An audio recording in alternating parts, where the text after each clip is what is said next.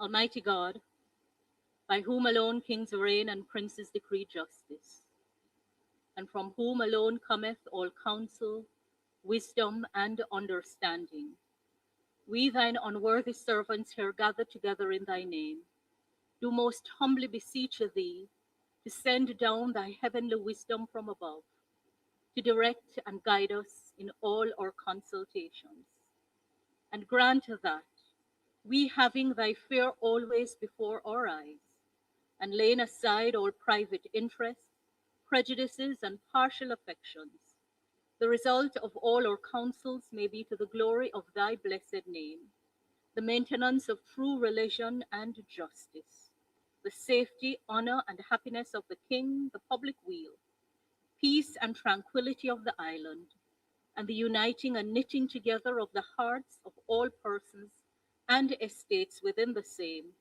and true Christian love and charity, one towards another, through Jesus Christ our Lord. Amen.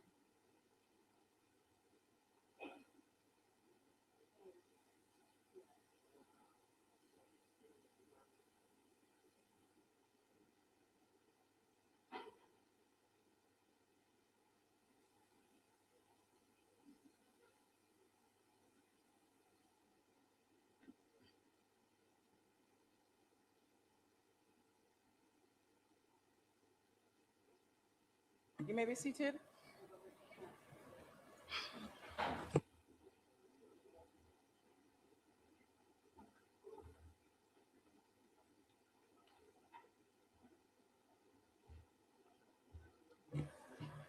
This honorable house now resumes its sitting.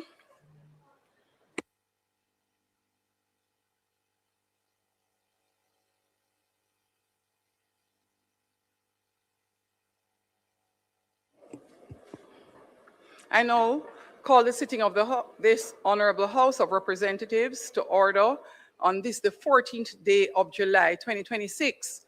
I take this opportunity to extend welcome to all members of the Honorable House and members of the media or visitors in the gallery, and to the many Jamaicans joining us online and through the various broadcasting platforms.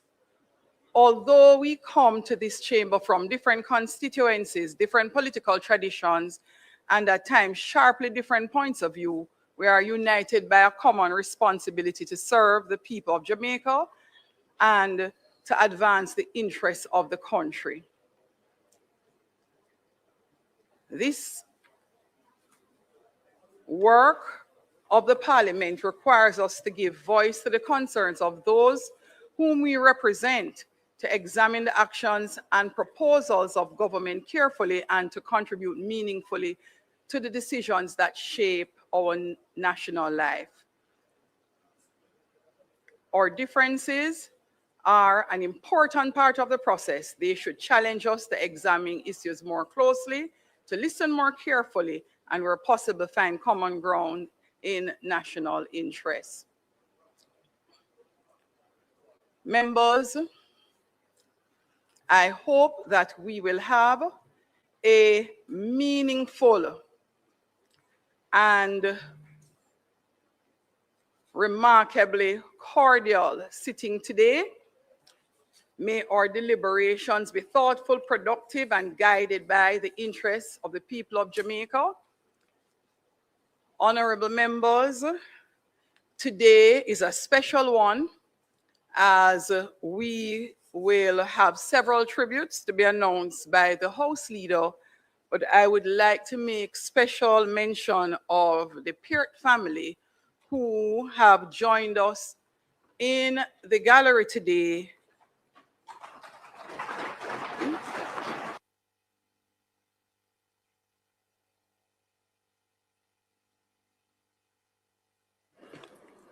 Additionally, the Nelson family is also in the Parliament today.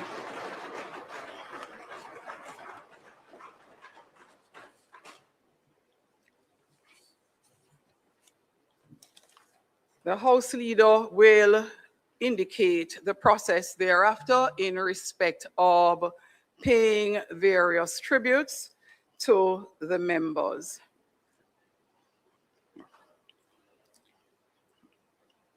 To the members, former members' family. Clerk, call of the roll.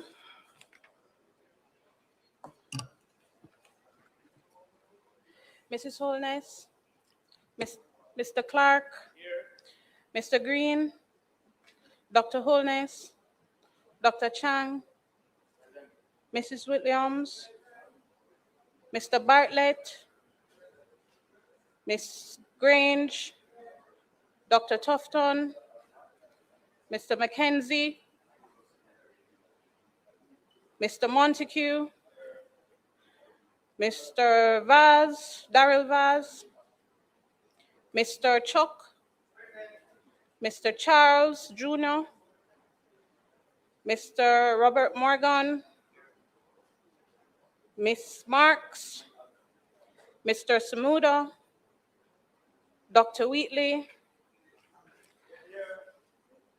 Mrs. Cuthbert Finn, Mr. Terrelong, Mr. Witter, Mrs. Dalrymple Filbert, Ms. Morrison,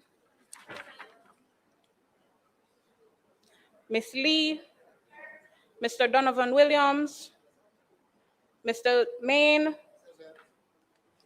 Ms. Crawford, Mr. Delroy Williams, Ms. Hamilton, Mr. Sivright, Mr. Azan, Mr. Brown,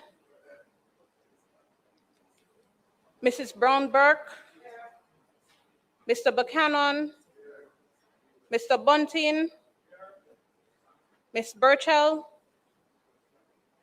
Mr. Campbell, Mr. Cousins, Mr. Crawford, Ms. Daly, Dr. Dawes, Mr. Golding, Mr. Gordon, Mr. Hales, Mr. Hines, Mr. Hilton, Mr. Jackson, Ms. Jess, Mrs. Malahoo Fort, Mrs. Miller Bennett, Mr. Morris, Mrs. Natalie Garvey, Mr. Newell, Mr. Paulwell, Mr. Phillips, Ms. Perkis, Mr. Robertson, Mr. Robinson, Dr. Russell, Ms. Shaw, Mr. Smith, Dwayne Smith, Mr. Vaz, Dwayne Vaz, and Mr. Everall Warmington. Clifford Warmington. Thank you, Madam Speaker.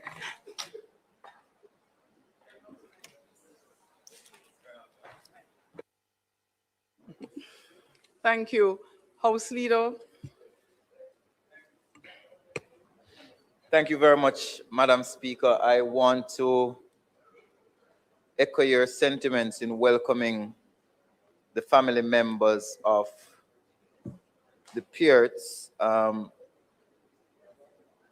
the Nelsons. I want to make special mention of Dr. Blossom Amelie Nelson and other members of the family, including his sister and grandniece, also Mrs. Vinette Peart, who is here, Dr. Simone Peart Boyce, the daughter, Dr. Kari Peart, son, Dean E. Peart, son, Mrs. Daniel Cameron Duncan, daughter, Ryan Peart, Damian Duncan, Adian Peart, Ashana Peart, Shellyan Peart, Maureen Peart, Paula Peart, Rachel Reed, Lila Peart Bennett, Zion Bennett, Eric Anthony Watson, Rachel Lee Thompson, and several other members of the family.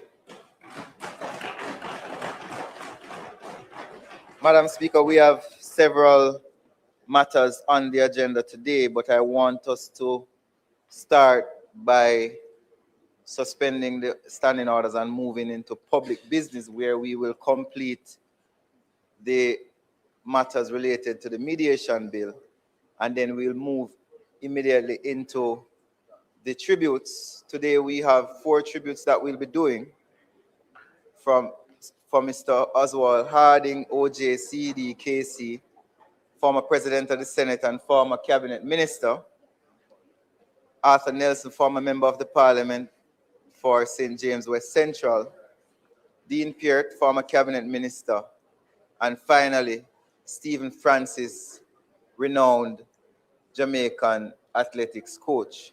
I ask, Madam Speaker, that you move us directly to, Madam Speaker, I ask that you move us directly to public business so we can quickly complete the mediation bill, and then we'll immediately move into the tributes. Thank you, Madam Speaker. Thank you, House Leader.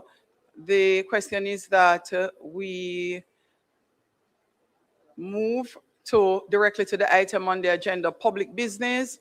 Those in favor? Those against? The ayes have it.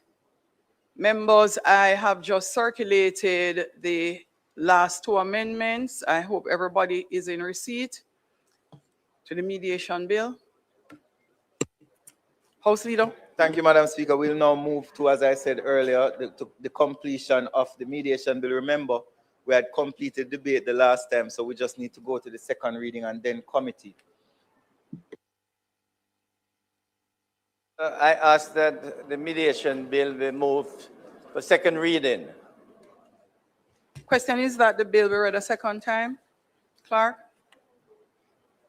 Members, those in favor? Those against? The ayes have it. Clerk.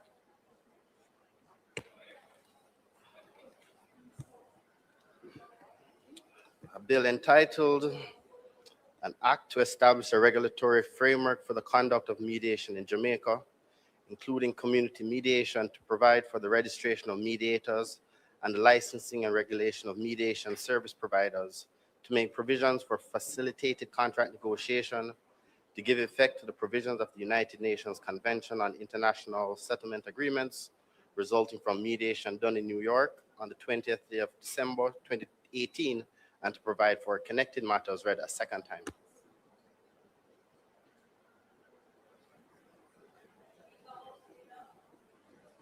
House Leader. No. Madam Speaker, you're to put the bill, you're to put the clerk, tell her, no?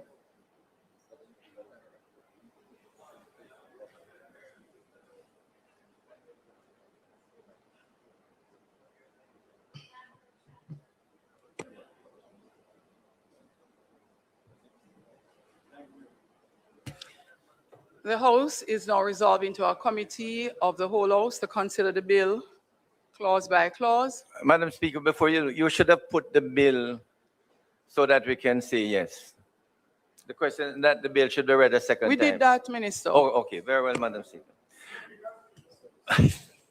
Madam Speaker, before we proceed with the full bill, there are two amendments.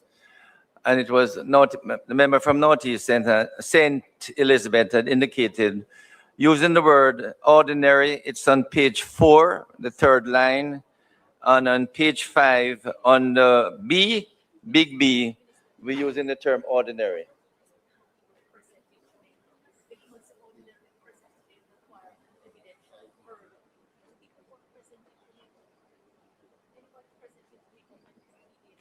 Leave it at that because. So what you would like to put it then. No?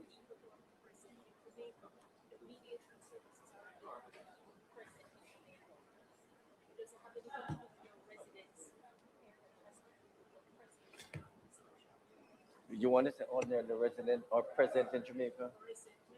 I don't want to change it because it went to Judith in this.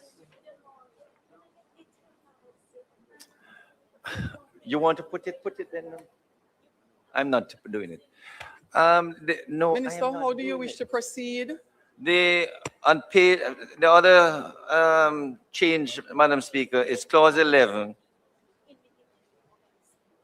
So, At clause yes, 11, yes, opposition leader. So, we'll put after the words $1 million the words or in default of payment of the fine to imprisonment for a term not exceeding 6 months. So, Minister, would you like us to put to Put the the amendments, committee these the two amendments, and then we put the amendments whole bill. that you have indicated? So, members, the two amendments circulated, clause 2 as read by the minister, and clause 11, he would like to put these two amendments.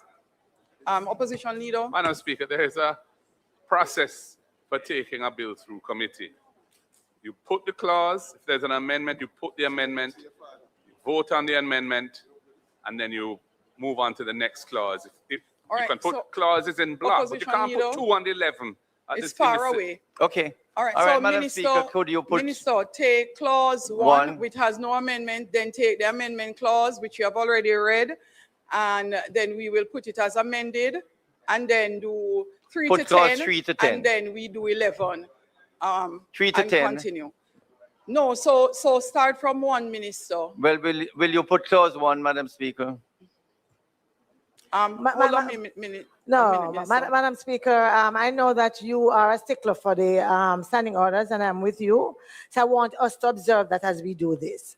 So in my head, I know that there is a seating procedure, not just the removal of the mace, in terms of that, certainly from the leadership, and also that you are addressed as Madam Chair. So when you are sitting there and we're addressing you as Madam Speaker, for our young people who are looking and listening, we are not and trying to understand how we operate. It is confusing. And I'm just asking for us, as you normally say, I echo today, for us to just follow through. Thank you, No, it's member. No, because there's no space. That's what I indicated earlier. There was no space. So what we did was, to move to committee and indicate that we are in committee. Ms. Brandon or Mr. When are you leave?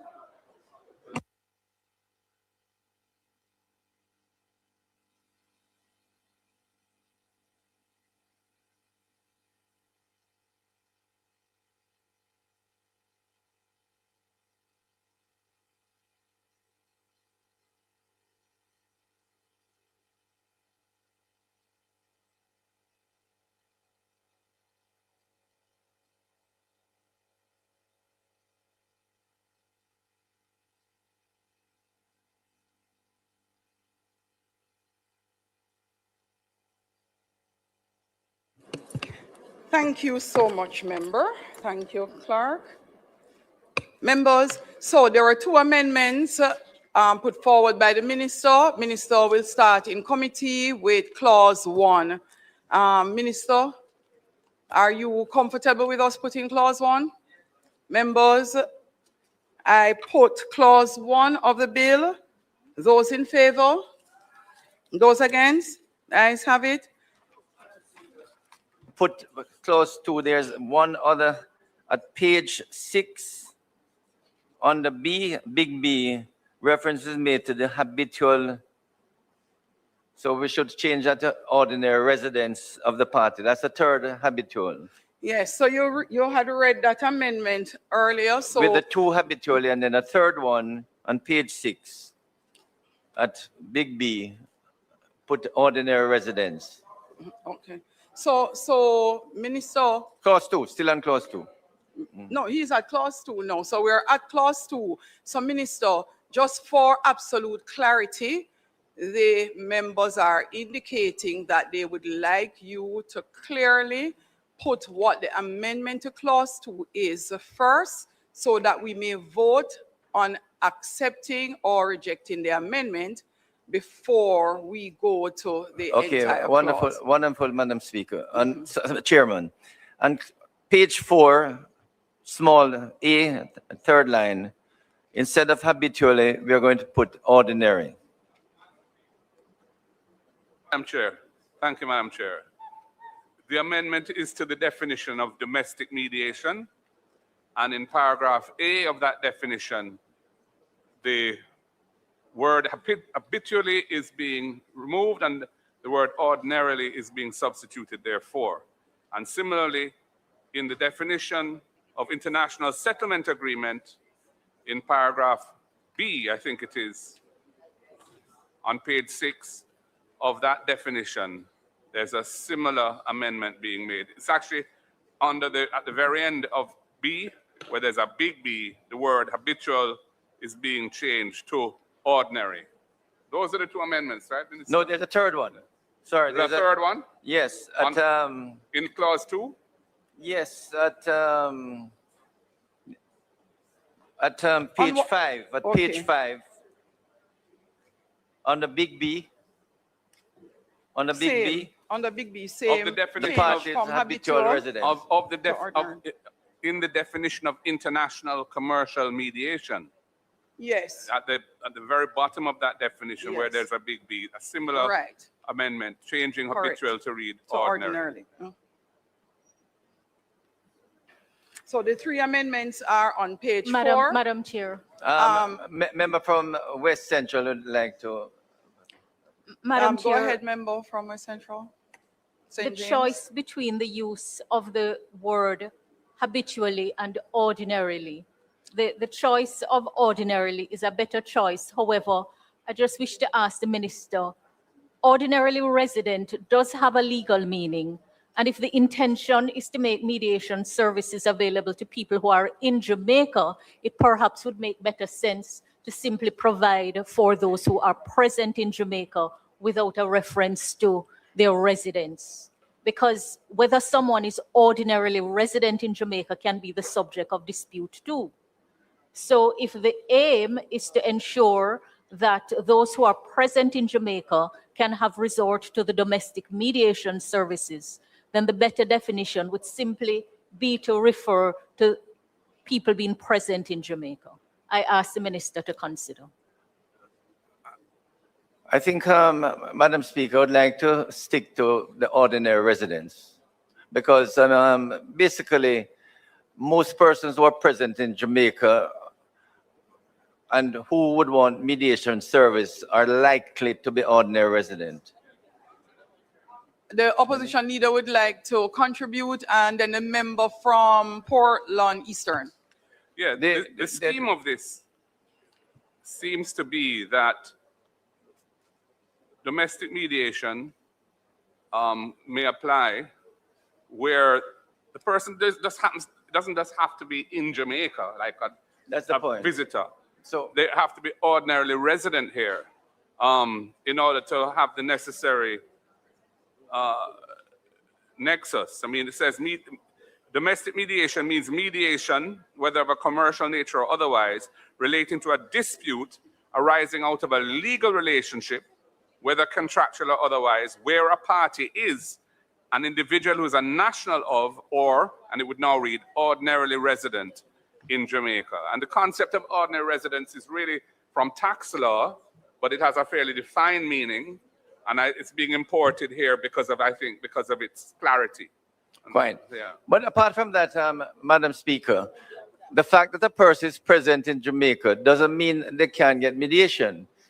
You know, in other words, mediation is always possible whether you're present. But the concept here is that persons who want the service, especially from certified mediators, must be ordinarily resident. Okay? So Noted, I leave it at that, Minister. Madam We Speaker. have a contribution from member Buchanan.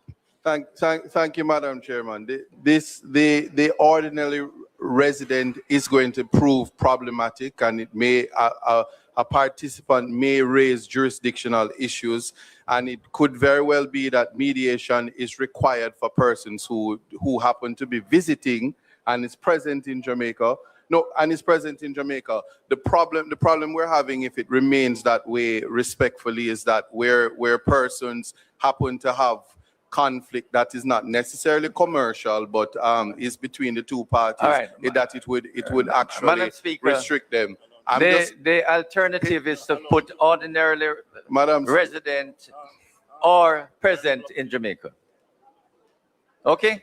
well, I mean- Madam Or Chairman, present in Jamaica.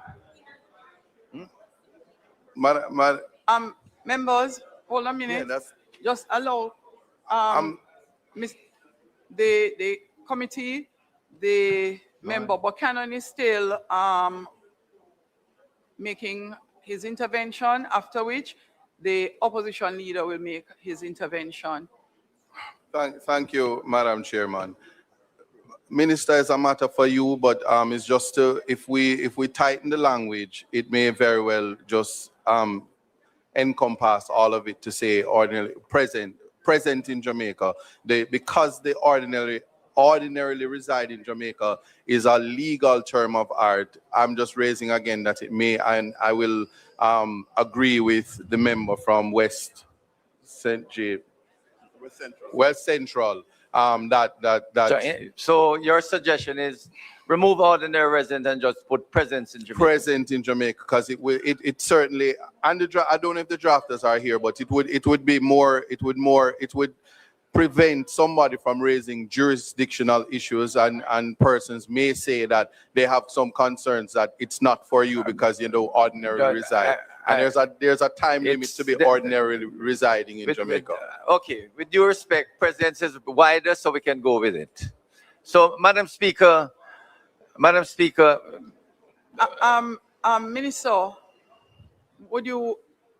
the house sounds very like humming almost of talk, like several conversations happening at the same time. So members and Minister, I'm gonna ask Minister to allow the opposition leader to make his intervention, after which, Minister, if we are still having this discussion, I would recommend that we move on from clause 2 for now, go through the remainder, and in that time you would do the consultations and come back to clause 2. Somehow the house sounds very noisy though.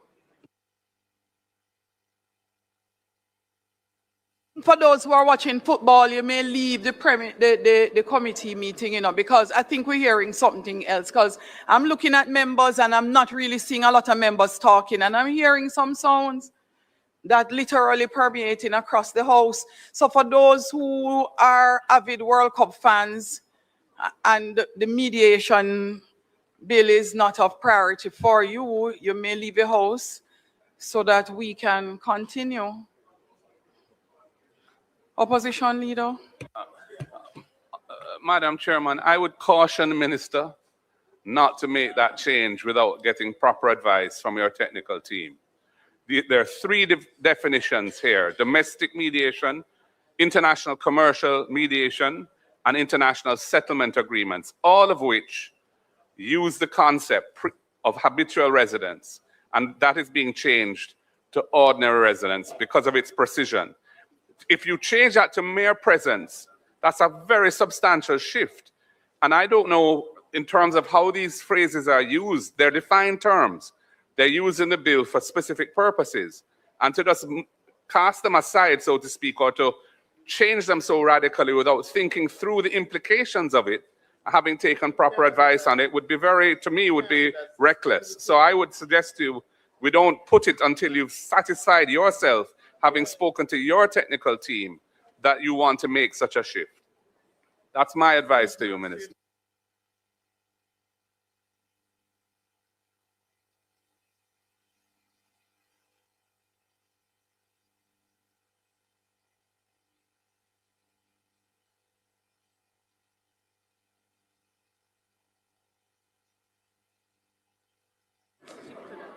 Members, as there are no other interventions, I will ask that we hold on clause 2, and we will put clause 3 to 10, which is not of any discrepancy for the House, the committee.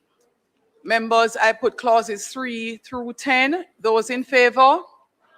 Those against? The ayes have it. Minister, could we take a look at the amendment for clause 11? Member Dalrymple Philibert, a moment, please. Clause 11, Madam Speaker, we are going to add, or in default of payment of the fine, to imprisonment for a term not exceeding 6 months.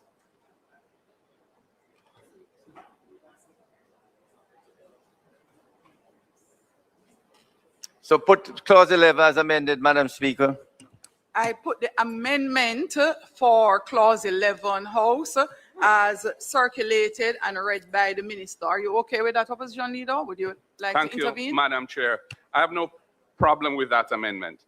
I have a problem with the fact that we're going through committee for a substantial bill with over 50 clauses, over 60 clauses, 69 plus schedules, and there's no technical team here to provide any kind of technical guidance from legal reform, from the Minister of Justice, or from the Office of Parliamentary Counsel. All right, Madam Speaker, How is that happening? Yeah.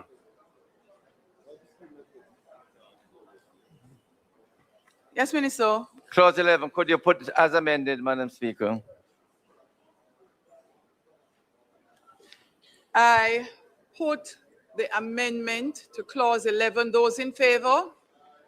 Those against? The ayes have it. I put clause 11 as amended. Those in favor? Those against? The ayes have it. Madam Speaker, can we put the rest of the bill from clause 12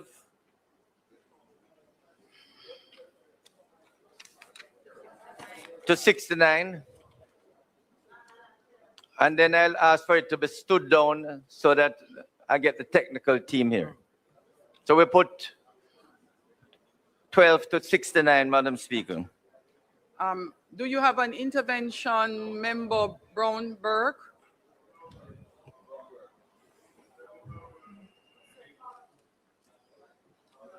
Madam Chair, because the minister just spoke about getting the technical team, I'll I'm going to get the bill. leave it.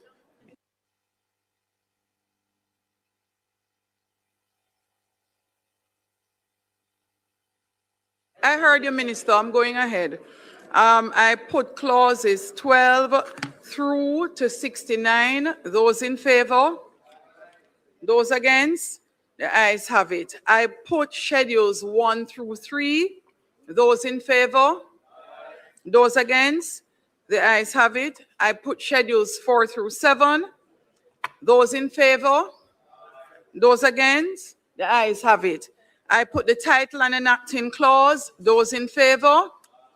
Those against? The ayes have it. We will now temporarily adjourn the committee meeting, go back to the House, while the minister confers with his legal drafters in respect of the amendment for clause 2, and we will then reconvene for committee. Thank you, members.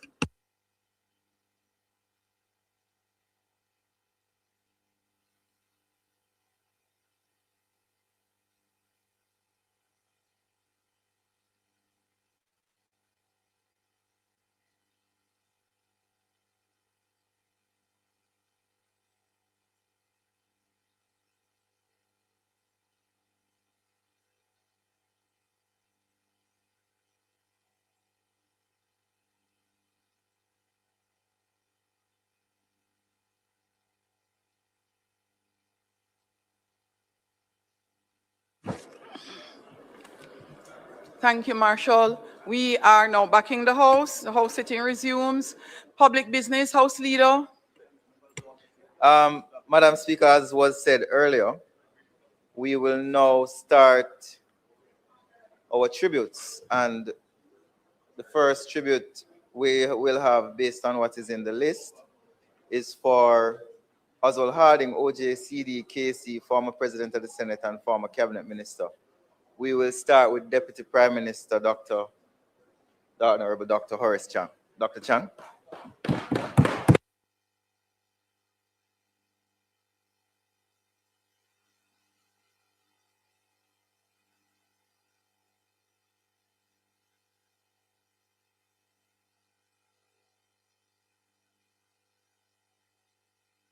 Madam Speaker,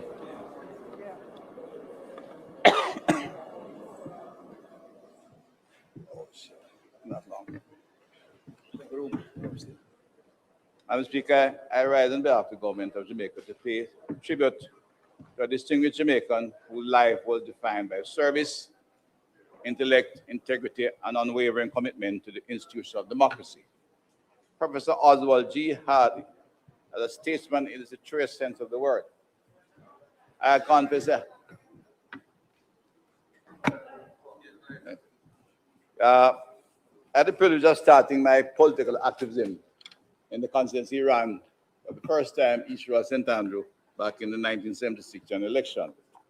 I met Other then, but his entry into politics was preceded by a long career in the public service. For more than 3 decades, he devoted his talents to the service of this honorable parliament and the people of Jamaica.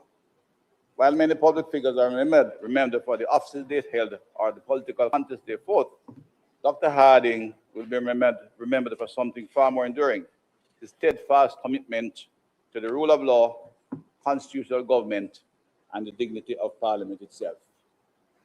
He understood that democracy is not sustained by election alone, but by strong institutions and by men and women who dedicate themselves to protecting those institutions.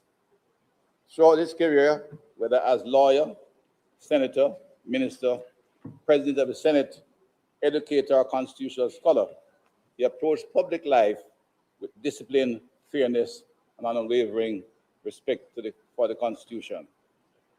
As a lawyer of exceptional ability, Dr. Harding brought to the public life a deep understanding of the Constitution and parliamentary law. His contributions were never guided by the pursuit of political victory, but by determination to strengthen Parliament, uphold the rule of law, and preserve the democratic institutions upon which our nation depends. Dr. Harding's journey in public service began long before he entered the Honorable Parliament. The young lawyer in Jamaican Foreign Service, he served as the country's first charge d'affaires in Mexico, helping, in fact, to establish Jamaica's diplomatic presence in Latin America at this early stage in our development. At a time when newly independent nation was expecting to expand its voice on the international stage, that early assignment reflected both the confidence placed in his judgment and his willingness to serve wherever the country called. In fact, he had just returned from the United Kingdom, where he was serving in the embassy there, in the High Commission at that time, and they sent him off to Mexico with very short notice. On his return to Jamaica, he continued his service in the Ministry of Foreign Affairs before joining the Attorney General Department as Crown Counsel, and where he further developed the legal expertise that would define his career. He later entered private practice, establishing what became a highly respected law firm, while also observing a legal counsel, serving as legal counsel life of Jamaica, then newly established financial house in Jamaica. These experiences across diplomacy, public service, and private practice gave him a unique understanding of the law, governance, and national development. His commitment to public service naturally led him into politics. He contested seats in East Rural St. Andrew and later Central Manchester. His greatest contribution to public life would come through the Senate. Appointed to that chamber in 1977, he would go on to become the longest-serving senator in Jamaica's history, serving with distinction for nearly 3 decades in the Senate. His record of public service speaks for itself. He served as president of the Senate on 2 separate occasions: leader of the government business in the Senate, minister without portfolio in the Ministry of Foreign Affairs, Attorney General, and Minister of Justice. In every role, he approached public office with fairness, discipline, and unwavering respect for the Constitution. Although he was a committed member of the Jamaica Labour Party, he understood that offices he occupied demanded impartiality, restraint, and fidelity to the rule of law. He discharged those responsibilities with distinction, and in doing so, earned the respect of colleagues across the political divide. Within the Jamaica Labour Party, he was a trusted advisor, a strategist, and one of the foremost constitutional minds. His counsel was valued because it was thoughtful, principled, and always guided by the long-term interests of both party and country. Retirement did not mark the end of his service. Instead, he devoted himself to educating the next generation. After earning his doctorate, he became the founding dean of the Faculty of Law at the University of Technology, where he helped establish an institution that continues to shape Jamaica's legal profession. The student remembers him not only for his scholarship, but also his insistence on discipline, ethical conduct, and intellectual rigor. His legacy therefore extends far beyond this parliament. It lives on in the lawyers he trained, institutions he strengthened, and the constitutional principles he defended throughout the distinguished career. Oswald Harding also possessed a deep appreciation for Jamaica's cultural heritage. As an avid collector of Jamaican art, in particular pottery, he understood that nation building depends not only on strong institutions, but also on preserving the history, creativity, and identity that define us as a people. In reflecting upon his life, one is struck by the consistency of his character. Whether serving the government or opposition, in government or in opposition, presiding over the Senate, advising colleagues, teaching students, or contributing to public discourse, he remained guided by the principles rather than expediency. He demonstrated that civility is not weakness, that scholarship has an essential place in public life, and that constitutional democracy depends upon men and women who place institutions above themselves. These are lessons that remain profoundly relevant to me, to us, and to all Jamaica up to this day. On behalf of the government of Jamaica, I extend sincere condolences to his family, his many friends, his former colleagues in the Honorable House, the Parliament, Jamaica Labour Party, University of Technology, Jamaica, the legal fraternity, his former students, all those whose lives were enriched by his wisdom, kindness, and mentorship. Oswald Harding, Professor Dr. Oswald Haskell Harding, a diplomat, successful lawyer, and academic, public servant of distinction, and above all, a father, husband, and a good friend. May they find comfort in the knowledge that this was a life of uncommon purpose and enduring contribution. Jamaica is better because Oswald Harding chose to serve. His voice may not be silent, but his example comes to speak to this parliament, to the legal profession, and to our nation for a generation to come. May his soul rest in peace, in eternal peace, and may life prepare shine.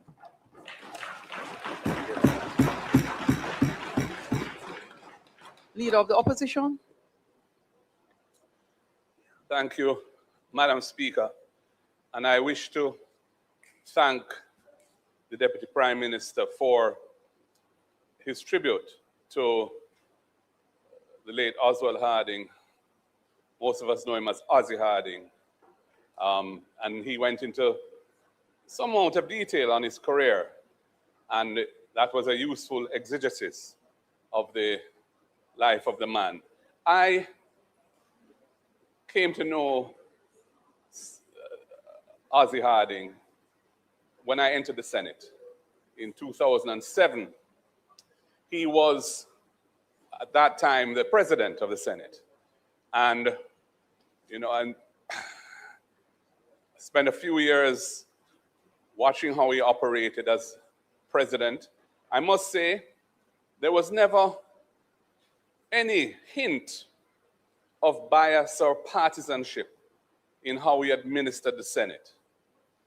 There may have been other issues, but there was never any concern that he was treating one side of the chamber more preferably to the other. And I must say, I took that for granted because that's what I came to experience when I first entered Parliament. And I realized subsequently that that was actually something we shouldn't be taken for granted. And actually represented our democratic traditions being practiced at its highest form, its most superior form. So I want to acknowledge him for that. I knew him also as an attorney at law. In the practice of law, I had matters with his firm, O.G. Harding and Company. He was always a gentleman in dealing with any matters that we had. He was an old school guy, Ozzy Harding. Definitely old school. He was a man of ideas. He liked intellectual discussions. And I believe he went on in academia to teach philosophy. He taught some of us in here, the member for St. James South, as a student. And I think that's a very noteworthy aspect of his career. And as you said, Member Minister Chang, he was a foundational inspiration behind the establishment of the Faculty of Law at the University of Technology. And that was somewhat controversial because the existing arrangements for legal education in Jamaica were predicated upon the law school access, which was automatic, essentially, for University of the West Indies graduates. And UTech established a Faculty of Law, but the arrangements for what happened to their students after they graduate had not really been settled. And in fact, that remains an outstanding issue and has been for a long time. And I hope that some arrangement can be carved out to settle those issues once and for all, in memory of Ozzie Harding and the work he did in establishing that Faculty of Law. I know some of our members, at least one, knew him from a more personal family side of life, and we'll speak to that. I didn't really have that type of relationship with him.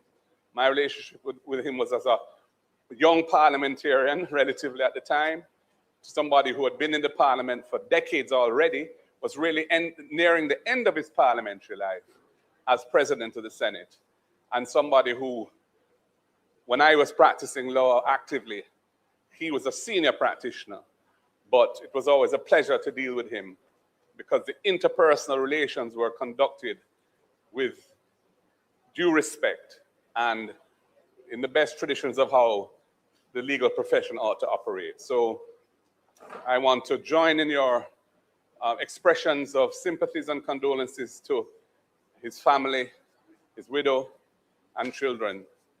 And may his soul rest in peace. Ozzie Harding, a fine Jamaican legislator, parliamentarian.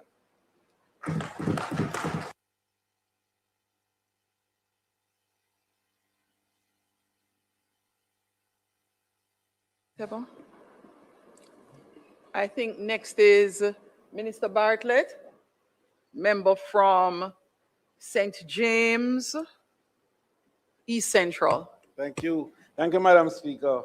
Madam Speaker, I rise today with a deep sense of respect and gratitude to pay tribute to one of Jamaica's most distinguished parliamentarians, legal minds, and public servant, the Honorable Professor Oswald Gaskell Harding, OJ, PhD, QC, I think now KC, and of course a notary public, one of the very special breed in the legal profession. His passing marks the end of an extraordinary chapter in Jamaica's democratic history, but his legacy will continue to inspire generations of legislators, jurists, scholars, and others who have committed their years to public service. Madam Speaker, this tribute is also deeply personal for me. Professor Harding and I entered national politics around the same period during the mid-70s, a notably turbulent time in our nation's political history. Over the decades, I had the privilege of watching him serve this nation with uncommon dignity, remarkable intellect, and unwavering commitment. Between 1993 and 97, we served together in this honorable house through the Senate, where I came to appreciate even more fully his calm temperament, his mastery of parliamentary procedure and parliamentary craft, and his profound respect for democratic institutions. And I wish that we could pattern today some of those attributes that I just enumerated. We served again, Madam Speaker, in the cabinet under the Most Honorable Edward Seaga from 1984 to 89, where he was first Attorney General and then Minister of Justice. And I was Minister of Youth, Sports, and Community Development. Professor Harding's parliamentary career was nothing short of historic. First appointed to the Senate in 1977, he went on to become Jamaica's longest-serving senator, serving continuously for 25 years before returning to preside once again over the upper house during my first term as tourism minister. His distinction as the only individual to serve 2 consecutive terms as president of the Senate speaks volume about the confidence successive administration placed in his judgment, fairness, and statesmanship. Whether presiding over spirited debates, safeguarding the integrity of parliamentary procedures, or guiding the passage of significant legislation, Professor Harding consistently demonstrated that strength in leadership is often expressed through patience, balance, and respect for differing views. He understood that Parliament is at its best when debate is principled, informed, and conducted with mutual respect. His contribution extended well beyond this chamber. As Attorney General and later Minister of Justice, Professor Harding brought exceptional legal scholarship and constitutional expertise to the service of Jamaica. His counsel helped shape important legislative reforms while strengthening the institutions upon which our democracy depends. What perhaps, Madam Speaker, distinguishes Professor Harding's most was his intellectual courage.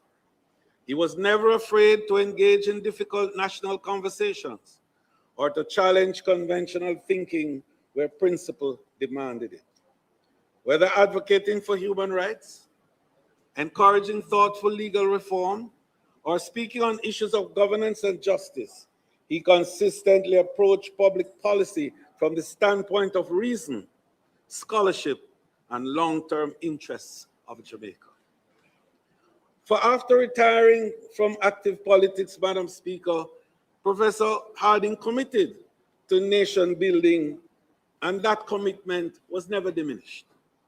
Instead of devoting himself to nurturing the next generation of his own family, for example, he spent great time in building the legal professional at the University of Technology. And the leader of the opposition spoke very warmly about that involvement and quite correctly suggests that in his honor, we should rectify those anomalies which now exist in that area. So, Madam Speaker, as Dean of the Faculty of Law and Professor of Law and Philosophy, he helped build an institution whose impact will continue to be felt throughout Jamaica's legal fraternity for decades to come. His transition from legislator to educator reflected his lifelong belief, which I passionately share, that knowledge carries with it an obligation to mentor, guide, and prepare those who follow. Madam Speaker, Professor Harding also understood something fundamental about public service, that positions may be temporary, but character is enduring. Throughout his distinguished career, he conducted himself with humility, discipline, intellectual rigor, and impeccable integrity. He demonstrated that public life is not a platform for personal advancement, but a sacred trust to serve the people of Jamaica faithfully. His life reminds us, who serve in this honorable house, that our greatest legacy will not be measured simply by the offices we hold, but by the institutions we strengthen, the values we uphold, and the people we inspire through our example. Today, we honor not only an accomplished attorney, parliamentarian, and educator, but a true patriot whose contribution helped shape Jamaica's constitutional, legal, and democratic development. His record of service stands as a benchmark of excellence and dedication to Jamaica. But, Madam Speaker, his was not only a life of political leadership and jurisprudential guidance. He was a lover of the arts. a patron, in fact, of the art. And he dedicated himself also to art collection. His home, Madam Speaker, was a gallery of Jamaican stories. He collected art not for status, but so that young people could see in themselves our culture. He also loved gastronomy. Wine and cheese were his passion. He believed that good conversation, good food, and good wines were part of a civilized life. A very sophisticated Ozzy Harding, we used to call him, and you would hear us rounding up our mouths from time to time as we try to quote Oswald Harding. He would host friends and colleagues, and the tables would be thoughtfully arranged as legal briefs with the right wine, the right cheese, and the right company. And at his side, Madam Speaker, through it all was Marigold, his beloved wife and an accomplished florist herself. Madam Speaker, he brought the framework of law, while she brought the flowers to the table. That was the totality of the man: intellect, culture, taste, and civility. All, Madam Speaker, in one. Above all, Ozzy Harding was a family man and a gentleman. Courageous, measured. Indeed, he made politics personal. And we saw it every time, as the member from St. Andrew South would indicate. But even after the most heated debate, Ozzy would find time to shake hands and says, the debate was a debate, but we remain friends and part of the process together. So, Madam Speaker, even though Ozzy was never elected a member of this House, he served the elected people of Jamaica with all his intellect, all his integrity, and all his heart. He leaves us an example that scholarship must be married to service, that law must be married to culture, and that public life must be guided by principle and seasoned grace. To Marigold and the boys and the girls and the family overall and the grandchildren, on behalf of this honorable House, I extend our deepest condolences. May the soul of Dr. the Honorable Oswald Gastel Harding rest in peace, and may his lifelong commitment to law, justice, the arts, and the good things of life continue to guide this House and our nation. May his soul rest in peace and light perpetual shine on him. Thank you. Next tribute will come from the member from St. Andrew, I think he's St. Andrew Southeast. Thank you very much, Madam Speaker. After St. Andrew Southeast will be St. Catherine St. Catherine Central. Madam Speaker, I met, and I still refer to him as Senator Harding, maybe 4 decades ago. His son and I, and so I met him as one of those very supportive fathers who always came to every single cricket game, came to training, and was somebody committed to the development of, in this case, his son, but his entire family. He was a family man. And after that, I've had different interactions with him. And as a member from East Central, St. James said, what stood out for someone who served the Labour Party for maybe 5 or 6 decades, he was absolutely non-tribal. He was absolutely someone who was a nationalist at heart, committed to the development of his country, someone who believed in fairness, was urbane, was a gentleman to the core, and quite frankly, an example of how we should practice politics. To defend your positions, stand on points of principle, but at the end of the day, maintain very civil and cordial relationships. And as such, I want to pay tribute to the example that he has set for many of us and the way in which he has conducted himself both as a senator, but as an individual and as a person overall. And I think the country has benefited from the type of person he has been. And certainly we should aspire to practice politics in the way that he did. May his soul rest in peace. And I offer my own condolences to his wife, the children, the grandchildren, and all of those who would have interacted with him. Thank you.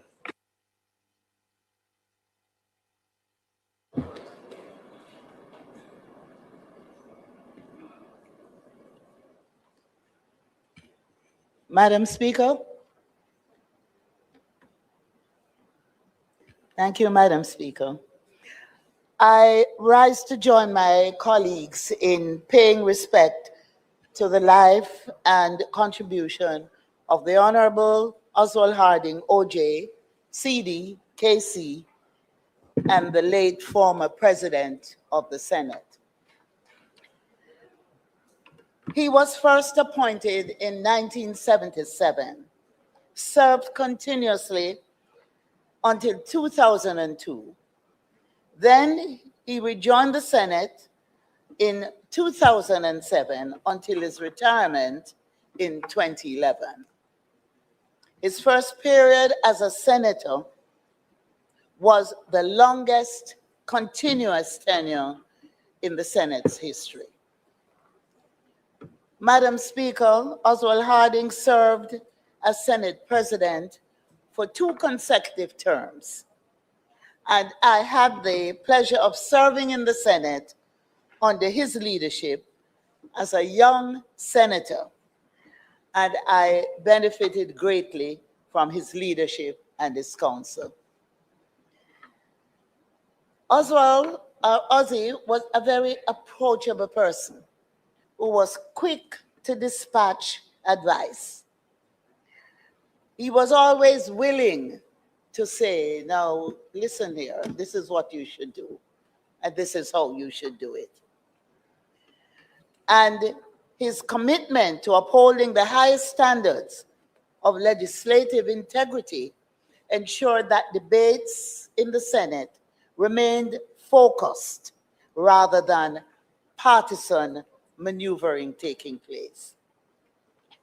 Beyond his procedural mastery, he possessed a rare ability to bridge political divide, often acting as a stabilizing force during periods of intense national transition. And we had those intense periods.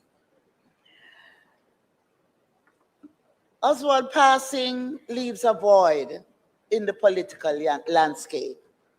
Yet the precedents he established and the culture of mutual respect he fostered within the Senate remain as a blueprint for future generations of public servants.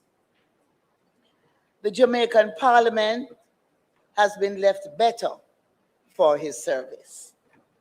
Now, I want to share something which his widow, Marigold, shared with me.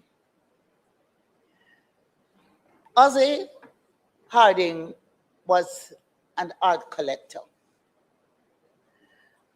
Marigold says Ozzy built something truly remarkable over his lifetime. What became known as the Hardingham Collection grew into the largest private collection of ceramics in the Caribbean, with over 3,000 pieces spanning dozens of countries and featuring some of the most celebrated ceramists in the world. He held the largest collection of Cecil Ball's work in Jamaica, and we believe possibly anywhere in the world. And even his teapot, Madam Speaker, his teapot collection alone is unmatched on the island. He was a scholar of anthropology, so his love for clay ran deep. He made a few pieces himself in the early days, though he would never have called himself a potter. The collection was shared publicly through 3 exhibitions over the years. The first focused on teapots, followed by second pouring, and then plates and platters at the Frame Center Gallery. Madam Speaker, what Ozzy always said, and said very clearly, was that he wanted the majority of this collection donated to the Jamaican people. He felt strongly that the work of our greatest artists belonged in a place like the new Parliament building, where it could be properly appreciated, free of charge, by Jamaicans and visitors from around the world. That was Ozzy Harding's wish, and it remains very important to his family that it is honored. What I can say today, Marigold, as your Minister of Culture, and on behalf of the government, we will work with you to make it happen. Now, as I close,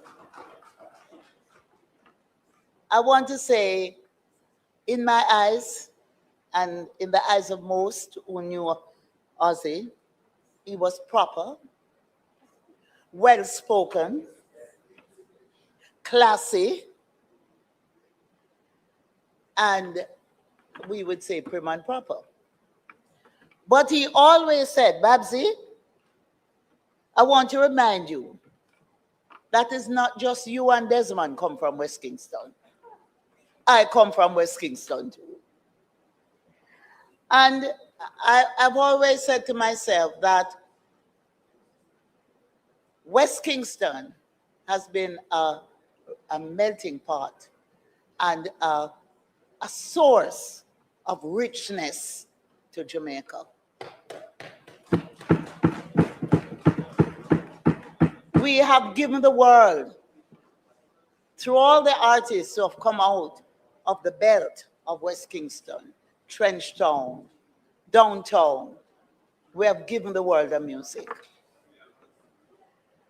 And in Ozzy Harding, we gave the world a man who was well-learned, well-respected, and who served Jamaica with passion.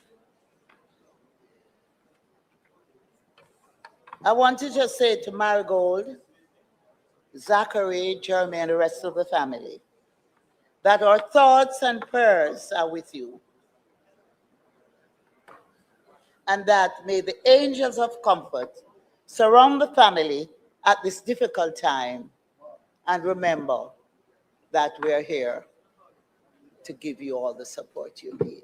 May God rest his soul. Thank you, Madam Speaker. Thank you, Minister. Next is Minister Charles, the member from Clarendon Southeast. Thank you, Madam Speaker. I have known or knew Oswald Harding all of my life. Can't remember not knowing him. Our families intersected clearly as one of my father's contemporaries. And I just wanted to take the opportunity on behalf of all of the students, young professionals, and others that have been impacted by him to say thank you to him and to his family. Mr. Harding was always kind. He conducted himself, walked in a way that gave no room to any suggestion that he had anything less than excellence in everything that he did, whether it is as an exceptional legislator, attorney, teacher, administrator. He was really an example for many who had the chance to speak to him. Even before getting into law, I remember talking to Mr. Harding, and he was always a motivator. And when I finished law school, I remember as a young attorney then, clerk of court and criminal prosecutor, that he would take the time in any interaction. He had the time to really sit down and give sound advice. I remember that also he was one of the persons held in high regard by his contemporaries. And I recall him being defined as someone who could cut through the chaos and always stick to the law. He had that ability to rise above all that was going on in the room. To his family, to Mrs. Harding, which we all know, and to his children, who I've had the opportunity to grow up with, I want to really wish them strength in this very difficult time. And we pray that his soul rest in eternal peace.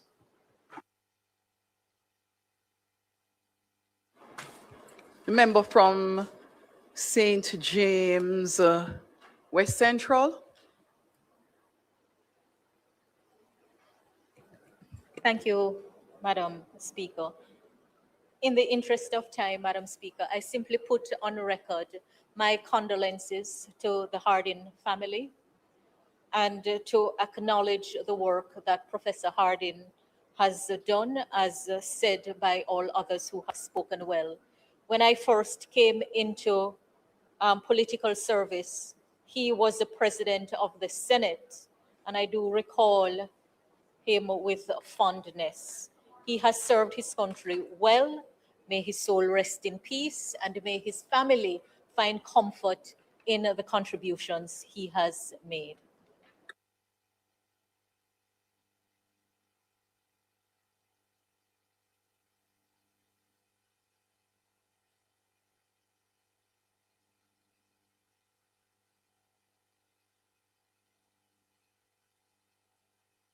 Hold a moment, House.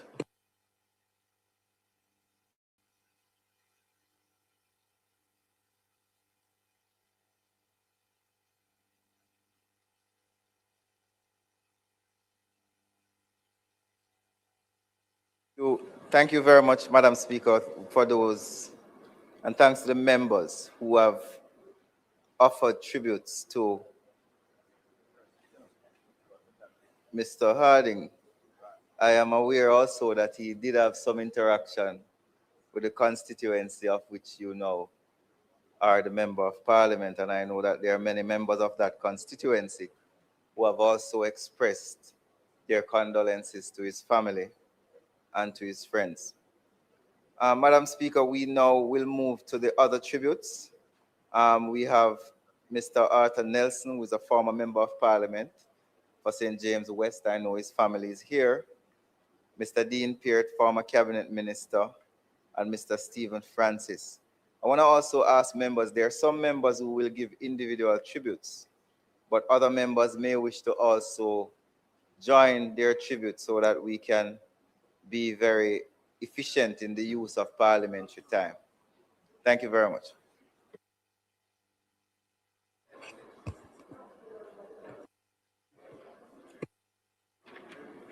I'm sorry, we can start off with Mr. Nelson. Members, the question is, what do we mean when the House leader said join? He's saying some members may want to give tribute on only one individual. So when you stand, you do that person and sit. If two, then you do both. And if three, you do. So you call the name. You're right. So say when you stand up, call the name of the person you're giving a tribute about, and then their tribute, and then you could move to the next and the next. And then when you sit, that would be the end of your tribute contribution. Thank you, members. The opposition leader, would you like to go first, opposition leader?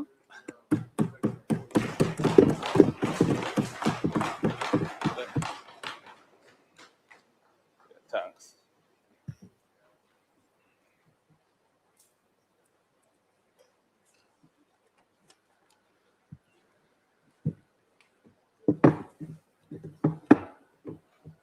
Thank you. Thank you, Madam Speaker. Given the way we're proceeding, I will attempt to speak on the three persons who we are giving tributes to today, having completed the tributes for former Senator Oswald Harding. And I begin with a tribute to the late Arthur Nelson.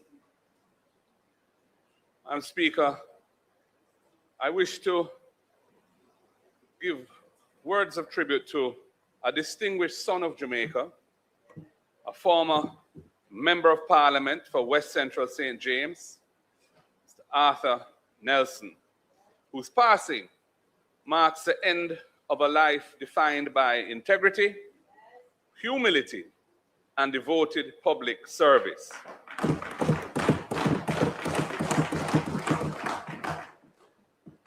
Arthur Nelson belonged to a generation of public servants who understood that elected office was not a privilege to be enjoyed, but a responsibility to be faithfully discharged.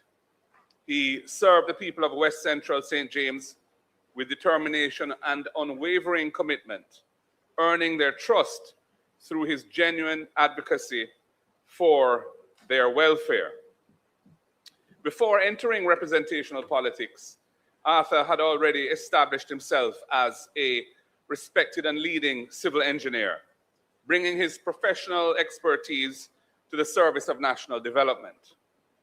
He served on the Advisory Planning Committee for the Town and Country Planning Act and contributed to the development of other legislation as well. In 2015, he was awarded the Order of Distinction, Officer Class, for his outstanding contribution to the fields of politics and engineering. And throughout his career, whether as an engineer or a parliamentarian, Arthur Nelson was guided by competence, discipline, and an unshakable sense of duty. Those who knew Arthur often spoke not first of his achievements, but of his character.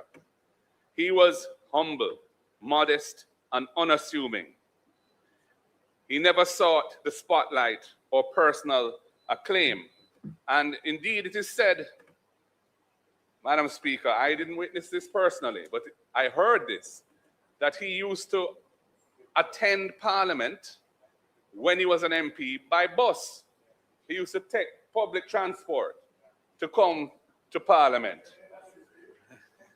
And that, I think, is an indication of, mind you, the bus system in those days was, of course, better than it is now under the current leader of that ministry. But nevertheless, it is a remarkable thing to consider. Arthur Nelson understood that leadership is measured by how faithfully one serves.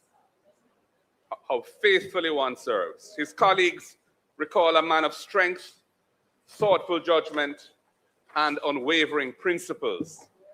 He conducted himself with dignity and respect, contributing to our parliamentary democracy in a manner that elevated public life.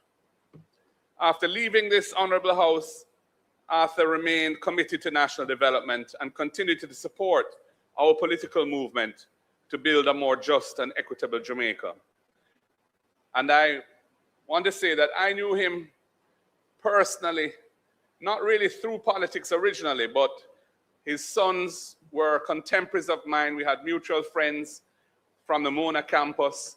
And I remember going down to, in those days, watch Reggae Sunsplash in Montego Bay. And I would find myself to the Nelson's residence for some refreshment and fellowship, other things.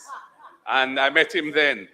And then later on, after he had retired now from the politics, and we were in the West campaigning, ultimately with great success, I must say, he would play a role in hosting us. He had a property, which was a lovely property by the water, but where there was ample green space and trees, and also buildings where one could refresh oneself, and he would host our meetings there. And of course, he never charged for that. So, I have fond memories of Arthur Nelson. And indeed, Mrs. Nelson, his widow, is somebody who I've been in regular contact with. And she too has always been a stalwart supporter. And I want to pay tribute to her as well in this presentation. So on behalf of the parliamentary opposition, I must extend deep condolences to the family, friends, former constituents, and all who mourn the passing of Arthur Nelson. We thank them for sharing him with our nation and for supporting his years of public service. May his soul rest in eternal peace, and may his legacy continue to inspire all who answer the call to serve Jamaica.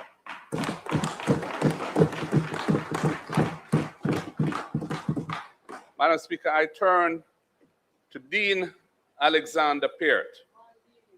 Now, Deanie Peart, a son of Manchester, son of a prominent and successful political family, son of Ernest Peart, former MP, brother of Michael Peart, former MP, former Speaker of this House. Deanie Peart was a colorful politician. He was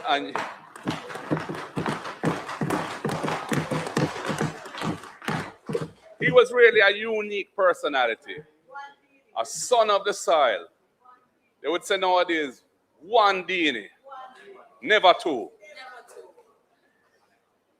You know, his use of the language was itself a regular cause of mirth and joy for those listening.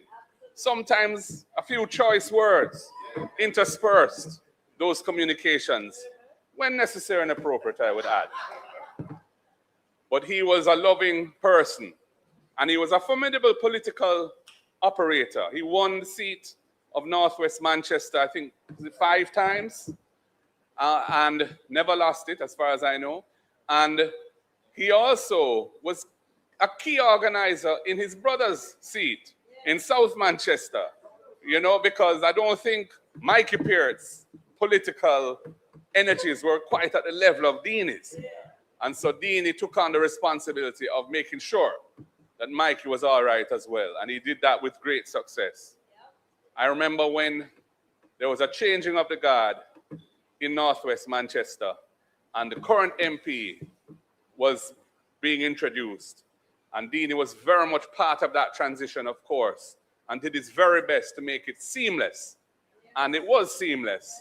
And the victories for the People's National Party have continued ever since.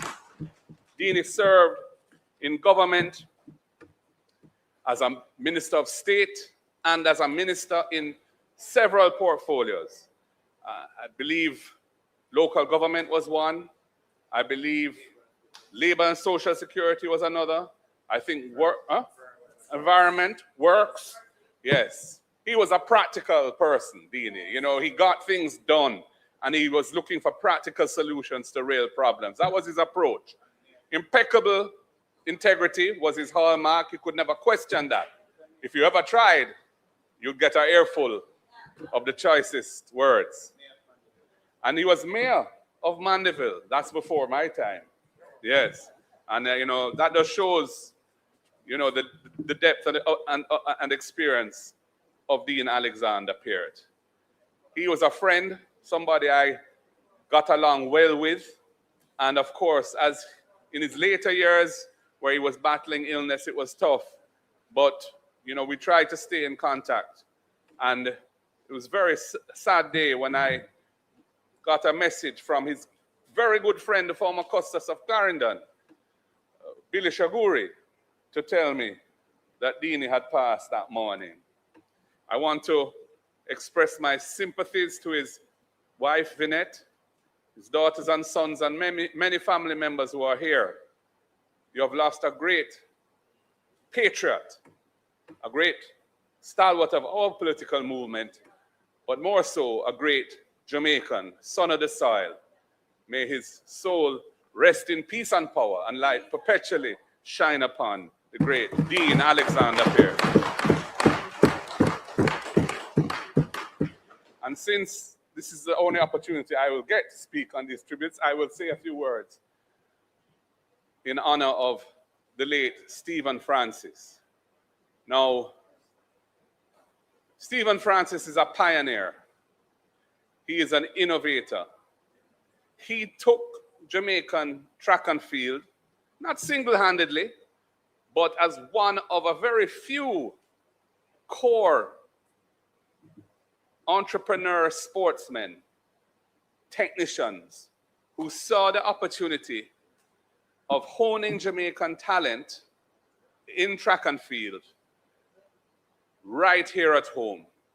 Previous to that, the general approach was try and win a track scholarship to go and learn the next level of track and field at a college, usually in the United States of America, and end up with a foreign coach, and that would be who guided you through the rest of your career. And Jamaica did remarkably well with that model.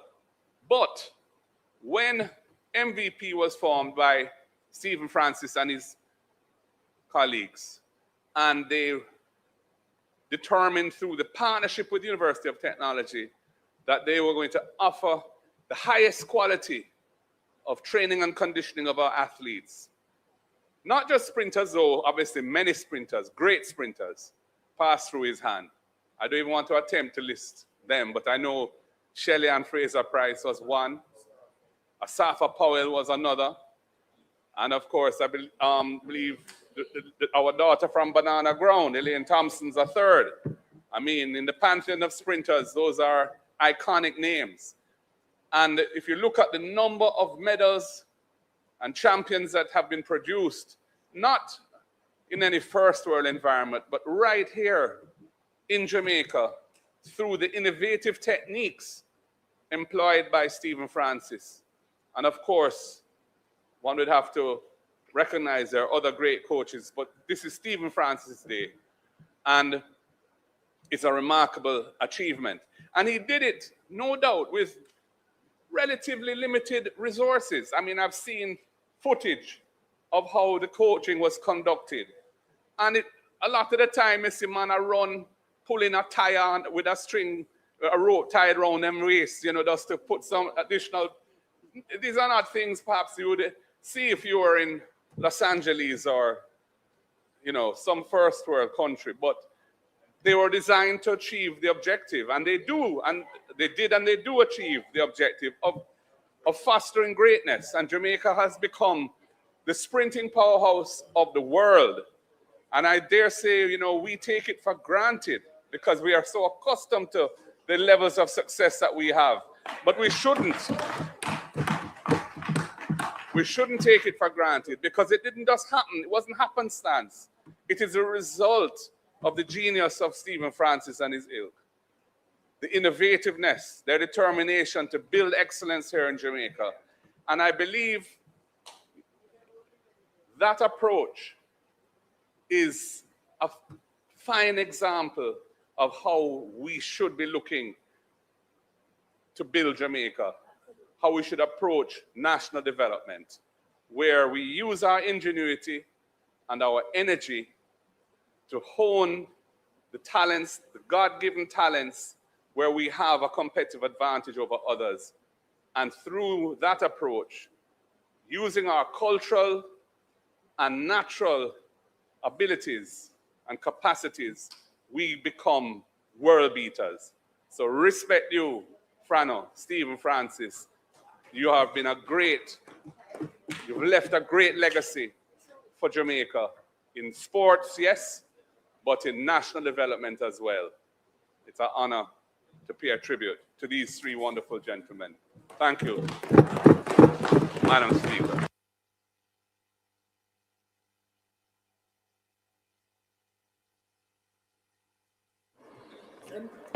Next will be the minister and member from Kingston Western.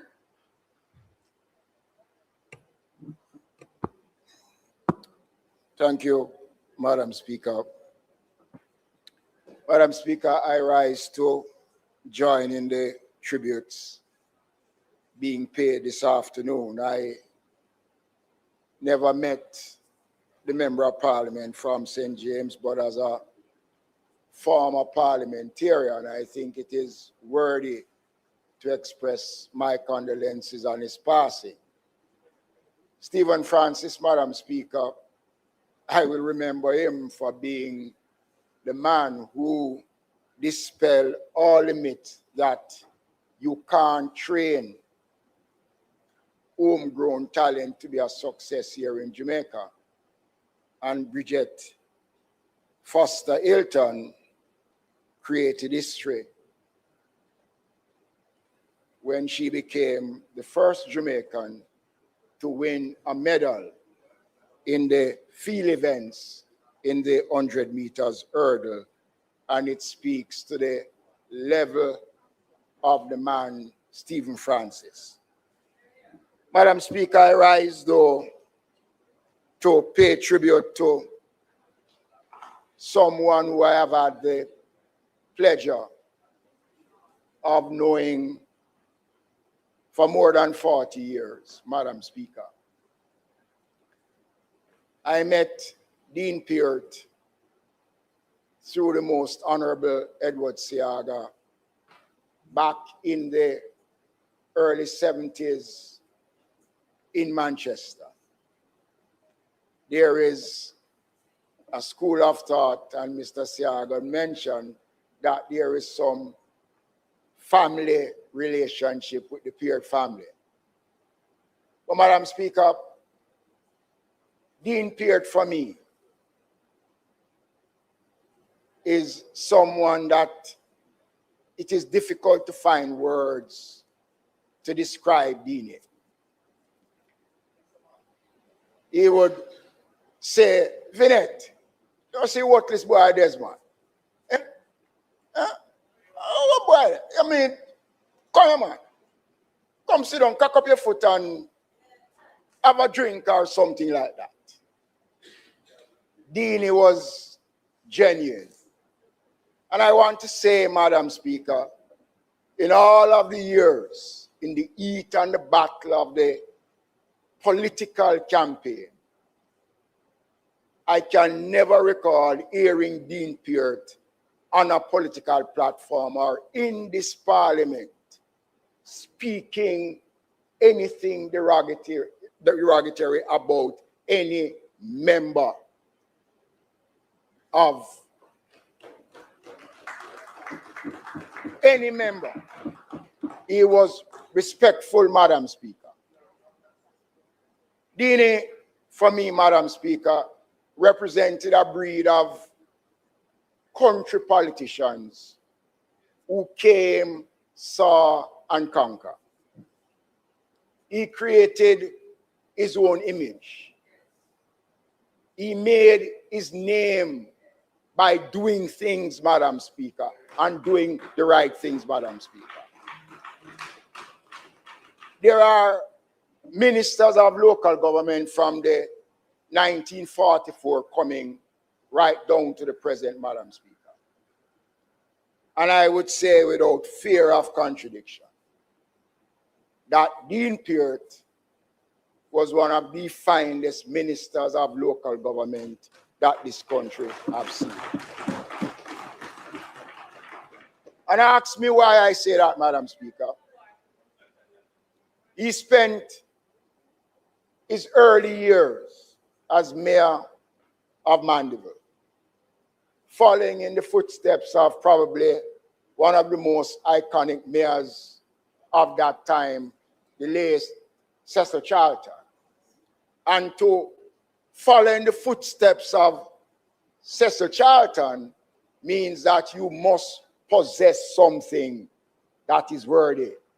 And he did a good job, Madam Speaker. When I became mayor of Kingston in 2003, I had the pleasure of working with Minister Peart at the time. And you know, some of the things I remember him about is the respect that he gave to the office of mayor of Kingston. The engagements that we had on many occasions and issues are pertinent to the success of local government. And one of the reasons, Madam Speaker, why I was able during my tenure to bring some level of order to the buildings that were being erected across the city. And there was one on South Avenue that was built almost in the middle of the road. And the present member of parliament would know that building on South Avenue. And Madam Speaker, as mayor, we took a decision that that building cannot remain in the road because it is interfering with the road reservation and something had to be done about the building. And we issued a notice to demolish the building. And the gentleman took us to court. The matter went to the Privy Council. And the Privy Council ruled that the decision of the KCAC then at the time was the right decision. And Madam Speaker, Minister Peart at the time had responsibility for planning. So in order to effectively undertake the demolition of the building, I needed the signature of the minister with responsibility for planning. And in the discussions with Minister Peart, he did not hesitate. And we were able to demolish that building, and the late former Minister of Housing, Eastern Douglas, was very supportive of that decision. And there have been several other buildings in the corporate area that during his tenure as Minister of Local Government, we were able to demolish and to bring some level of decency to the city of Kingston as it relates to how buildings were erected. Madam Speaker, I remember during the election campaign in 2007 or thereabout, I was coming in from the country and there was a major accident on the highway. And when I drove past, somebody called me and said, look, you passed an accident on the road. It's Dean Peart. And I had to go all the way back, turn around to get back where the accident took place. When I went there, the vehicle was, the 4 tires was up in the air. And Dean was there, and I went over and I said, what happened? And he said, boy, old man, boy, vehicle turn over, but at least me have life. And I stayed with Dean Peart. And the good thing about it, the labor rights was coming in from the country and they saw what was happening. And everybody stopped. And they gave support to Dean Peart. Madam Speaker, he was an outstanding Jamaican, Madam Speaker. And when I became Minister of Local Government, he would call me and he would offer advice, Madam Speaker. And his wife, Vinette, is someone who, she was a part of an organization that used to keep parties, functions. And every party that was held, I had the privilege of playing the music. And you know, sometimes he would call me on my radio program and say, where you get my full record from, man? Play a record that people know, man. Play something sensible. That was the kind of person that Dean Peart was, Madam Speaker. And I think this country has lost an outstanding public servant, Madam Speaker.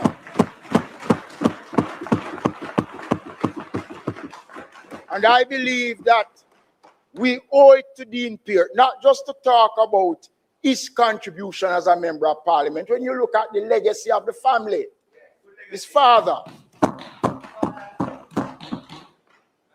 his brother.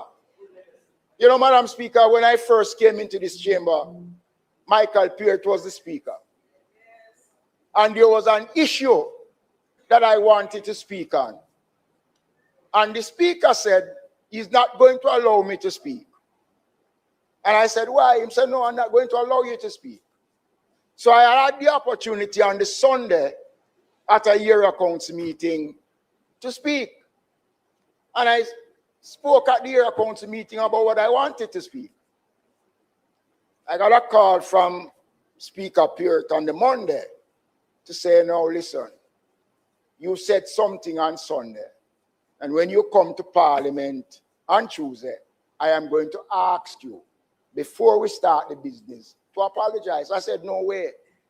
The records of the Parliament didn't have me saying anything, and you won't get me to apologize. When I came in the Tuesday, he sent and called me, and he said, look, you need to do it. I said, no. Spoke to House Leader Derek Smith and the leader. And then after some discussions, I came in and I apologize, Madam Speaker. Madam Speaker, the Peart family's contribution to Jamaica's growth and development should not be crowded in politics, Madam Speaker.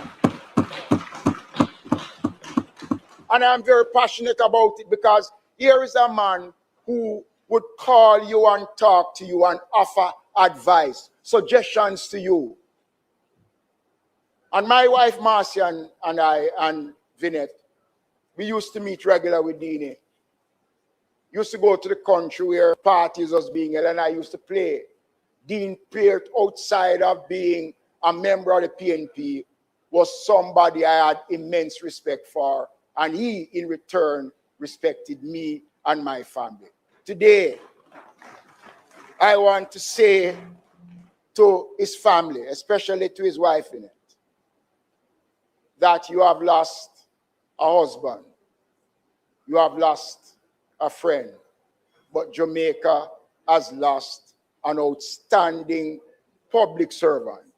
We should not only use the Parliament to pay tribute to him today, and after we finish, we move on.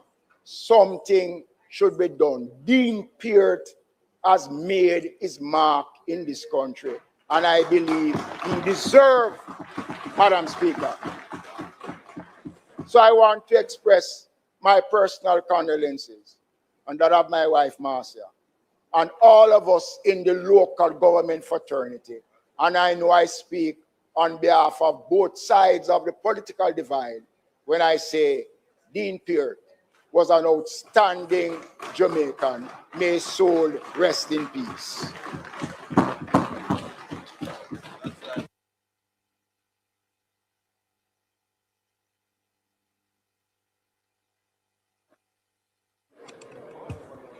Next is the member from St. James South, and then the member from Manchester Northwest.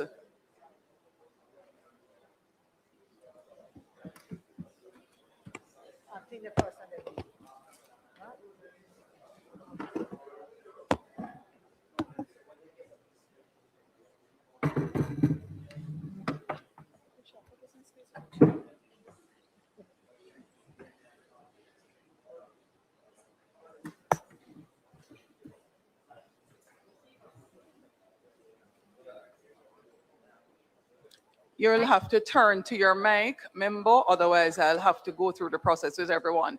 So the indication that person should not turn on their mic until they're recognized continues to resonate.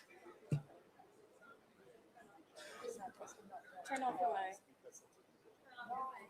It's deliberately on because there are others that are on for members who will speak after. So if you want to speak from two mics at the same time, you'd have to turn on both of them at the same time, because members not waiting until they're recognized by the speaker, turning on their mics, mean that the system goes one by one in the order you turned your mic on. Member, you may begin.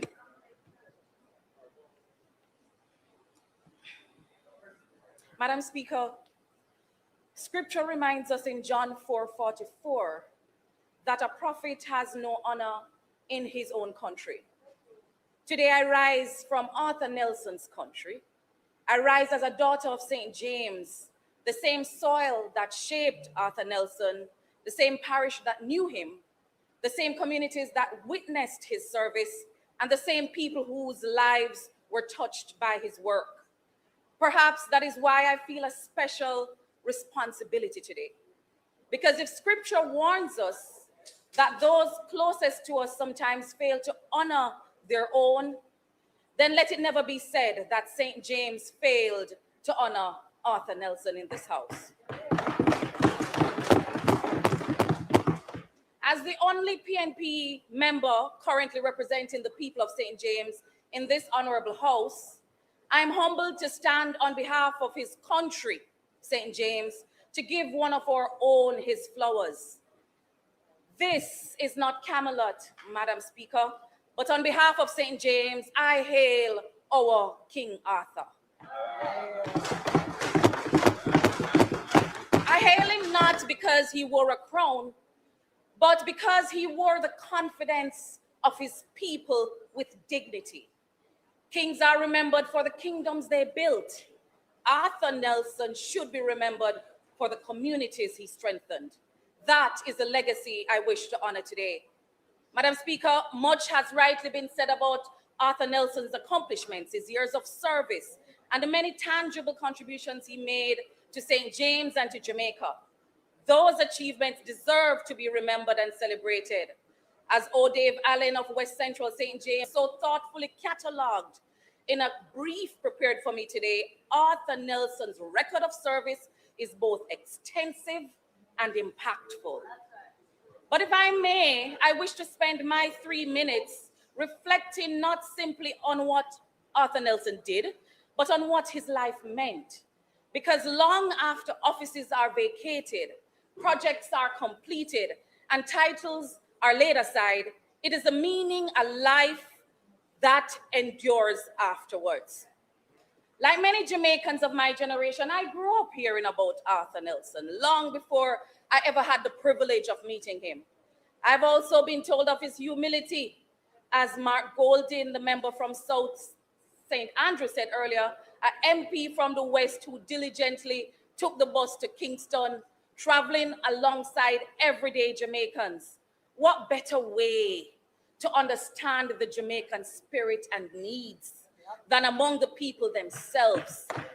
That humility was reflected in the work he was able to do. Over the last few years, however, I had the pleasure of seeing him and Mistress Barbara Nelson at our constituency conferences and party events. It always brought me joy to see someone who had already given so much to public life, still finding joy in the party, in the comrades, and among the people he loved. I also admired the legend from afar, and I was grateful to meet the gentleman behind the legend. For those of us who represent St. James, Arthur Nelson's legacy reaches far beyond the boundaries of West Central. He belonged to all of us in Western Jamaica. He served during a defining period in our region's development when Montego Bay and Western Jamaica experienced unprecedented investment in roads, housing, water systems, sewage, sports facilities, schools, community infrastructure, the glory days which have left us behind. Those investments helped shape the Montego Bay we know today and strengthened the foundation upon which Jamaica's second city proudly stands. But if we remember only what Arthur Nelson built, we will have honored his work. If we understand why he built, then we will have honored his legacy. Because roads are never just roads. Water is never just water. Housing is never just housing. Development is just never only concrete. It is dignity. It tells a farmer he can get his produce to market. It tells a child that her future is worth investing in. It tells a family that where they live should never determine the opportunities they receive. That, Madam Speaker, is what Arthur Nelson understood. Arthur Nelson belonged to a generation of leaders who helped ensure that Western Jamaica was never treated as the edge of the island, but as an essential part of Jamaica's future. Because of leaders like him, St. James does not simply carry the title of Jamaica's second city. We earned it. Every generation of public representatives serves under different circumstances. The challenges are different, the expectations are different, the methods may be different, but the responsibility remains the same: to stand for our people, to widen opportunity, to strengthen our communities, and to leave Jamaica better than we found it. That is the inheritance Arthur Nelson leaves to those of us who now have the privilege of serving in this honorable house. Today, we also honor the man beyond the MP, to Mistress Nelson, to Mark, to Andrea, to Sean, to Blossom, to his nieces, nephews, relatives, and to the entire Nelson family. Thank you for sharing him with St. James, with the PNP, and with Jamaica. Madam Speaker, there is a saying that we should give people their flowers while they are here. Today, although we mourn his passing, we also give Arthur Nelson the honor that is his due. As a girl from St. James, it has been one of the greatest privileges of my public life so far to stand in this honorable house and to, on behalf of this country, say thank you and hail King Arthur. Thank you.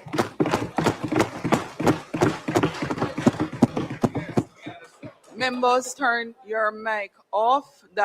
No, the member who just spoke only. So members, could you turn your mics up so that we are able to see all the individuals who did not follow the ruling and have turned their mic on, causing us not to be in a position to allow any alterations.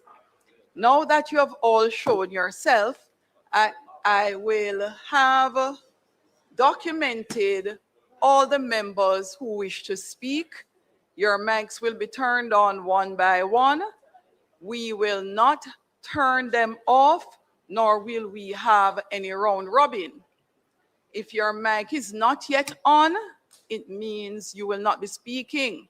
So, thank you. Keep your mic up, member from St. Mary Central. Just keep them up, right? So I want to make sure that we don't miss anyone. That's what we're doing. Oh, no, I don't want to say. You know, we're member from St. Mary. You know who you are. I'm not calling the individual. All right, so we have those up from perfect. I can see those. And yes, so you're the last person. Yes, no, I would tell you, Minister Tufton, do not turn off because this is it. Thank you. So it will be Member Tufton, you would be the last person to speak, and then House Leader, we close. So the members are not in order, but based on those who have indicated by show of mic. The members are St. Mary Southeast, the member from East and Port Royal, the member from St. Andrew Southeastern. Already recognized was the member from Manchester Northwest. I'm seeing St. Catherine Northwest, Westmoreland Central.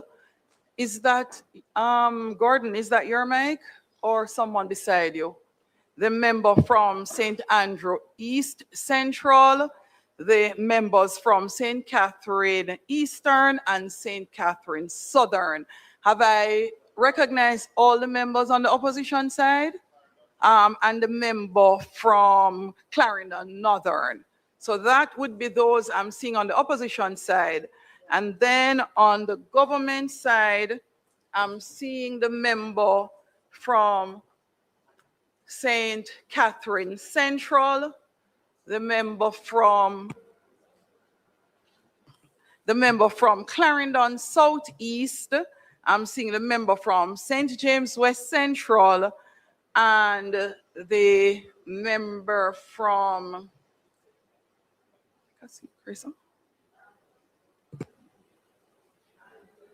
last but not least, the member from St. Catherine West Central. He would be the last. Thank you, members. You may continue with your contribution, after which the House Leader will take to his feet.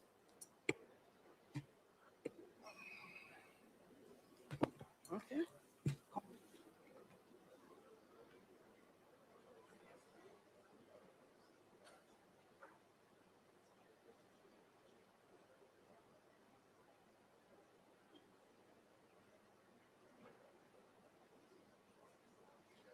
Mr. Speaker, I seek your permission to speak from a seat other than my own.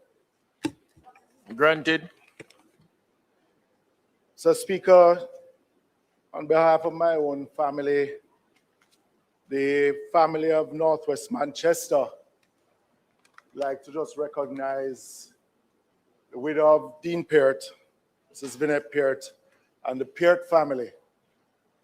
I also want to just recognize one of my own councillors, Ryan Peart, who is also a cousin to Dean Alexander Peart.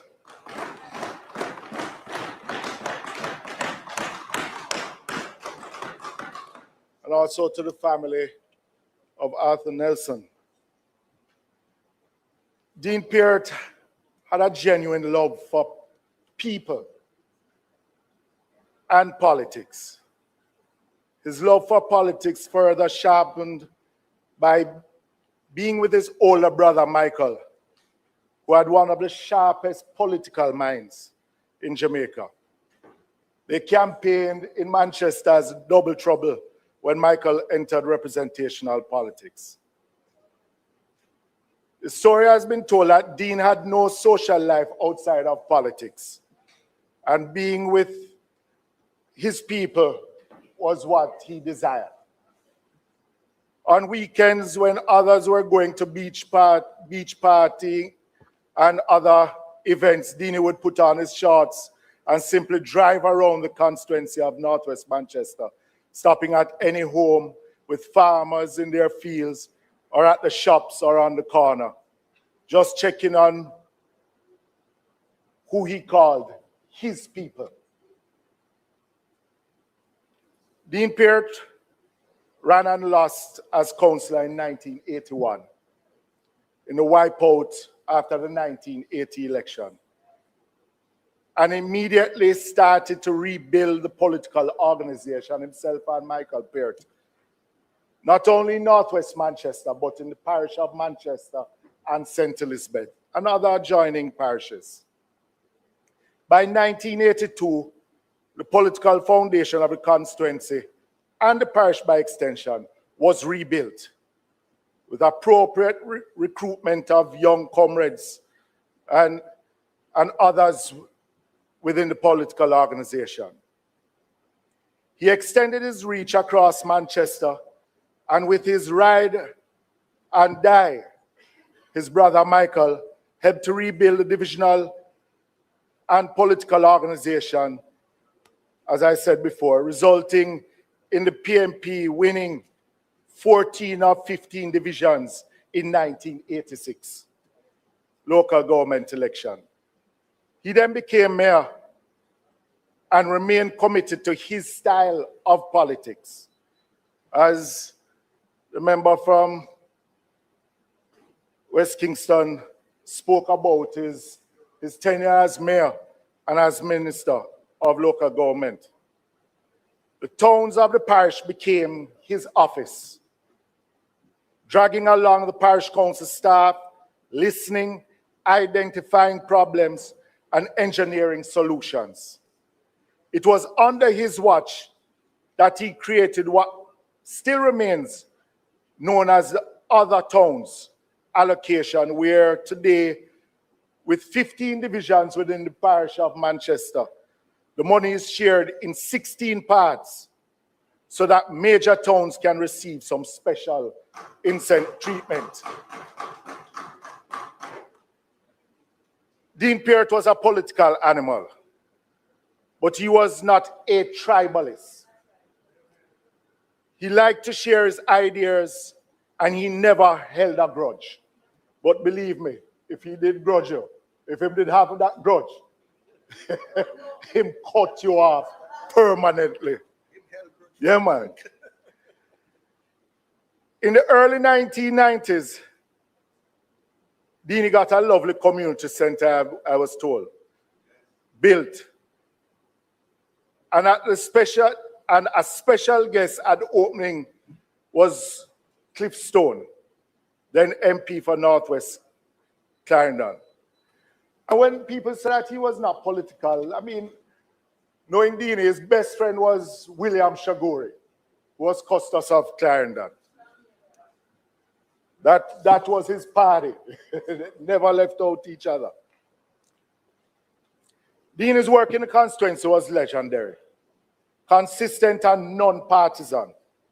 Representation was his mantra. And he was rewarded by the people with 5 consecutive terms from 1989 to 2011.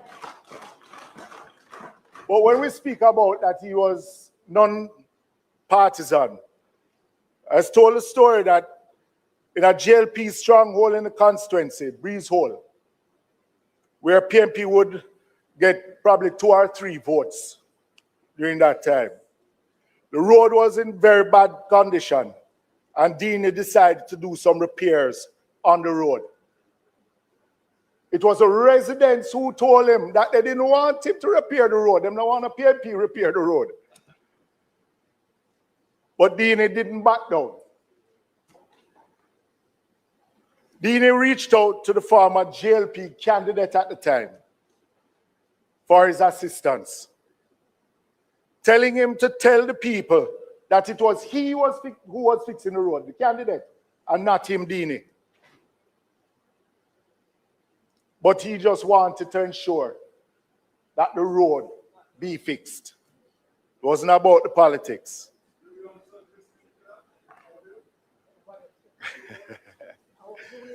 Well, Mr. Speaker, he's known for building more community centers in the constituency of Northwest Manchester than many constituencies would have ever seen.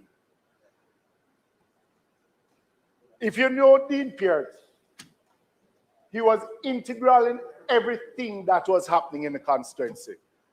If it was, he wasn't the type of MP that would issue money to an agency and allow the agency to just do as they feel like.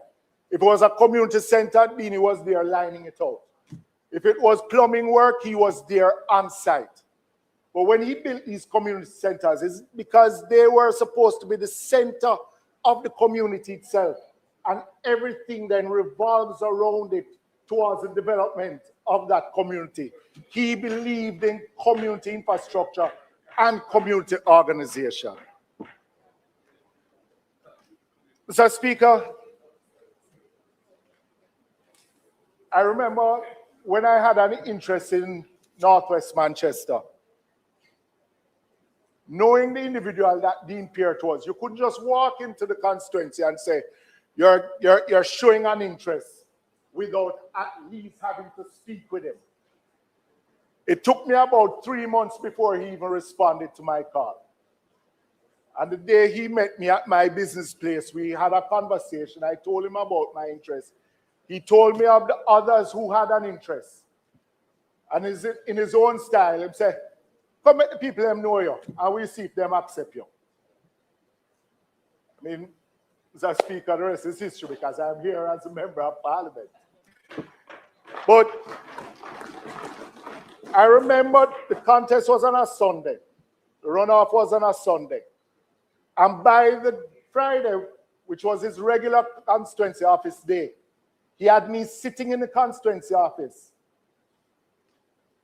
studying how to operate the constituency. And we were in the middle of back to school time. The following Friday was constituency office in Mile Gully. And I remember him calling me and said to me, "Are you one now? You go run things." I had to learn quickly. But he was there guiding me along the way. That if I needed any reassurance, he was just a phone call away. And that in itself, Mr. Speaker, I mean, I've always said I hope that others would follow the example that we had in Northwest Manchester for the seamless transition and just the lessons I learned from him that made me into the member of parliament I am today.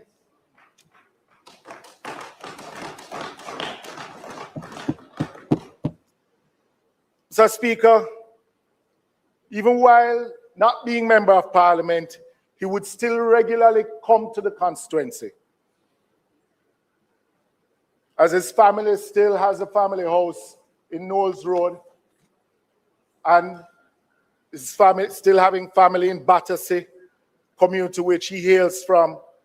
But he had members of the constituency who he referred to as his own family.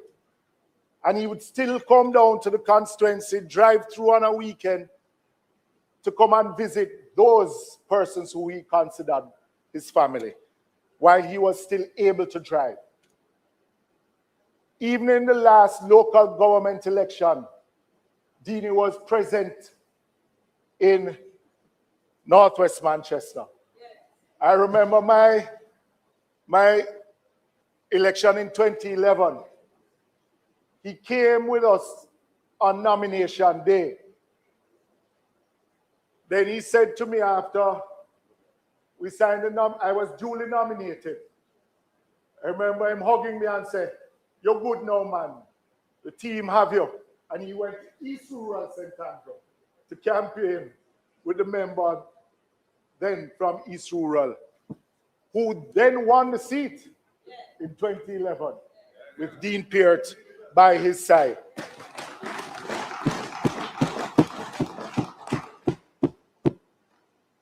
Mr. Speaker,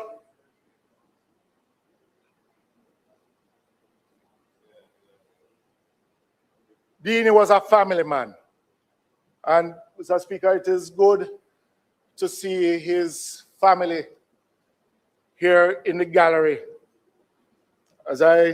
When I went up there, I remember when I first got to know the Peart family much better. Makari being in prep school, and he's now a doctor at the University of the West Indies. And just to see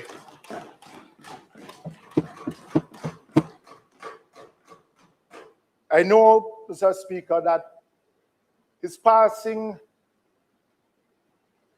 would have been hard on the Peart family, but also on his extended family in Northwest Manchester. I mean, I got calls yesterday of persons who want to put up posters in just celebrating the life of Dean Alexander Peart.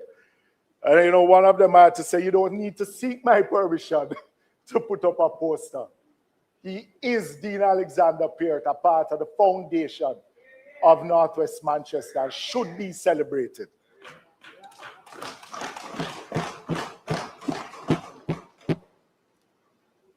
He loved the people of Northwest Manchester. And in one of my interviews, Mr. Speaker,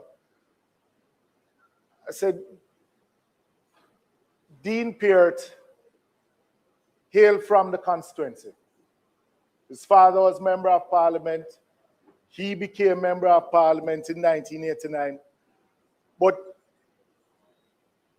he was what I would term a true countryman, a man who believed in development of rural Jamaica. No matter he was minister or not, you could not change the person that he was. And that's how he operated outside of being member of parliament and just in his regular life. I mean, he wasn't what we would term a fridge. You know, give him nothing and tell himself to keep it. Because if you tell him, said that the man down the road, they take 2 rooter, 2 hill of yam out of Massmark ground. Believe me, he was going to go to Darrell and say, "Me here say you Massmark, tell me say you thief 2 hill of yam out of him ground." Yeah? Was that type of person. So anything you ever want anybody to know, don't tell him. Yeah? Don't tell him. But people from all walks of life who knew him, from the little boy going to Miss Bailey's school in Mandeville to the big-time grassroots politician, remember him as simply Deanie. But as we celebrate and recall his life, I would like us to keep his brother, Michael Peart, in our prayers as he continues to struggle with significant health issues. And as he mourns the loss of his little brother, because most people thought that Dini was the elder one here, was the older brother, but it's the other way. Michael is older than Dini, but Dini just had a personality while Michael was more reserved, but Dini was the one that will go out there. So, Speaker, Dean Alexander Peart is a one of a kind. A man of the people who was loved by the people. And I want to end again, Mr. Speaker. Condolences to the Peart family, from my own family, and from the people of Northwest Manchester and Jamaica by extension, because he served with dignity, he served with pride, and he was a true Jamaican. And I tell you, Mr. Speaker, as most would know, that after 20 years, each member of parliament is due national honors for his years of service. Dini never ran it down, and he served over 20 years because he didn't think that what he did was for those honors, but to serve the people from the heart. May his soul continue to rest in peace.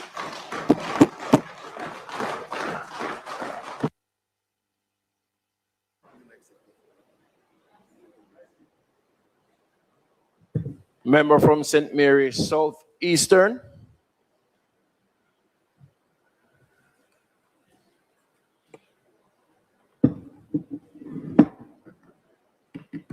Thank you very much, Mr. Speaker.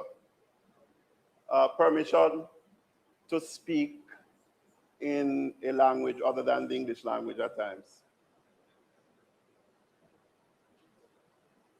All right. Mr. Speaker, I rise to pay tribute to the life and legacy of the Honorable Dean Permission Alexander is granted. Peart, former councillor, former mayor, former member of parliament, former minister of state, and former minister of government. I rise in my personal capacity as someone who had the privilege of interacting with him over the past almost 30 years. During that time, I came to know not only the public servant, but a man whose dedication to country was unwavering, whose respect for people was evident in everything he did, and who remained firmly grounded in executing the beliefs and principles that he held throughout his life. I also rise on behalf of the people of Southeast St. Mary. It is fitting that I do so because when Dean Peart was appointed a cabinet minister with responsibility for land and the environment, the Minister of State who served alongside him was none other than the former Member of Parliament for Southeast St. Mary, Harry George Douglas. Their partnership in public service is remembered with pride by many in my constituency. And so today I pay tribute also on behalf of the people of Southeast St. Mary. Dean Alexander Peart represented a proud tradition of unwavering family commitment to public service, following in the footsteps of his father, Ernest Peart, and serving alongside his brother, Michael. The Peart family left an indelible mark on the history of public service and political representation, not only in the parish of Manchester, but across Jamaica. Dean Peart was a man of the people. He possessed a personal touch that made everything feel valued. He was warm, approachable, and genuinely enjoyable to be around. Long before I entered this honorable house, I had the privilege of meeting Dean Peart in the late 1990s. As a young politician, From those early encounters, he made a lasting impression on me and my understanding of political service and political leadership. He taught not through grand speeches, but through quiet example that public service is ultimately about people. You may enter politics with knowledge, experience, professional training, or technical skills, but your effectiveness as a leader will always be measured by your ability to understand people, respect people, connect with people, and serve people with humility and compassion. His contribution was not small, it was great. Through decades of dedicated public service, he touched countless lives and helped shape his parish, his constituency, and our nation. His legacy will endure in the people he served and in the institutions he developed. Mr. Speaker, allow me to share a few personal moments that I had and memories with Dini. I remember when I just returned to Jamaica and went to work with Peter Phillips at the time in 1998. At that time, Dini was the Minister of State with responsibility for the Works Department, Public Works then. And I had the occasion, in terms of my responsibilities, to prepare speeches for both then Minister Phillips and Minister Peart. One day after I had written several speeches, Dini came up to the office and he came into my office and he said, "Young Brown, you can write in the university language that you want to write for Peter. But when you're writing my speech, write them simple." That lesson remained with me. I am told by Dr. Guy, former member from Central St. Mary, that when Dini became a cabinet minister and he had Harry Douglas as his junior, he gave the same admonition to his team in relation to speeches. He said, when you're writing speeches for me, write them simple. When you're writing for Harry, write them simpler. In 2001, following the Northeast Centre by-election, a group of us formed the Patriots, which is now an affiliate of the PNP. And we became very active in the media and very active in terms of organizing. And we were releasing press releases left, right, and center. And at that time, one of the releases went out about the former Prime Minister and then leader of the opposition, Mr. Siaga. I was the founding General Secretary of the Patriots at the time, and I remembered I was abroad when we issued that statement. And I started to receive a lot of calls because I was told that Mr. Siaga had sent Mr. Dabdu to the party headquarters with a letter. And the General Secretary was trying to reach the leadership of the Patriots. I was being encouraged by others to come back home because I was also a member of the party executive for the meeting on Monday night where that issue would have been brought out. So I sought counsel from a number of colleagues as to what I should do. And I called Dini. And I said to him, Dini, this is the situation. And many are saying I should come home to face the party executive on Monday night. Dini said to me, "You're mad? Tan where you're there. Nobody can do you nothing." The matter was never raised at the party executive. Dini had a lot of time for mentoring us as young politicians, but in his own style, quick, sharp, single phrase retorts, sometimes followed by that wry smile. He spoke his mind. He was direct and to the point. In the recent elections last year, Dini would call me occasionally in the campaign to check in. After I gave him a little overview as to what was happening, he would always close by saying, "All right, my boy, go on, go done him." Today, we honor a faithful servant of the people of Jamaica. We give thanks for a life well lived, for service rendered with distinction, and for a legacy that will continue to inspire those of us who follow his footsteps.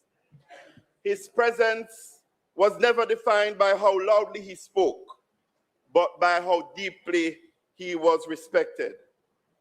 On behalf of myself and the constituency that I lead, I want to express our condolence to the Peart family, his wife and his children, and to ask that you remember him in the kind way that he served his people. And may you find comfort in the knowledge that his life made a lasting difference to many of us. Rest in peace, Dini. May your soul rest in eternal peace, and may light perpetual shine upon you. Thank you.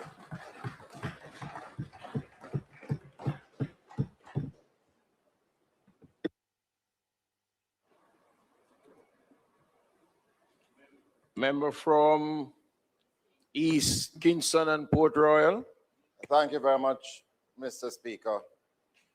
Of course, I will be brief, as I'm wont.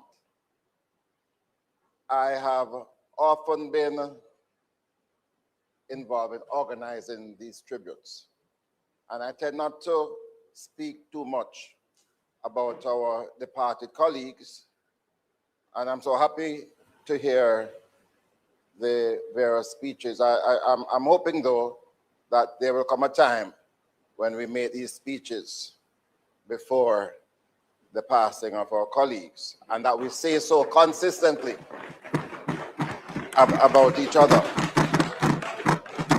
But I've always used these occasions to recognize those whose faces you don't see, those who are not in the limelight, but those who feel the burden, the pressure, the hurt, the pain of public life.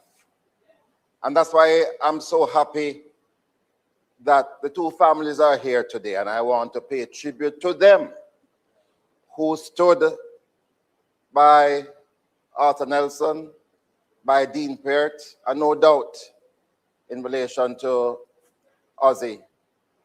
I want to pay tribute to them and to say that your sacrifice has been our benefit. Our benefit. I know Mrs. Nelson couldn't be here. She's not in the best of health, and we wish her well, along with her children. But we're so happy to see Blossom, who is here. So happy to see Blossom, who is here. And of course, your Arthur's grandniece.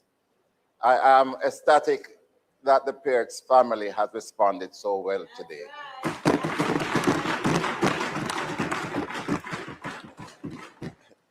Vinette described herself as the chauffeur, the assistant, the gopher. I visited the home recently, and I can attest to that. She has been everything and more to Dean Peart, and we really want to genuinely thank you for the sacrifice, and all of you who are here today, for the service that you have made to this great country of ours. And we say to both Arthur and Deanie, may your souls rest in peace and light perpetual shine. And to announce that for Arthur, the funeral service is going to be on August 8th at 11 a.m. at the St. James Parish Church. And I know the family Dean's family are working now on finalizing the funeral for him. I want to thank the Minister of Culture for the assistance that she has been provided in relation to both funerals. May their souls rest in peace, and big up to the family members who are here.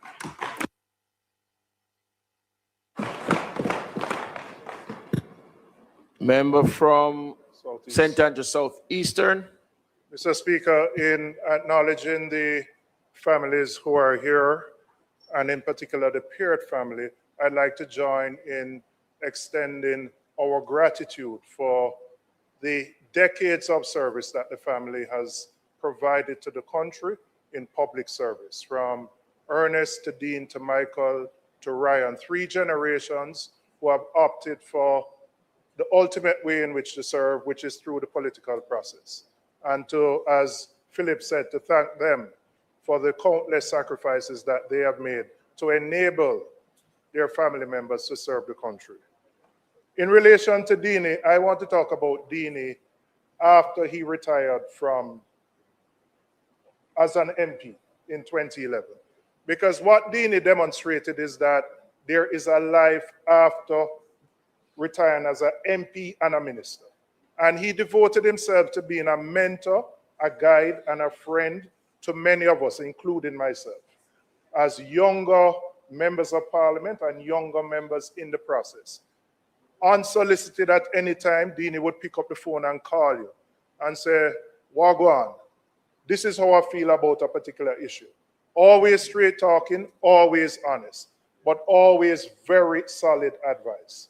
But more than advice, Deanie was one of the most willing persons to take on any assignment in his retirement. If there was a by-election somewhere, if he was asked to go to a constituency to do work in East Rural, where he lived in Garden Town, he did what was required for the benefit of the party, and most importantly, to assist those younger party members who were trying to get into a seat. And that I admire the most about him. And really, Deanie's life is an example of just total dedication to public service. From being a councillor in the 80s to being a mayor, a 5-term MP, a minister of government, an entire life just committed to serving others. Obviously, characteristics that would have come from his own father, but something that we should celebrate and emulate. And so I want to extend condolences to the family, the Peart family, and to thank them for their enormous contribution to the country. To Arthur, I didn't know Arthur very well, but his service was characterized by humility. It was characterized by someone who was dedicated to the upliftment of his constituents. And that sense of humility is something which should serve as an example for other members of parliament who opt to serve in this parliament.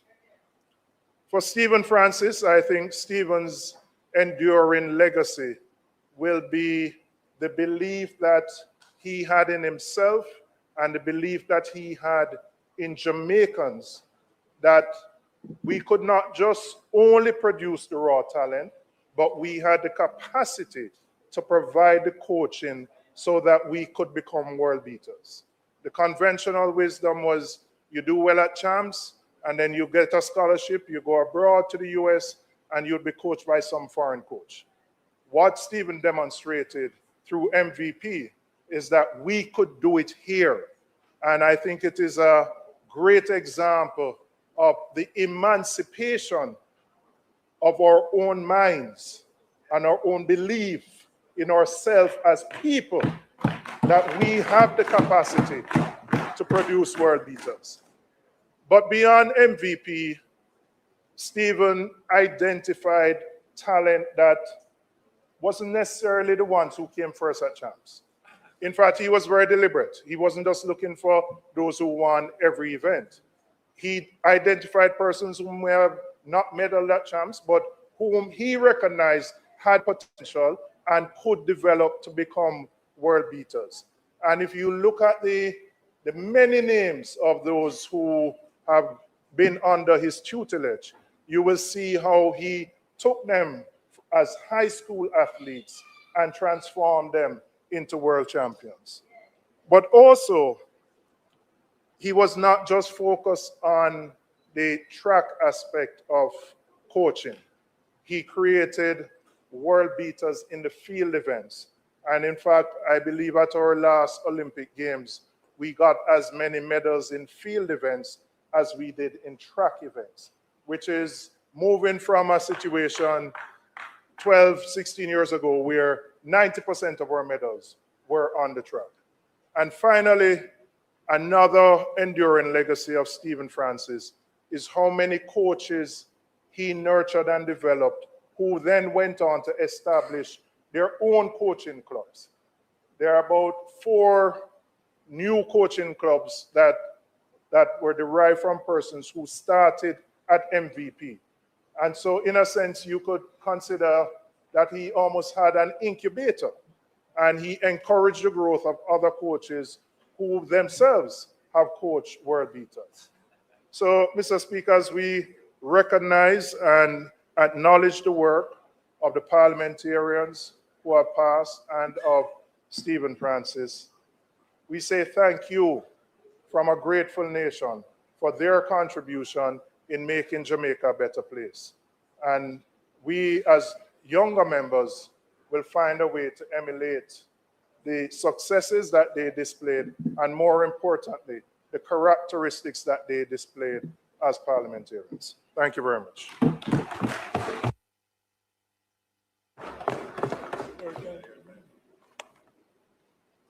Member from Westmoreland Central.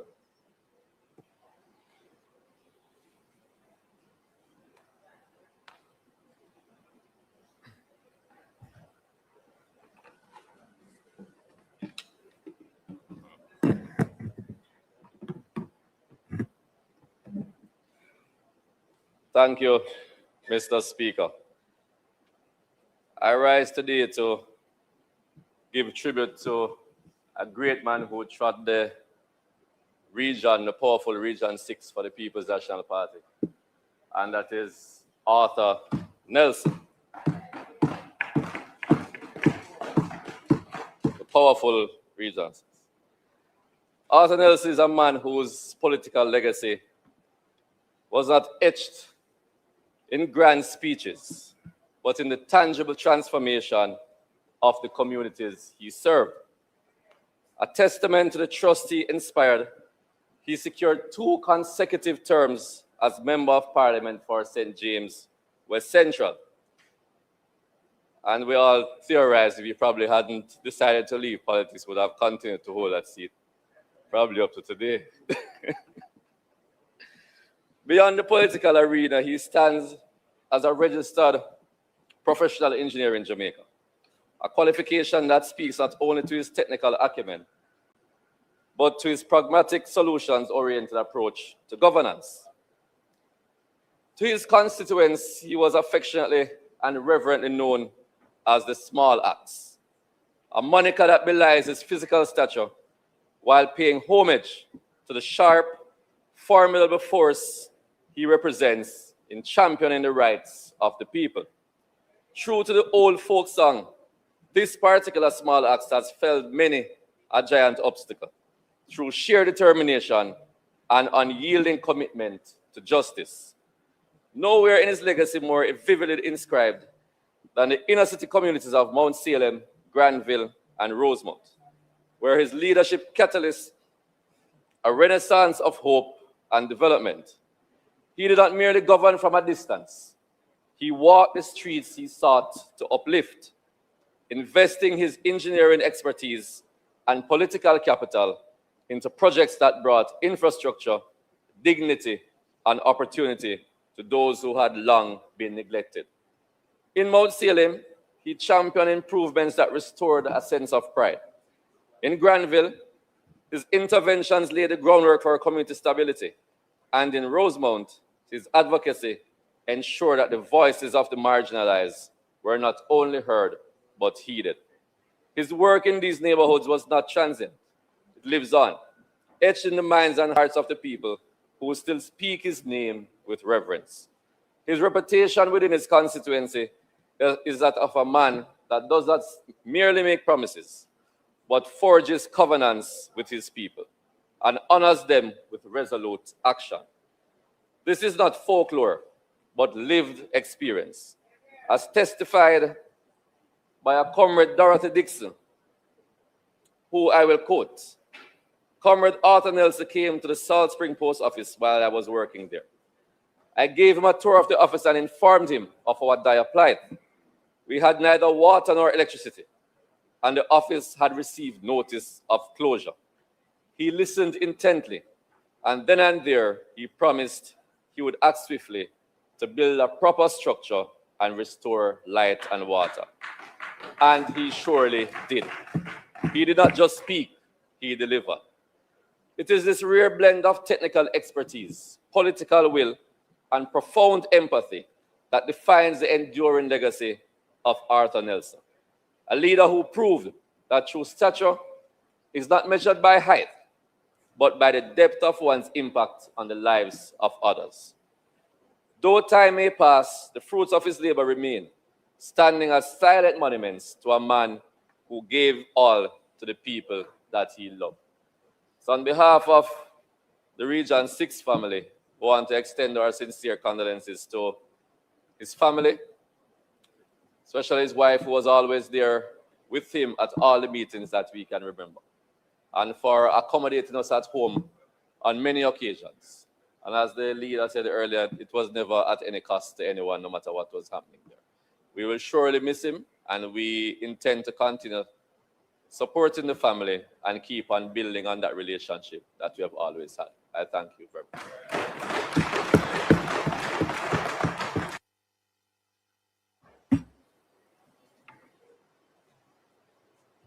Member from St. Catherine Southern. Oh, it's okay.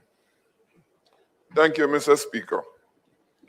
Like my colleague from East Kingston and Port Royal, I will be brief. In fact, speaking after so many speakers have spoken about the same persons, there's not much that I can say about the persons, except for my own personal experiences with our former members of this chamber.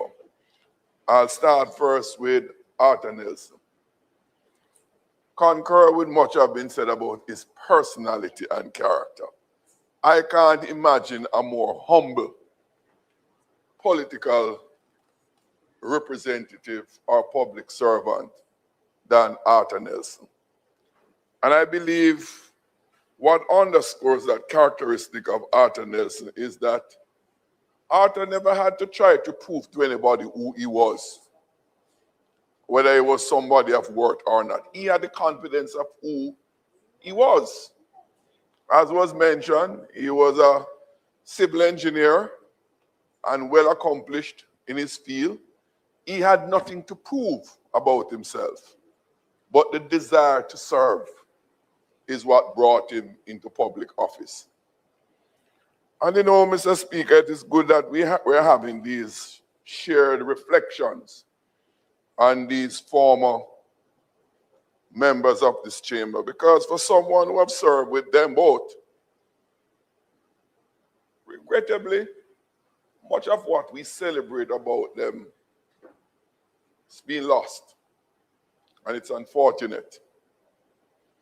And I believe that out of this reflection, I believe many of us will have some introspection and reflection to see how we can be better from those things that we applaud from these former members of the vocation that we are now current members of. Arthur Nelson, as was mentioned, is part of that humility of him. He would travel up to Kingston. I know he would fly up. You know, when Air Jamaica was around, he'd fly to Kingston from Montego Bay and take the public transportation with his pullman and come to Parliament, and he would do the reverse when Parliament is over. And it was nothing to Arthur. I enjoy a very personal relationship with his family.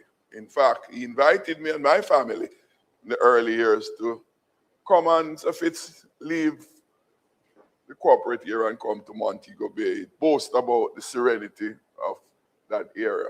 And I have spent a weekend at his home at the invitation of himself and his wife. And something I'll never forget. I got the instructions from Arthur how to find his house. And you came up the main and you drive through some bush, not urban area. And the road to his house was terrible.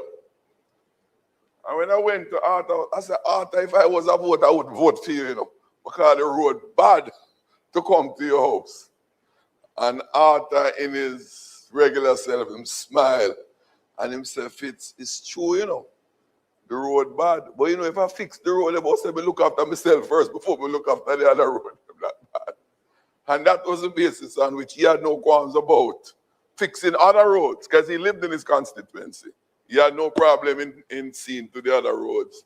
And just about the perception of him using his office to benefit himself, even though the road was in need of repair and other persons lived in that vicinity. But it spoke to the person that he was. Upon retirement from elected office, he continued in service to his people, the Montego Bay area, and the country on a whole. During his period in this parliament, he brought his professional expertise to bear on many of the committee work in this parliament. And the country benefited from that expertise that he had. We are better for Arthur's service in this parliament and to this country. And I can't really applaud Arthur Nelson without acknowledging his dear wife, Barbara. That lady is of a wonderful soul. I believe when it comes to the politics, I think Barbara is more a comrade than Arthur. She is a very fierce campaigner, quietly, but very fierce and committed. Admirable couple, and one who together have given great service to our country. For Deanie Peart, again, much has been said about Deanie. Deanie was a character that is not easy to try to describe Deanie Peart. But I want to highlight something that someone made, I think it was a member from Southeast St. Mary. He, as a young politician, I could say as a younger politician then, when I just came to this house,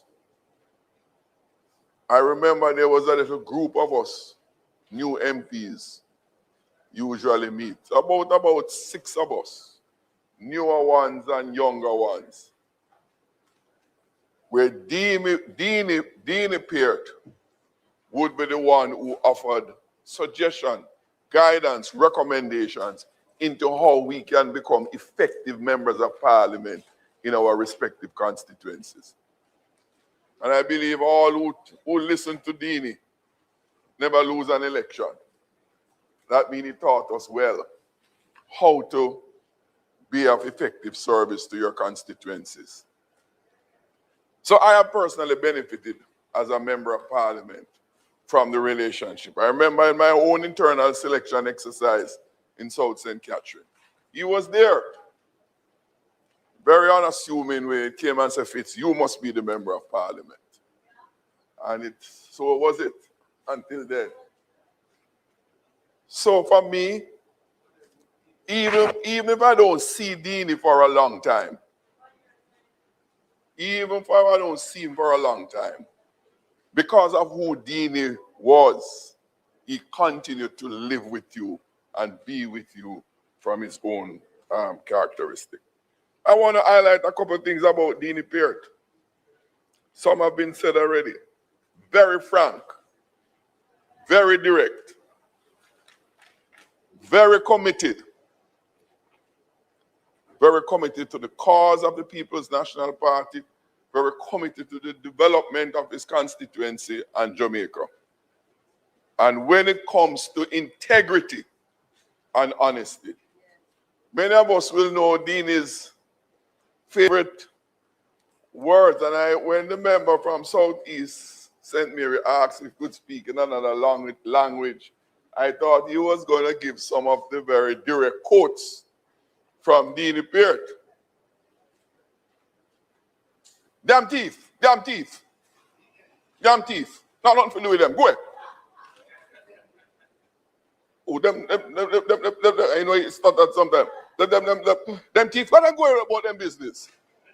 He was uncompromising when it comes to honesty and integrity in public life. I believe that, I don't just believe, I want for those characteristics to be renewed among current and future political leaders. Jamaica will be better for it. To his family, his wife, Vinette, brother Michael, all the rest, his sister, all the rest of his family members, I want to applaud them like my colleague from Southeast St. Andrew. Because the truth is, for how much Deanie Peart and Arthur have given to us, it is as much as they have denied them in the family, because they have to sacrifice themselves to give the service to the organization and the country. So I want to say thanks to them on my own behalf, on behalf of my own constituency, and I believe in all well-thinking Jamaicans who would want to salute these outstanding services from these individuals. May their soul rest in peace. They both, Arthur Nelson and Deanie Peart, may their soul rest in peace and light shine perpetually on them. Thank you.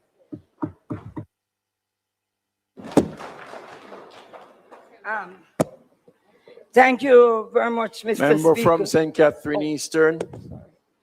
Thank you very much, Mr. Speaker. I won't be long because I've realized that most of what I wanted to say has been captured by my colleagues. But just to state that Deanie Peart and I became elected in 1986 as a councillor. When I was sworn in, I heard him asking everybody about me. Who is this little girl? Because he continued to call me a little girl.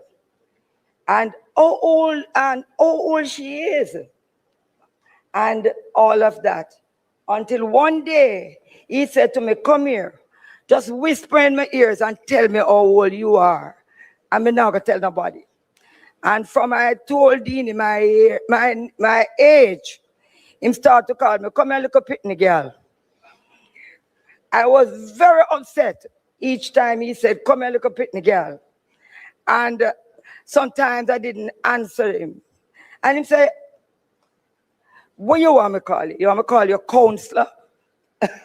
So I said, Deanie, whatever you want to come, but don't call me little pitney girl. But that was Deanie Peart. He spoke in a language that everybody around could understand. He walked with kings and queens, but he has never lost his common touch. I remembered that we had this delegation coming from the St. Catherine Parish Council, and they asked us to go and meet with him to speak to him about salaries for councillors. And I felt very good now because I said him can't call me a pitney girl in there, so because it's a delegation and so forth. And we went to his office at that time. He was Minister of Local Government. And I sat there. We laid our case on the table. We told him what we were expecting. And then I got so brave and I got up and said, "So, Minister, we are going to give you a guideline. You know, go from me, girl." That put me back right to my seat because I couldn't believe that at that time and in that space, Dini would have referred to me again as little pitney girl. I say all of this, Mr. Speaker, to say that a man who have served with distinction, with honesty, with integrity, somebody who you could rely on. Dini give you his word was his bond. You would have to kill Dini before Dini give up. Dini believe in what he used to believe in, and nobody could get him away from that. He always try when we have a leadership race to find out where I am. And then him always say to me, "Come here, let me see if you're on the right side." And I always said, "Dini, I'm not telling you nothing because tomorrow morning I'm going to air it on the news." But it says, Speaker, Dini's service that he has given to this country is something that should be recorded. Not just him, but his entire family. I personally believe that there's going to be a big void in the Pearce family. I want to say to the family, thank you for lending us Dini in a period when we in Jamaica needed him most. Thank you for making sure that he was able to deliver to the people of this country. May his soul continue to rest in peace and light perpetual shines upon him.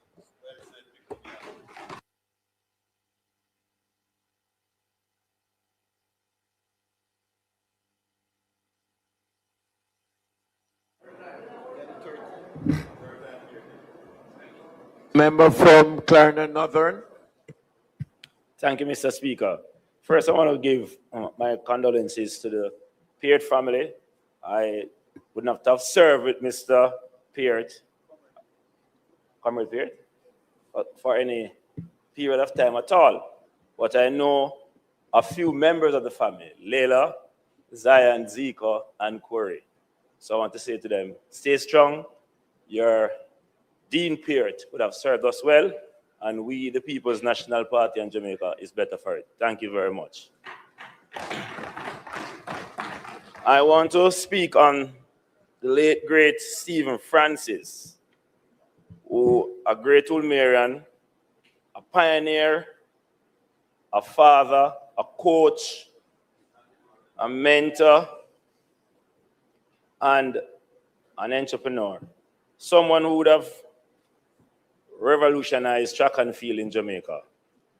And as I think about Stephen Francis, and I think about sports and us wanting to create a world-class industry, and without doubt, we can say track and field is our leading sport in terms of performance in the recent past.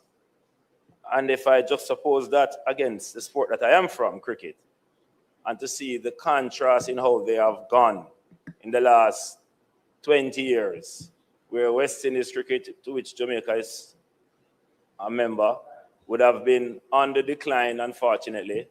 I would have seen where track and field would have been on the rise and would have maintained that position, and would have seen how Stephen Francis would have contributed to the blueprint as to how we would have taken homegrown talent, trained them at home, and made them into world-class athletes with world-class performances consistently, and how we are trying to replicate that in cricket, but this is not happening.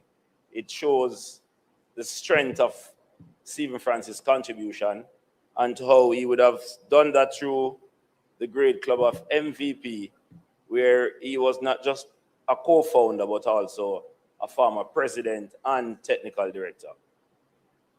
And we have heard of the many athletes that he would have produced. Sharon Simpson, Sherika Jackson, Shelly-Ann Fraser-Price, Asafa Powell, Elaine Thompson, sorry, Banana Ground. And we would want to understand that, like we have seen in sports, especially football in Jamaica, where we do a lot of recruitment. People look for the best and try and transfer them to their space, their school. Stephen Francis would have gone to our Boys and Girls Championship and would look at the athletes who are not necessarily the best, but could see the talent in them and would have taken them to the MVP and refined them, uncover the talents, refine, and then put them on the world stage to produce world-class performances. And that in itself is a credible thing that he would have done. He would have also not just formed the MVP track club, but he would have joined it to the University of Technology, because he had the foresight and the vision to know that sports needs education. It needs training and it needs consistent development. And once the mind is properly developed, then the physical and technical attributes will merge together and bring about world-class performances. So I think we have lost a great son in Stephen Francis. The sporting fraternity has certainly lost a pioneer and a champion. And we must not only think about celebrating our athletes, which I have called for in the past, but we should look at recognizing and celebrating Stephen Francis in a significant way. And one of those ways is to put a statue beside some of his athletes that are at the National Stadium, so that we can recognize that he's a pioneer. He would have not just stopped the flow of athletes going overseas to universities, and some would have used it as an economic opportunity not to return, but to allow them to stay here, live with their families, make world-class performance, earn US dollars, take it back into the economy and spend it in Jamaica, and be a living testimony and example for our young athletes and young people in Jamaica. And Stephen Francis is certainly, was certainly a nation builder, and we must recognize that in a significant way. So to the family, our condolences. To Jamaica, we would have lost a true champion. And of course, to the athletes we would have served and all the coaches and administrators, we say regards, condolences, and may his soul rest in peace. And may our track and field and sporting industry be better for it. Thank you very much, Mr. Speaker.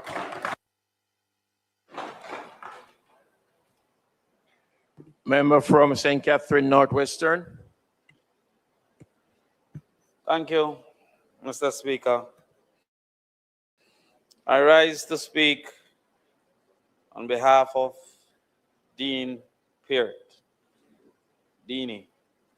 And I also join in recognizing the family and friends of Dean Peart, to whom their sacrifice I have benefited personally on multiple occasions. It is when you yourself start to have your own family, you realize the pain that you also feel on occasions that you have chosen to be absent on behalf of the political process. And on many occasions, he chose, both in support of himself, but in my experience, in support of his party, to be absent and in representation. I therefore personally thank the family for their sacrifice, and I would like to say some of my recollections of Dean Peart. In 2011, when I was asked to represent the People's National Party in East Rural St. Andrew, Dean Peart at the time was a resident in East Rural St. Andrew. When we arrived, Dean Peart took it upon himself to be my campaign manager. And while Dean Peart, as has been indicated, is known for his honesty, that honesty don't always serve you well on the campaign. I remember at one mass meeting, the people indicated that a particular gentleman who was in prison was a member of the largest family in the area. Dean Peart went on the mic and said, a little boy did up here misbehave himself. And we just lock up him, clap. The entire family left the meeting. And while he was talking, somebody in resistance said, show up. And Dean Peart shouted on the mic, go be that.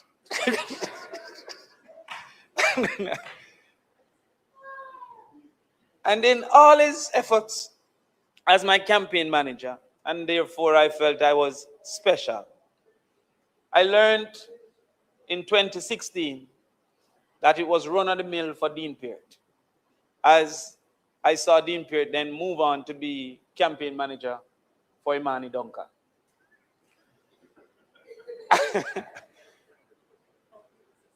That wasn't the ultimate level of my surprise, because in 2011, the opposing candidate was Joan Gordon Webley. And there was nothing he found more funny than when I said, solid waste of time. But by 2020, he was the campaign manager for Joan Gordon Webley. I could not fathom. But such was the commitment of Dean Peart to the People's National Party that whomever it was, he was head cook and backwash for whomever it was. And no matter how much he gave, he never asked for a favor. Indeed, if he needed you to participate in any way, he started with the disclaimer that you don't have to do it. You don't have to do it, but me feel like it. And then he would tell you. He also knew the difference between advice and instruction.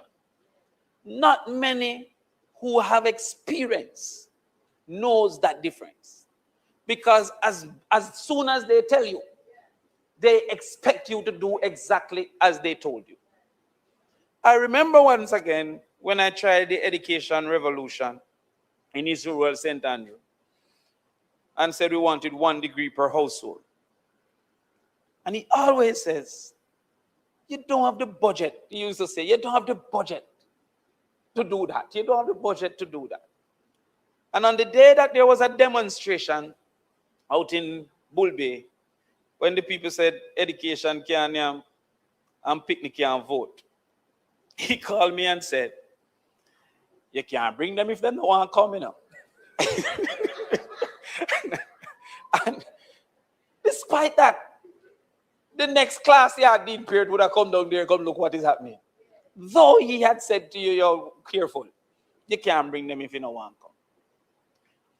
He then appointed himself as my campaign manager once again for VP. And it is then I recognized that Dean Peart seemingly did not know his real caliber. He didn't care about all he had achieved, because he supported as if you were the greatest person in the world and he was simply a supporter. Not many of us who have established ourselves wear other people's shirt and other people's cap, and everywhere he went, he would have had on whoever he supported, shirt and cap. Everywhere he went.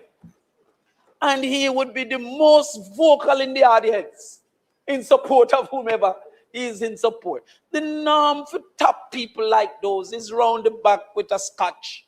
And when you leave in the great talk, Dean Peart is in the crowd shouting, forward, forward. And English was never an attempt that he made. He was never more proud than when he was telling you about Manchester. He would tell you about the farmers. He would tell you about all the community centers he built.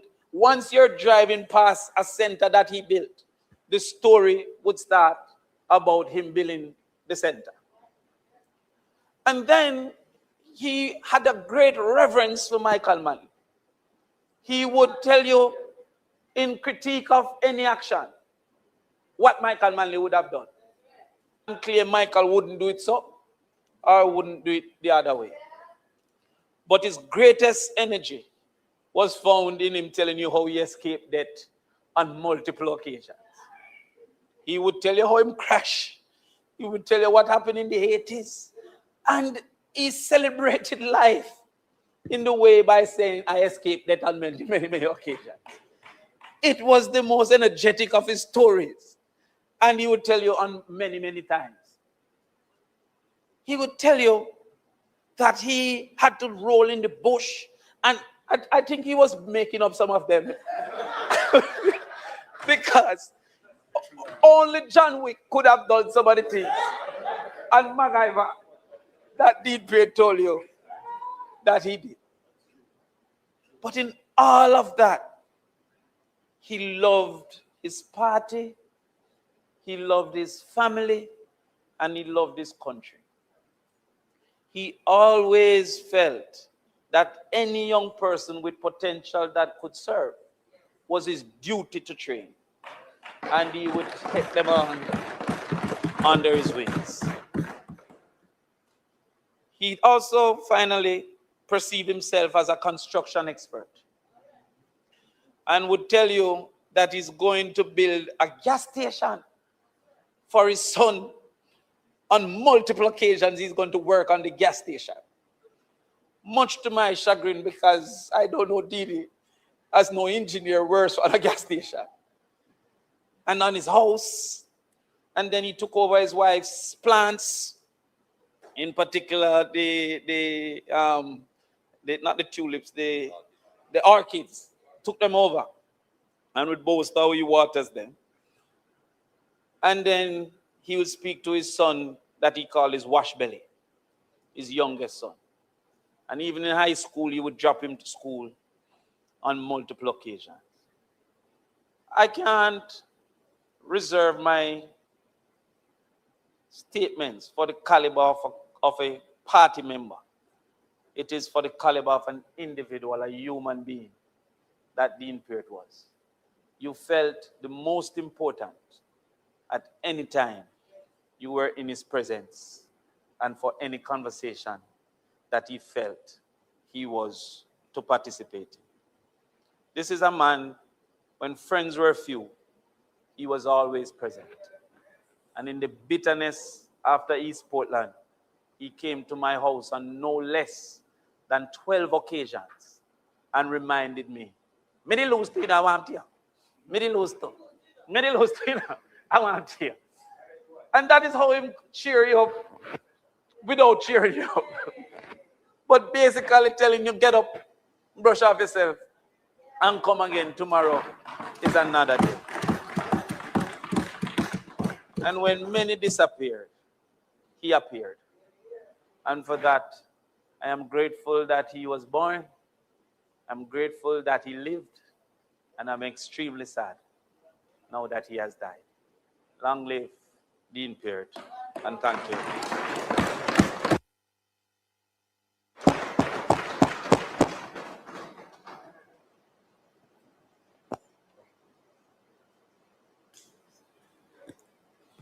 Member from Clarendon Southeastern.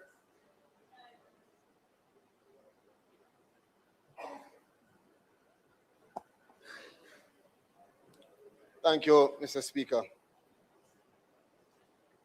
I want to share in the sentiments expressed in relation to former Member of Parliament Arthur Nelson and former MP and Minister Dean Peart, and just to express condolences to their families, as well as prayers for strength in this time of bereavement. I have a few words in relation to Stephen Francis, but before, I would like to, as Minister of Labour and Social Security, I I want to recognize that Dean Peart was not only Minister of Local Government, he had a short but impactful stint in 2002 between April to October as Minister of Labor and Social Security. And I'm compelled by the ministry to acknowledge his contribution. We are all, as ministers, to recognize that we are building on the work done by those before us, regardless of affiliation. And so every minister makes a contribution to the chapter of what is the development of the ministry. So we acknowledge Dean Peart. One of the longest serving staff members, Mrs. Bolt Williams, had this to say about him. She said, I joined the ministry on April 22nd, 2002, on the day that Minister Peart was introduced to the public assistance team as our new minister. It coincided with the implementation of the mass enrollment of PATH beneficiaries. Minister Peart embraced the activities as a personal mission, traveling around the island with the team and speaking with applicants and team members wherever they could be located. He didn't stand much on ceremony. He would jump in whatever vehicle was available, including my car on one occasion as we traveled through Trelawney. Minister Peart was easy to work with. End quote. His passing and that of Mr. Nelson reminds us that public service is measured not only by the offices that we hold, but by the lives that we touch, and we hope that their souls rest in peace. As it relates to Stephen Francis, Mr. Speaker, his name was Vincent Stephen Frano Francis. And to many across the world, I know he is seen as a legendary coach, celebrated globally in the sporting fraternity. But to myself and my siblings, Stephen is our big cousin. His mother, Aunt Doreen, you might know Aunt Babs. His mother is my mother, Gloria's best friend, before she passed in 2022. And a treasured aunt. And we grew up with Donna, his sister who passed in COVID, Stephen, and Paul, his younger brother, who will now have the responsibility of carrying on this enormous legacy. And I'm sure Paul, together with Bruce James, Adrian Laidlaw, his best friend, and Mr. Clark, and many others will take on that responsibility of preserving Stephen's legacy. He lost his father last year, and I know that there are many who understand the complexities of Stephen's life and all that he has gone through. But for me, Stephen was a big cousin that was large in size and stature. And he almost gave off an atmosphere and a feeling like he knew what he was doing regardless of what it was. He was in control. And he had a certainty about him from when we were younger. And it translated in his impact in the sporting fraternity. So many athletes owe their success to Stephen. A man who, unlike many, not many can have a vision and turn that vision into success. Many can have a vision, but Stephen had a vision, and in 1999 with Paul and others, they put that together in MVP. And with hard work, they were able to really carve out their place in the global sporting fraternity, to take athletes and to build their confidence, and through discipline and sacrifice, to make many persons believe in Jamaica, not just MVP. Together with Glenn Mills, he's known, perhaps one of the most prominent coaches in the world who have caused reverse migration of athletes coming back home because they knew that we had the skill, the professionals who understood how to get it done. Shelley Ann Fraser Price, Elaine Thompson, Bridget Foster Hilton, Sharika Jackson, Asafa Powell, Julian Ford, so many, Michael Frater, Nesta Carter, Tia and Tina Clayton, so many more who have been impacted. Navleen Williams, Melanie Walker, Kishane Thompson from Southeast Clarendon, and you had others from Barbados, Christine Day, many athletes whose name you might not know, but they are making an impact across the world, have come up through the impact, through the guidance of Stephen. And Stephen, to them, is much more than a coach. He was a life coach. He presented for them the principles that I'm certain will guide them beyond being on the field, build their character. I want to, as I close, just to say, Stephen, thank you for all you did for so many of us. Thank you from a nation that is grateful to you for your commitment and your sacrifice to build up our name and our brand, Jamaica, in sports, in athletics. Stephen was loved.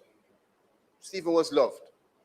And in his final moments, there are many that were around him. And I mean, I don't know all, but I want to just take the time to acknowledge of course, Stephen's brother Paul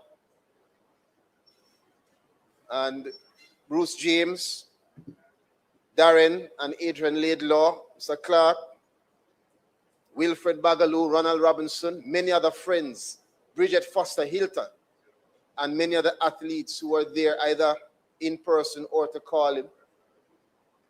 The doctors that were there, including my brother Peter, Dr. Williams, Dr. Saibo, and of course, Carol and Michelle, my elder sisters who were by his side. Happened faster than I would have expected, but Stephen lived his full life, and he was here and made a massive impact on his world. I don't recall knowing of biological children, but I know that for Stephen, the athletes that came within his grasp were his kids. He loved them. He disciplined, he cared, and he had a special place for each and every athlete that he had the opportunity to support and to nurture. May his soul rest in peace, and may all who I know were impacted and who loved him find comfort in this very, of course, difficult time. Thank you.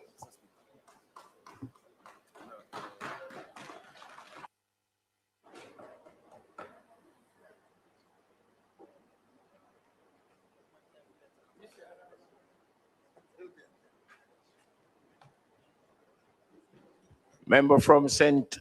Andrew East Central. Thank you, Mr. Speaker.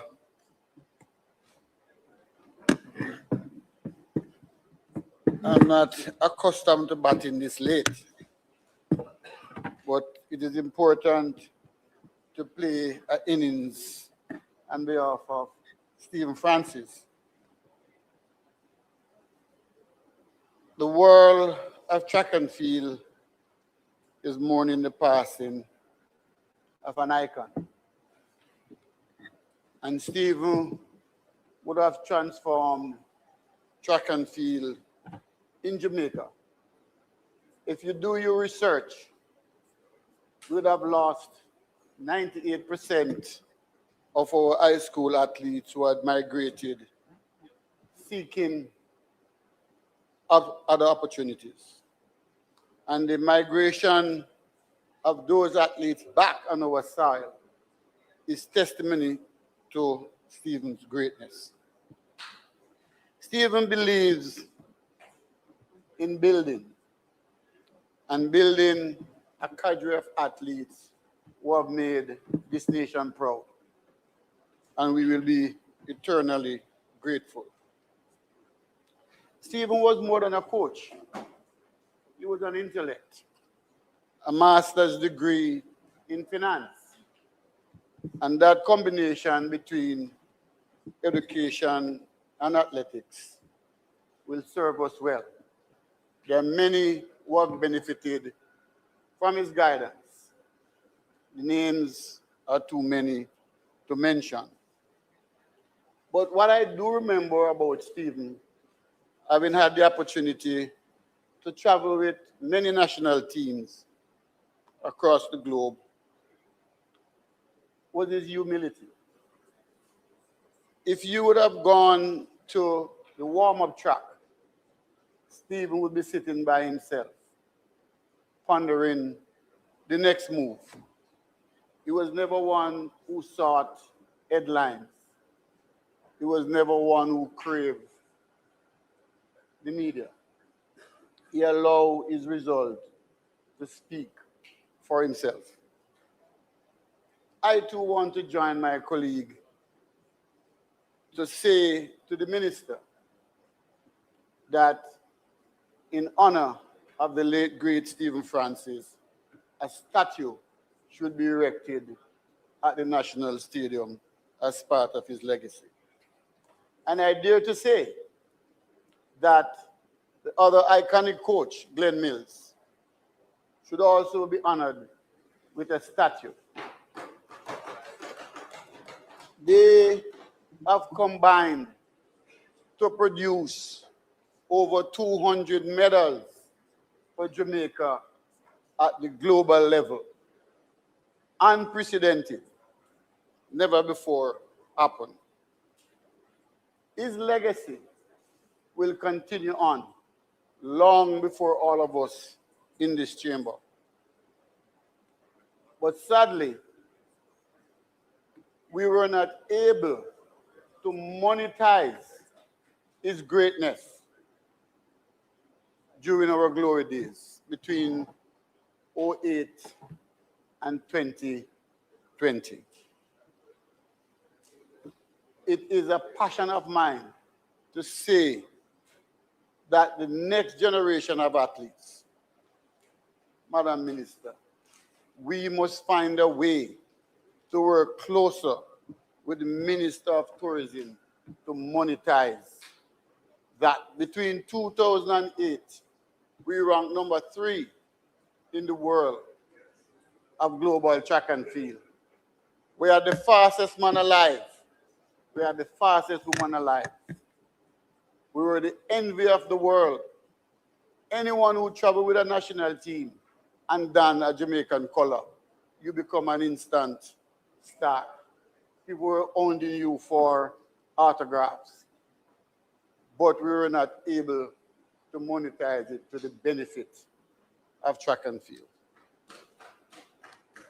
I would love to deposit that we do a case study as to what Stephen's methodology was. He had an eye for talent. He did not chase those who were gold medalists, but he was able to take those who didn't medal and to transform them into world beaters. That's the greatness of the man. One of the legacy of Stephen Francis, as mentioned earlier by the member from Clarendon, is the number of coaches that you were able to deploy across various clubs. But we could not have achieved this without the visionary and the hard work of Stephen Francis believing in Jamaica and believing in our talent. We as a parliament, we're also blessed to have an Olympian among us, and she can testify as to what it takes to produce a medal. Let me share it with you. It cost this country less than 3,000 Jamaican dollars to produce a gold medal. When you compare that to the United States of 56,000 US, we understand the genius of the man. And we must continue to celebrate him. On behalf of the J3s, I want to share my deepest condolences to the family of Stephen, the MVP Track Club, and UTEC, because what he has created has demonstrated to us that as a country, with fewer dollars than all the sporting giants across the world, we were able to beat them because Stephen and Glenn Mills were able to plan. And planning trump money. When you look at the resources available to all the other federations, you name them, and we still rank number 3 in the world in spite of limited resources. It is therefore my call to the minister to ensure that in Stephen's legacy, we develop more track across this globe. We are rich in track and field. We are rich in coaches. We are rich in talent. And time now, Minister, that we put in place the infrastructure to support all of that. My last sojourn with the track and field team was in Budapest. And we were in awe about their training facilities when you juxtapose it against our national stadium. Time has come for us to put the infrastructure in place to match what our athletes produce at the world level. May Stephen rest in peace, and may his legacy continue, and may God continue to shadow the members of the MVP Track Club and Coach Glenn Mills, because there's many more medals to be won. I thank you.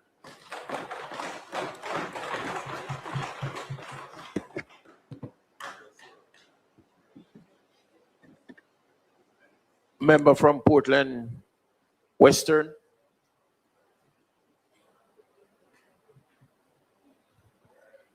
Thank you very much, Mr. Speaker. Permission to speak from a seat other than my own. Permission granted. Let me just first of all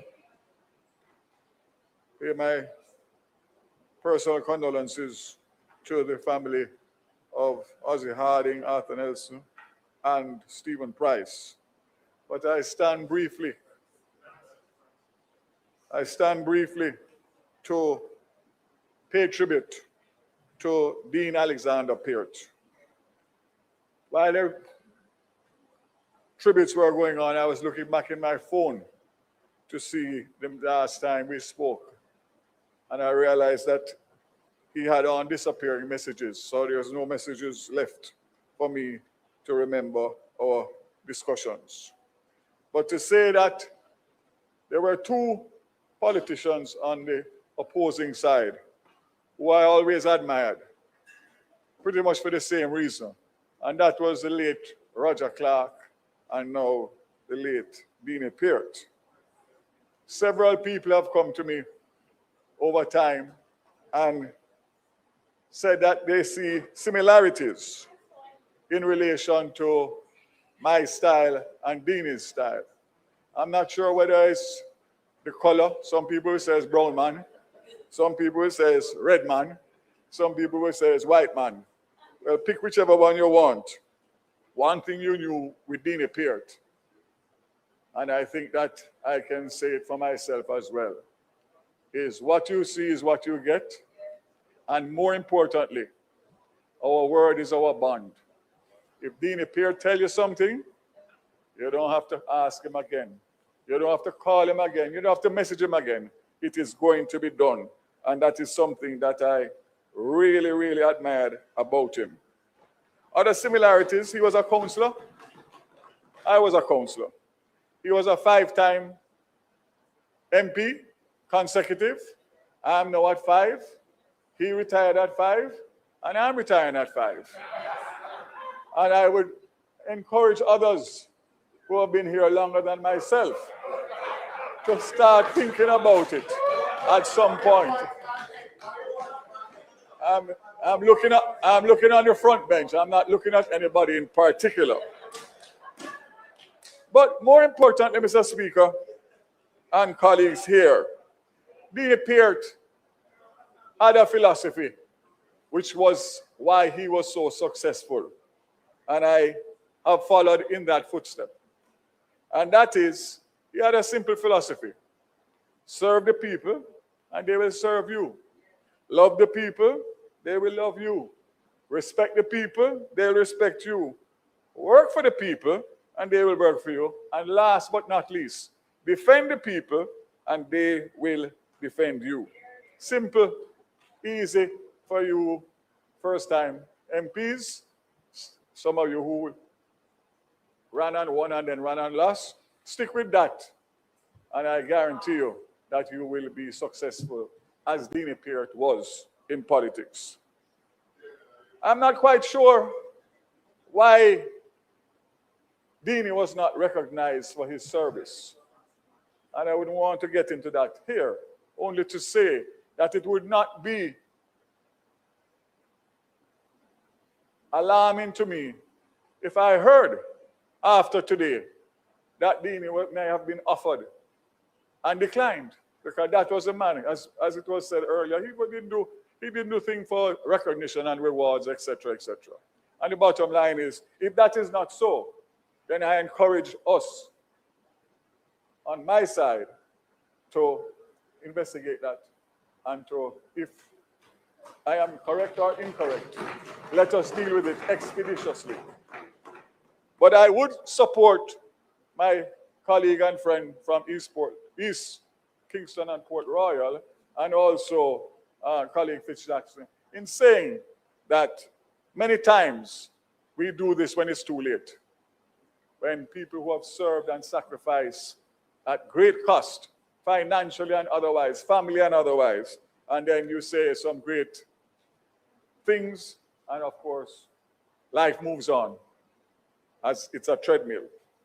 But I don't want to say much more, because I know for a fact that after so many hours, if Deanie was here, across from me here or here, he would say, Vaz, do me a favor, no? Shut your mouth and sit down. Tired of you talk too much. But in closing, let me just say that the Peart family and the sacrifice of the Peart family to nation building is second to none. The legacy of the Peart family can be matched with any other family, past, present, and future, in relation to the service and patriotic life that they lived as a family. I know it's never easy, but it's life.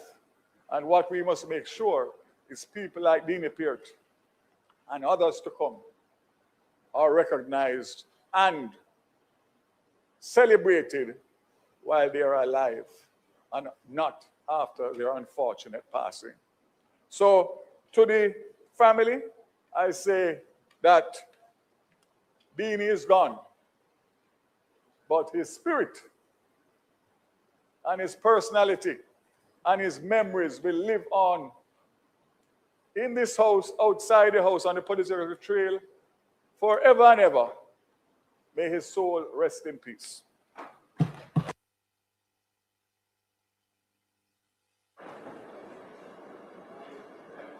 Member from St. James West Central.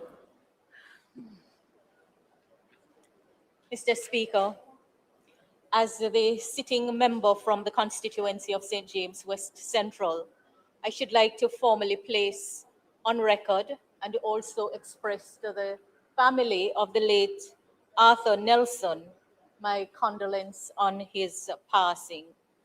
I first encountered Mr. Nelson early in my first term when I was honoring a commitment I made on the campaign trail to electrify the community of Riverside in the wider community of Irwin. Having been told by one of the residents, now deceased Mrs. Smith, that she had moved and lived there for some 80 years, and the community had never had electricity, that section of it. And so, as part of our government's rural electrification program, with the assistance of the then Minister of Energy, Minister Wheatley, the engineering work was done on Riverside Drive to bring electricity. And on the day when we turned on the power, in fact, it happened in the night, and it was a rainy night. And it was in those circumstances that I recall my first encounter with Arthur Nelson.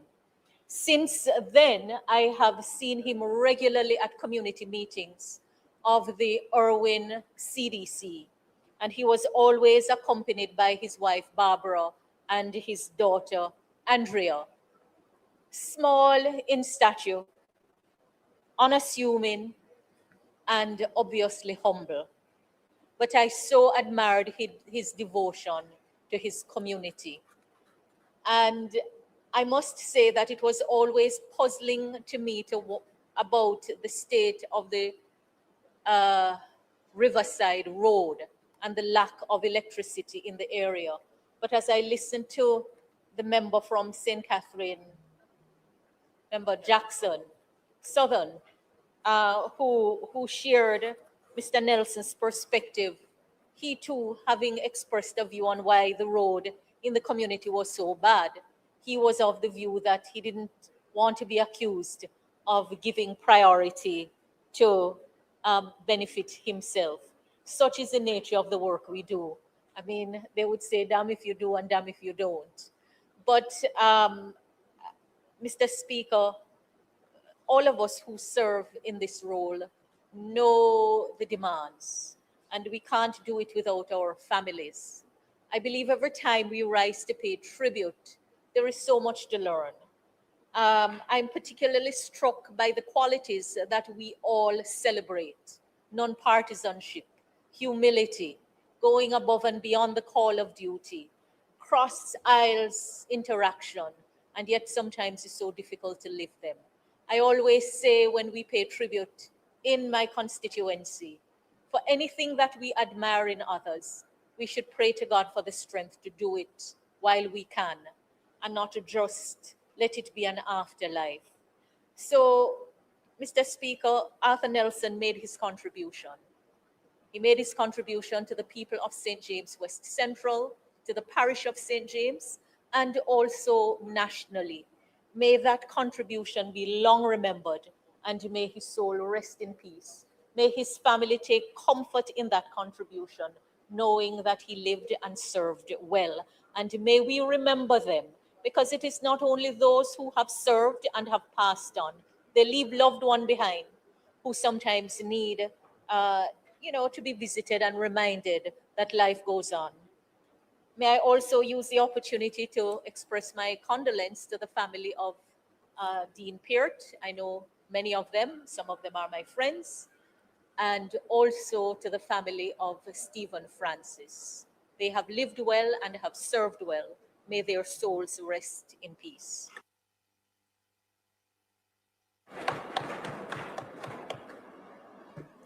Member from St. Catherine West Central.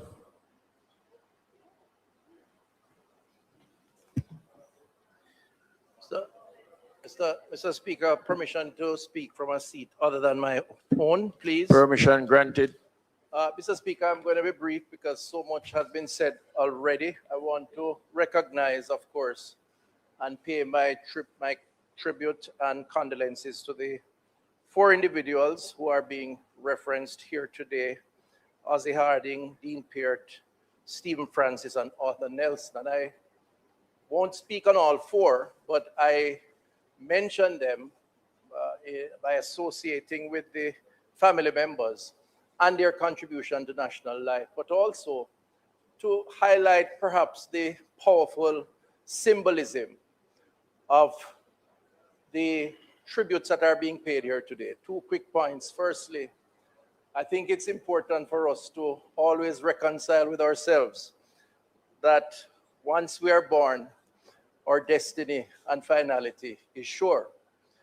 And today brings that home as we recognize not one, but 4 individuals who have really played their part. Secondly, in this house, though 3 of those individuals would have crossed both sides of the aisle, the tributes have come from both sides of the aisle, recognizing the individuals, whether they were on that side or on this side. And that for me is powerful. I just reference that as a passing point because sometimes we give the impression, Mr. Speaker, that we are the only person in the room and that our points are the only significant points. And we behave or act in a particular way that conveys that impression. Today, we are saying as a parliament that whether we're on that side or on this side, we all play an important role. And these 3 individuals in particular, Ozzie Hardings, Arthur Nelson, and Dean Peart, obviously played their part in national life. I want to mention in the first instance, and very briefly, Ozzie Harding. I knew him well enough to appreciate his approach to leadership, having served as president of the Senate, not during my time in the Senate, but also serve as a prospective candidate, well, a candidate, not an MP for Central Manchester at one stage, the parish from which I'm from. And his willingness to give advice, his intellectual capacity, and his love for the Queen's English, and to always be available to demonstrate a history lesson of Jamaica's role in the Commonwealth of Nations. And I enjoyed having discussions with him, learning from him. And today I want to just pay tribute to his family, his wife, his sons, and to say he played his role. He has finished his work, and we recognize him and pay tribute to him. To Dean Peart, I have to comment. Many may not know, but Dean Peart was almost family. And perhaps one would say not blood family, but family. Family for a number of reasons. First of all, he hailed from the parish of my birth. Second of all, he went to the best high school in Jamaica, Manchester High School, the school I went to also. Secondly, he was my mayor at one point as a resident living in the parish of Central Manchester.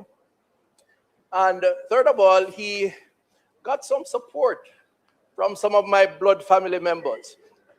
My mother at one point, until I convinced her otherwise, was a friend and very fond of Dean Peart and would certainly enjoy his company. Beyond that, because of marriage and family relations, he and I had reason to be in the same place on a number of occasions, and we had extremely good conversation. And much has been said. Very plain, straight talker, didn't mince his words, said what he meant what he said, but he was a patriotic Jamaican who believed in nation building, community building, empowering people, and he expressed that in no uncertain terms. Family again, because his children, even though I was a little older than them, we grew up together, and in his latter years, his last set of children went to school with my children, and again, the friendship continued. So today I say to his family members, my condolences on behalf of my family, my children, and We recognize him for his significant contribution to nation building. And I believe that we are all better off for it. And we pay tribute and hopefully will emulate the very positives that he represents, which is to speak frankly, to work hard, and to always, as they would say on that side, put the people first. Thank you, Mr. Speaker.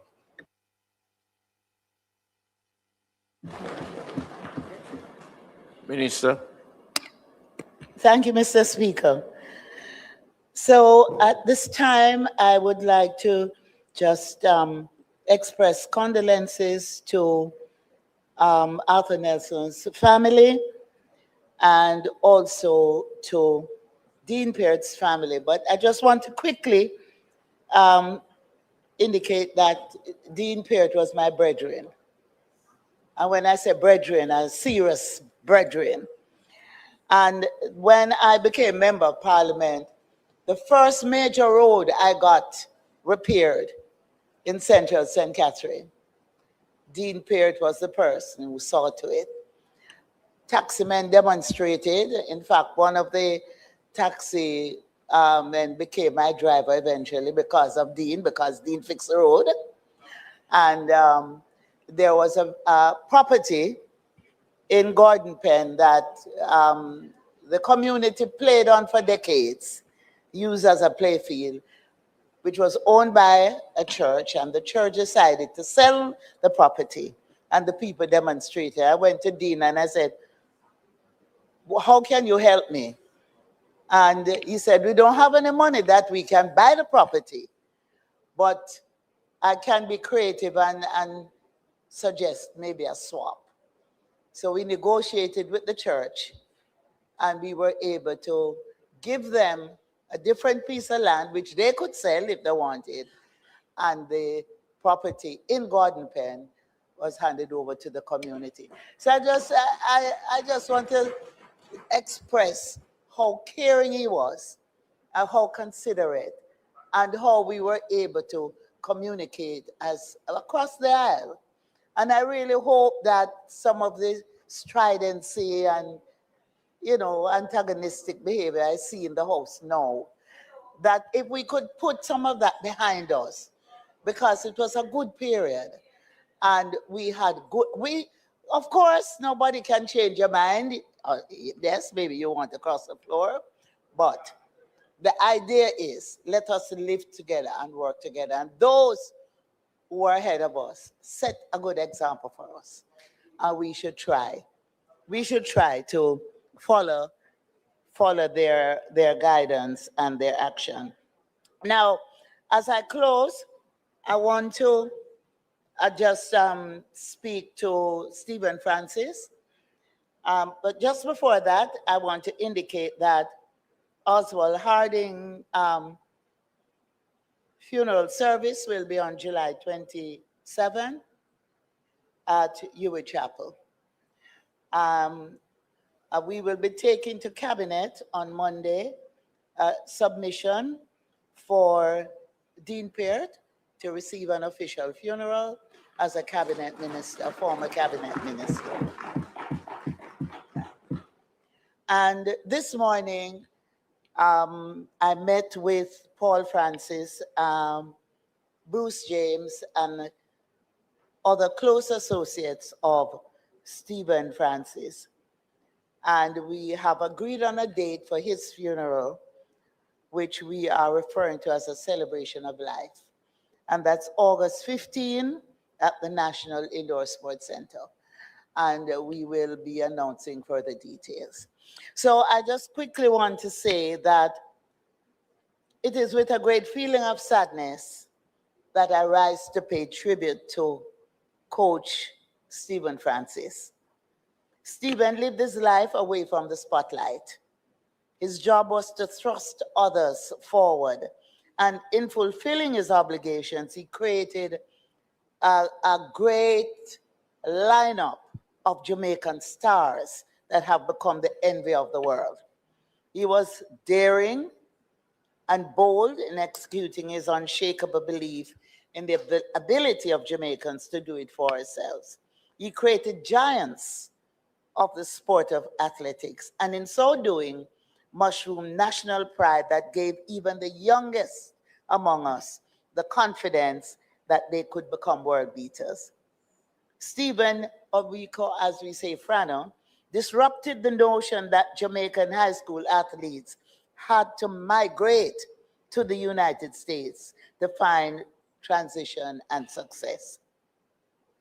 Stephen co-founded MVP Track Club and set about, with very limited resources, transforming the approach to track and field, hauling numerous medals and world records that remain the envy of many in the sport.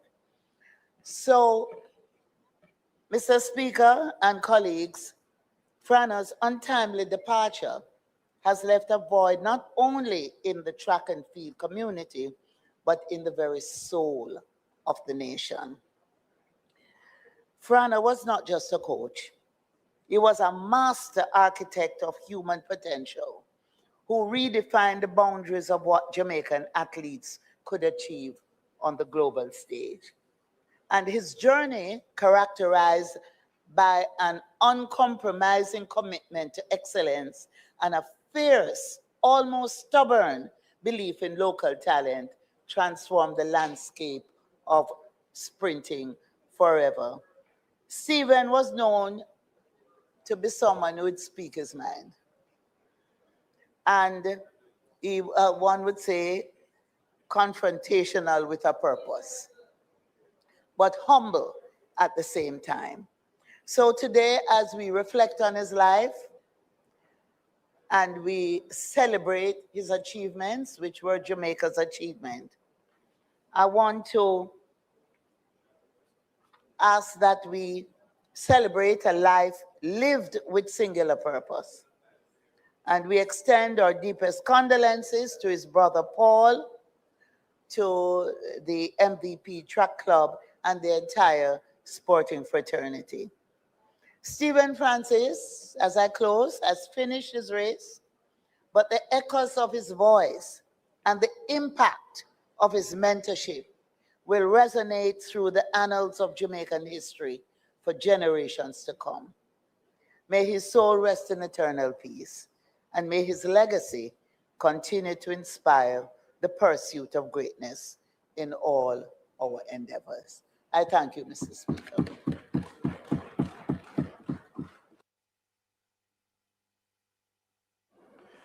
House Leader. Mr. Speaker, let me thank the members. I think this has been an extremely good session of tributes to 4 Jamaicans who have truly left an indelible mark on our country and across different spheres and in different avenues, but all of them share the thread of working to ensure that we have a better Jamaica, and definitely of giving of themselves in the service of other Jamaicans.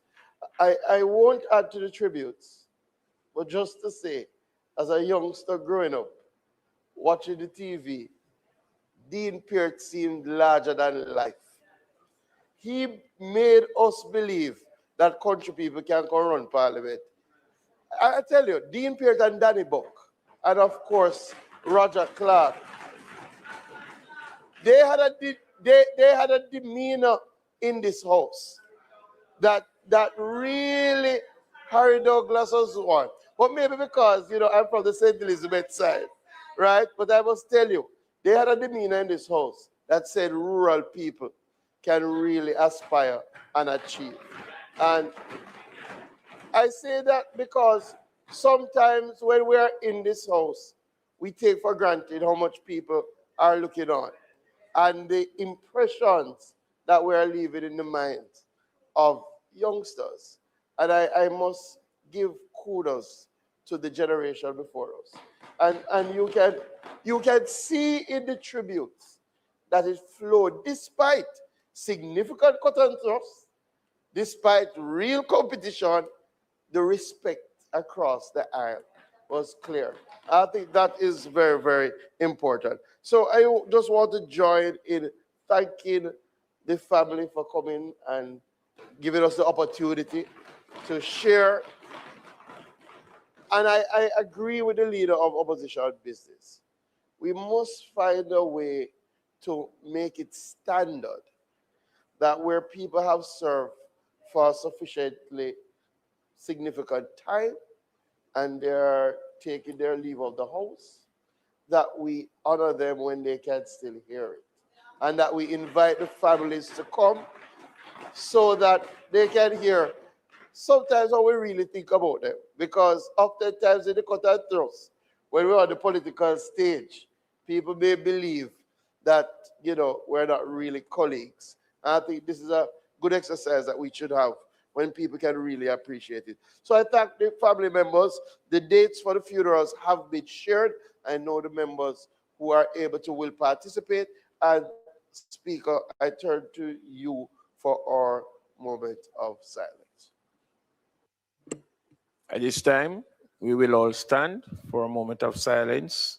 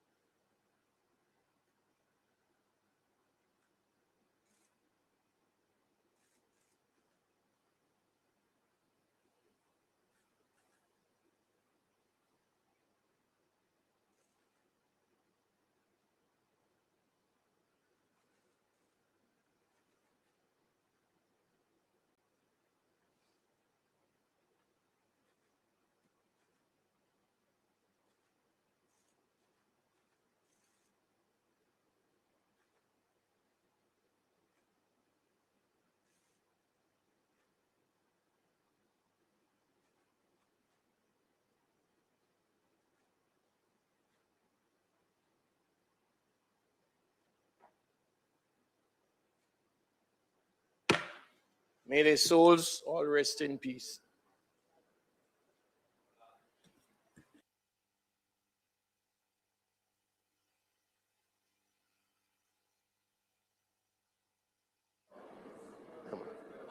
Mr. Speaker, as we are in public business, I will ask that the House resolve itself into committee so that we can complete the mediation bill, which we had, I think, one clause that the members had intervened upon, and the minister had indicated he would take some guidance.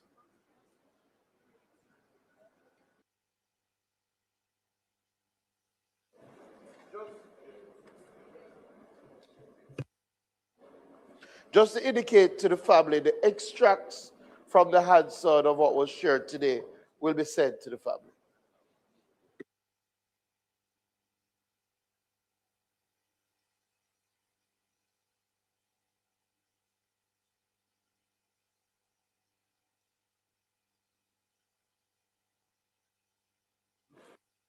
Members, we will just revert to the minister in committee as it relates to clause.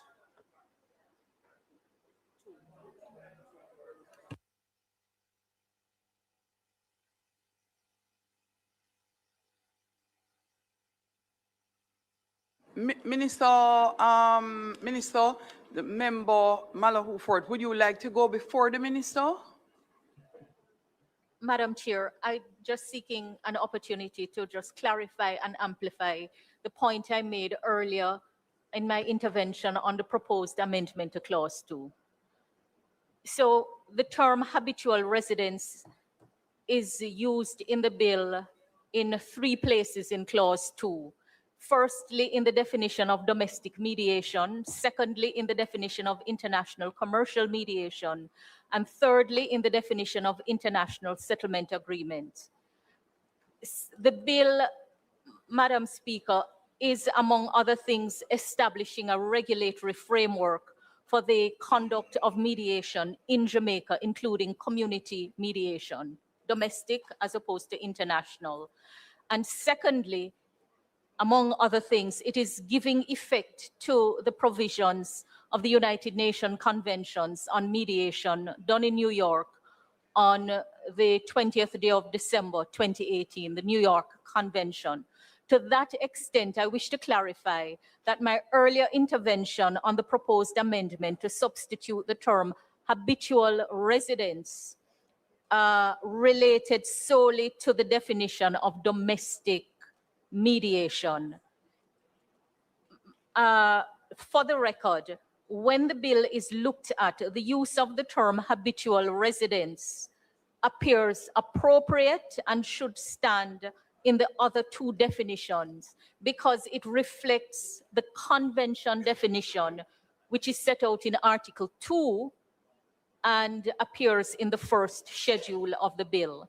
But in relation to domestic mediation, I think that the point made both by myself and the member from Portland Eastern that to use ordinarily resident may create a jurisdictional problem for the litigious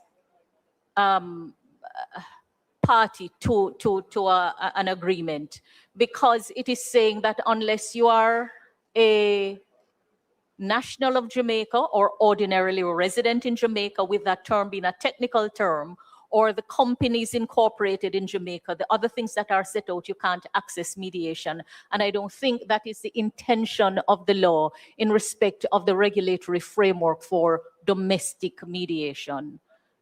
And just to repeat, to the extent that the bill is giving effect to the provisions of the New York Convention, then the use of habitual residence reflects the framework that is contained in Article 2 of the Convention set out in the first schedule. Thank you so much, Member. Minister Chalk. Madam Chair, I have consulted with the technical persons. We will stick to the term ordinarily resident in all three places.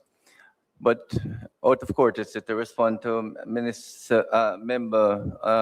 Ford, the convention itself acts on its own. What happens with the convention is if two parties in any country, doesn't have to be Jamaica, it could be one country, Australia or Australia, New Zealand, once they come to a mediation settlement, it is enforceable in any country that has ratified the convention. So it's not that they're resident here or have any business here. What the convention does is once you have a mediation settlement, you can enforce it in any country that has ratified the act. So that, let us say Australia, there's a settlement in Australia and there's a bauxite company in Jamaica that has financial resources. They can settle it here once we ratify the convention. So, Madam Chair, I ask that the amendment as proposed be taken and then we approve the clause 2. So the amendment was the three amendments were previously discussed, and the minister is now confirming that ordinarily will replace habitually at the sections on pages 4, 5, and 6, as we had indicated before, and he would like to have that stay. So I now put the amendment. Those in favor? Aye. Those against? The ayes have it. Oh, sorry. 3.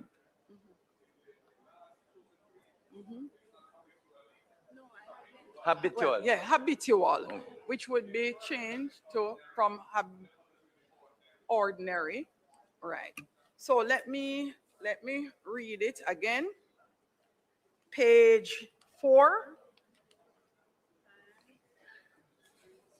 I want to just find. So habitually at subsection A on page 4 would become ordinarily. On 5, section B, big section B, habitual would be ordinary. And page 6, same, section B, habitual would be ordinary. And those would be the amendments. Those in favor? Aye. Those against? The ayes have it. I now put clause 2 as amended. Those in favor? Aye. Those against? The ayes have it. The bill has, the question is that I do report the bill as having passed committee stage with 2 amendments. Those in favor? Aye. Those against? The ayes have it. Thank you very much.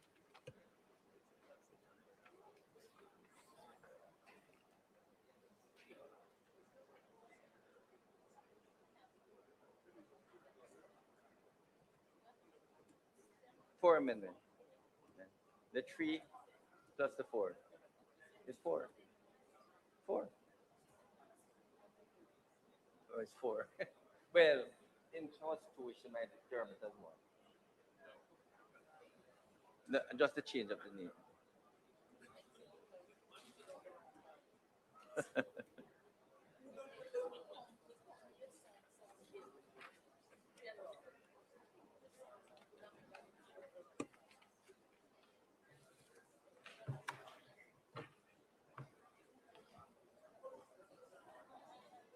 I do report the bill as having passed committee stage with 2 amendments. Minister? Madam Speaker, I now ask for the bill to be read a third time. The question is that the bill be now read a third time. Those in favor? Aye. Those against? The ayes have it.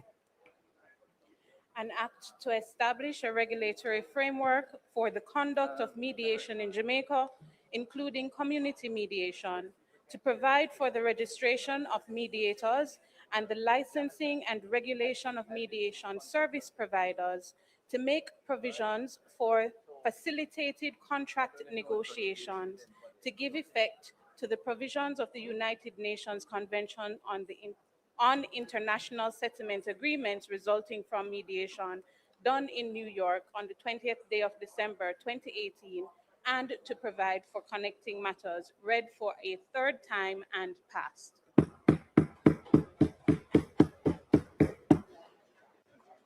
House Leader? Madam Speaker, I now ask for the recommittal of the agenda, all the items on the agenda.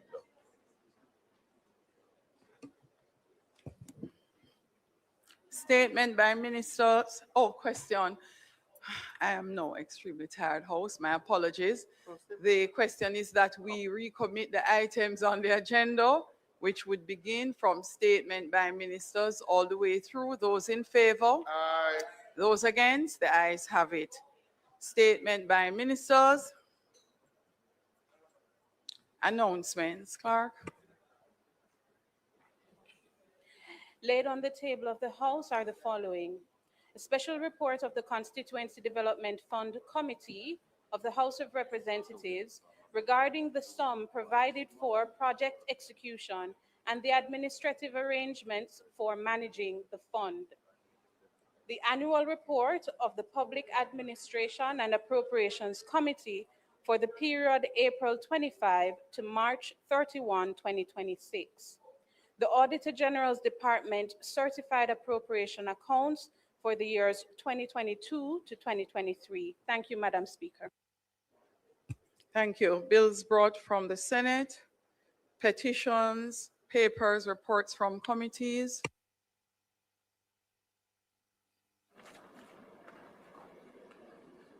Madam Speaker, on behalf of the chairman of the committee, Madam Speaker, I beg to lay on the table of the House a copy of the annual report of the Public Administration and Appropriations Committee for the period April 2025 to March 31st, 2026.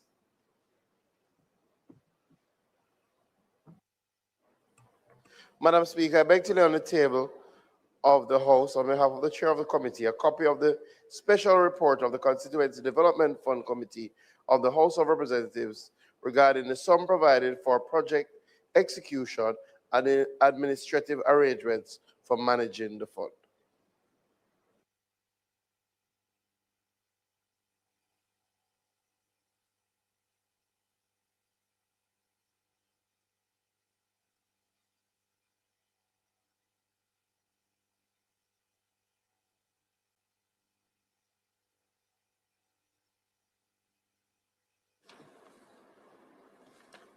Notices of motions given orally.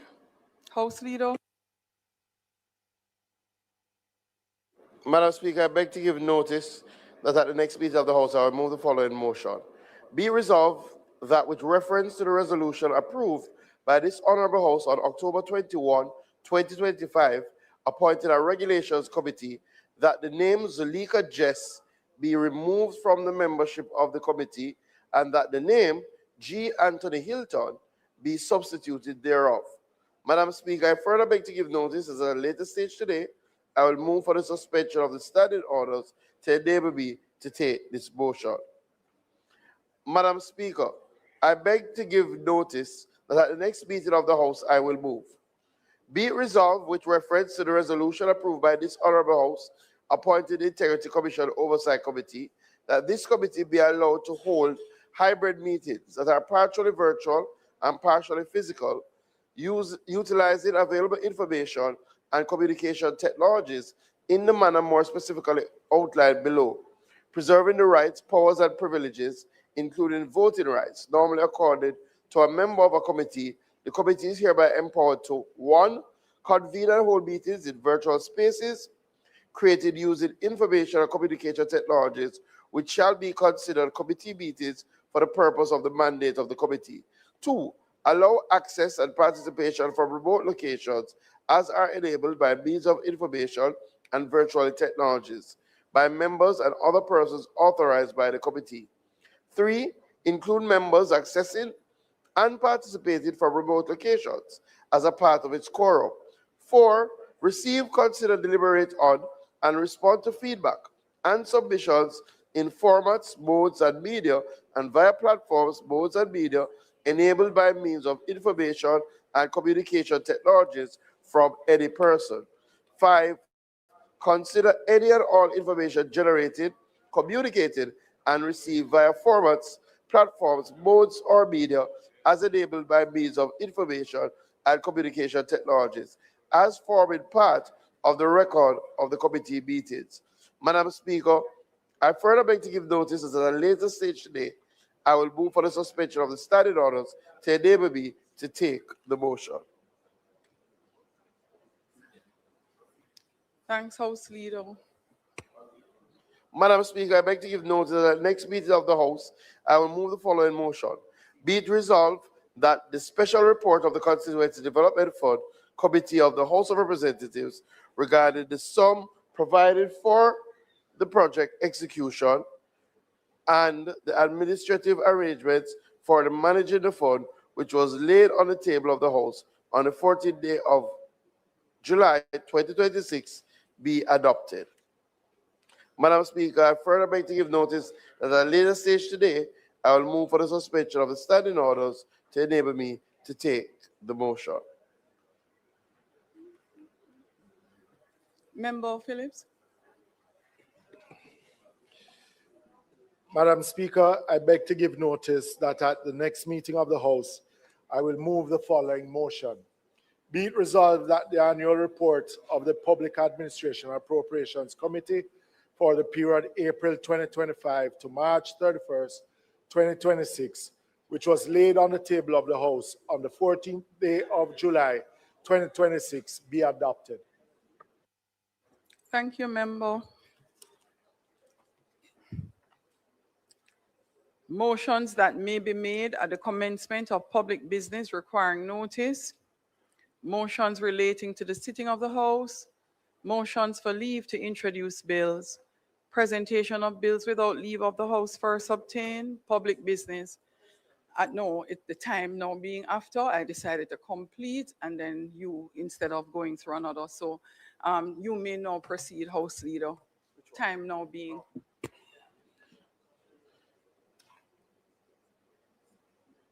Madam Speaker, the time now being 6:45 p.m., I now move that the House be allowed to receive and answer questions at this time.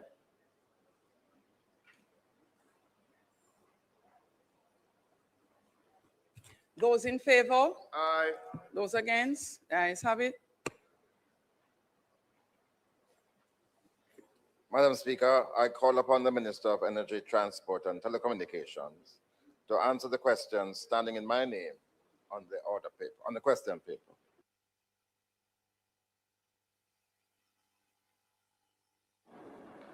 Thank you. Madam Speaker, Copies, yeah?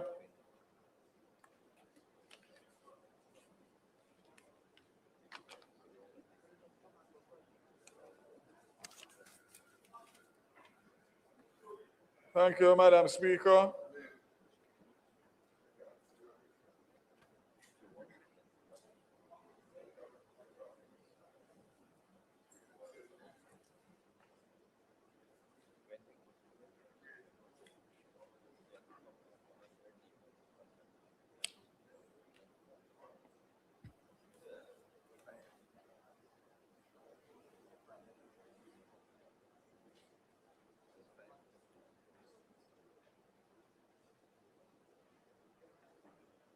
Thank you, Madam Speaker. I'll answer the questions as follows. Will the Minister state whether negotiations have commenced with the Jamaica Public Service Limited for the renewal, modification, or termination of the All-Island Electricity License 2016? Response, yes.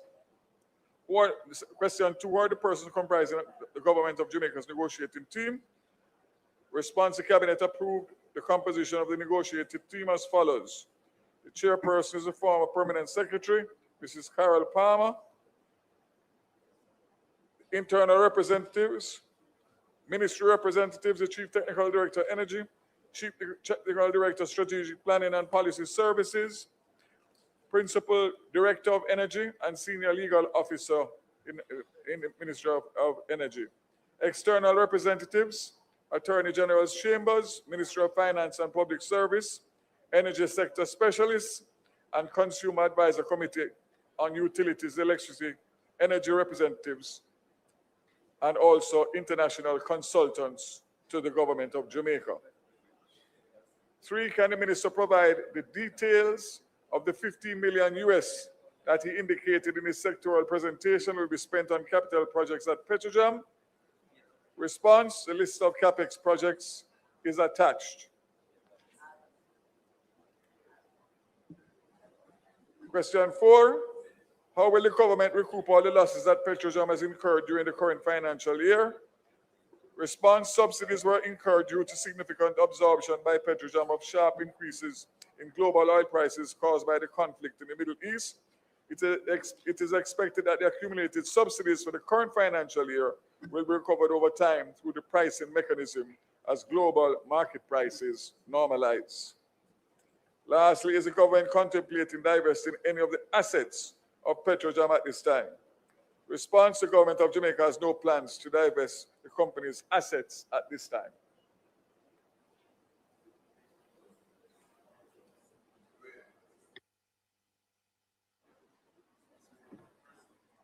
A few questions arising.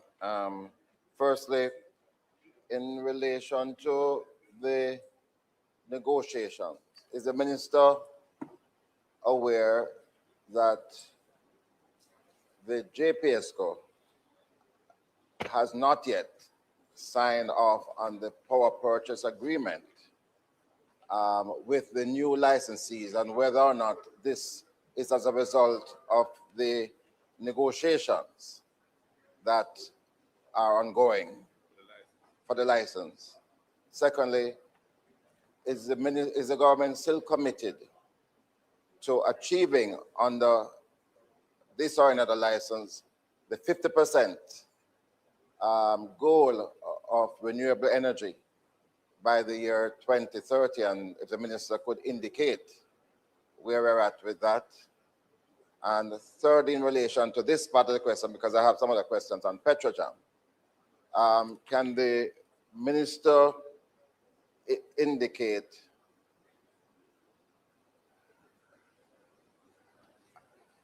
whether or not the government has a particular price for electricity that it hopes to achieve?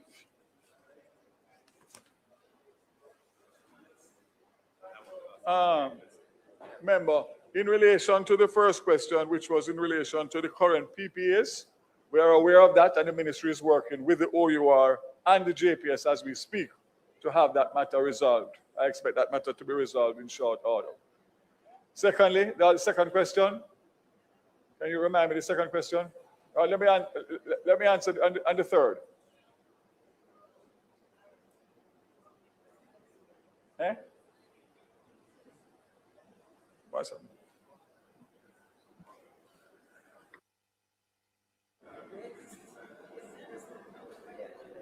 Minister, do you want your mic off? No, I'm turning it.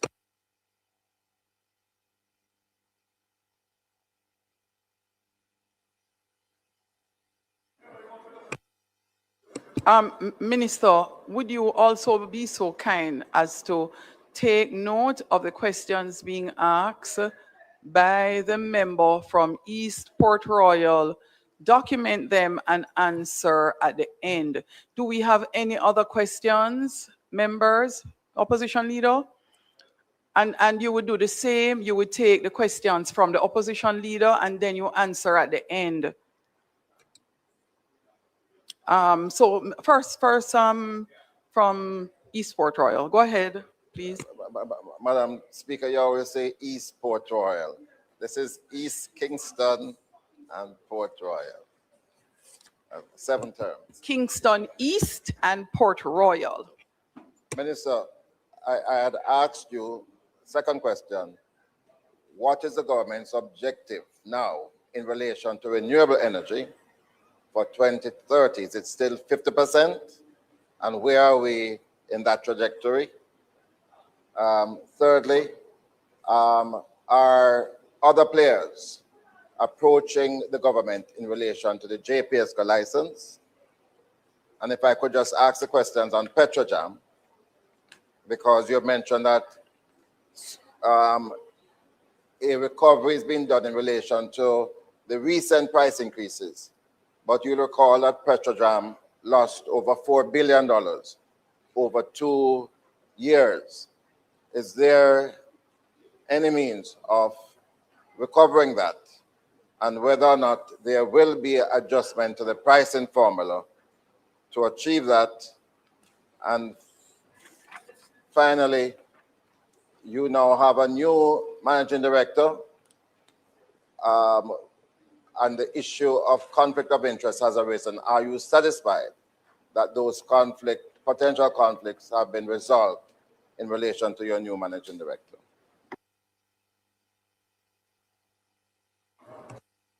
You may turn on your mic, opposition leader. Minister, opposition leader first. Thank you, Minister. Madam Speaker, I didn't want to overload the minister with more questions. He has a number of substantive issues to address already. I wanted to just ask the minister in relation to and he's making notes of the last question, in relation to the negotiation process for the JPS license renewal. You recently announced that some international law firm was being engaged to provide that type of, I suppose, expert technical legal assistance in the process. And I was wondering, where are we in the negotiating process? If they are not yet on board or haven't been on board, what has been the objective of the process of negotiation thus far relative to what they will be bringing to the table when they come on board?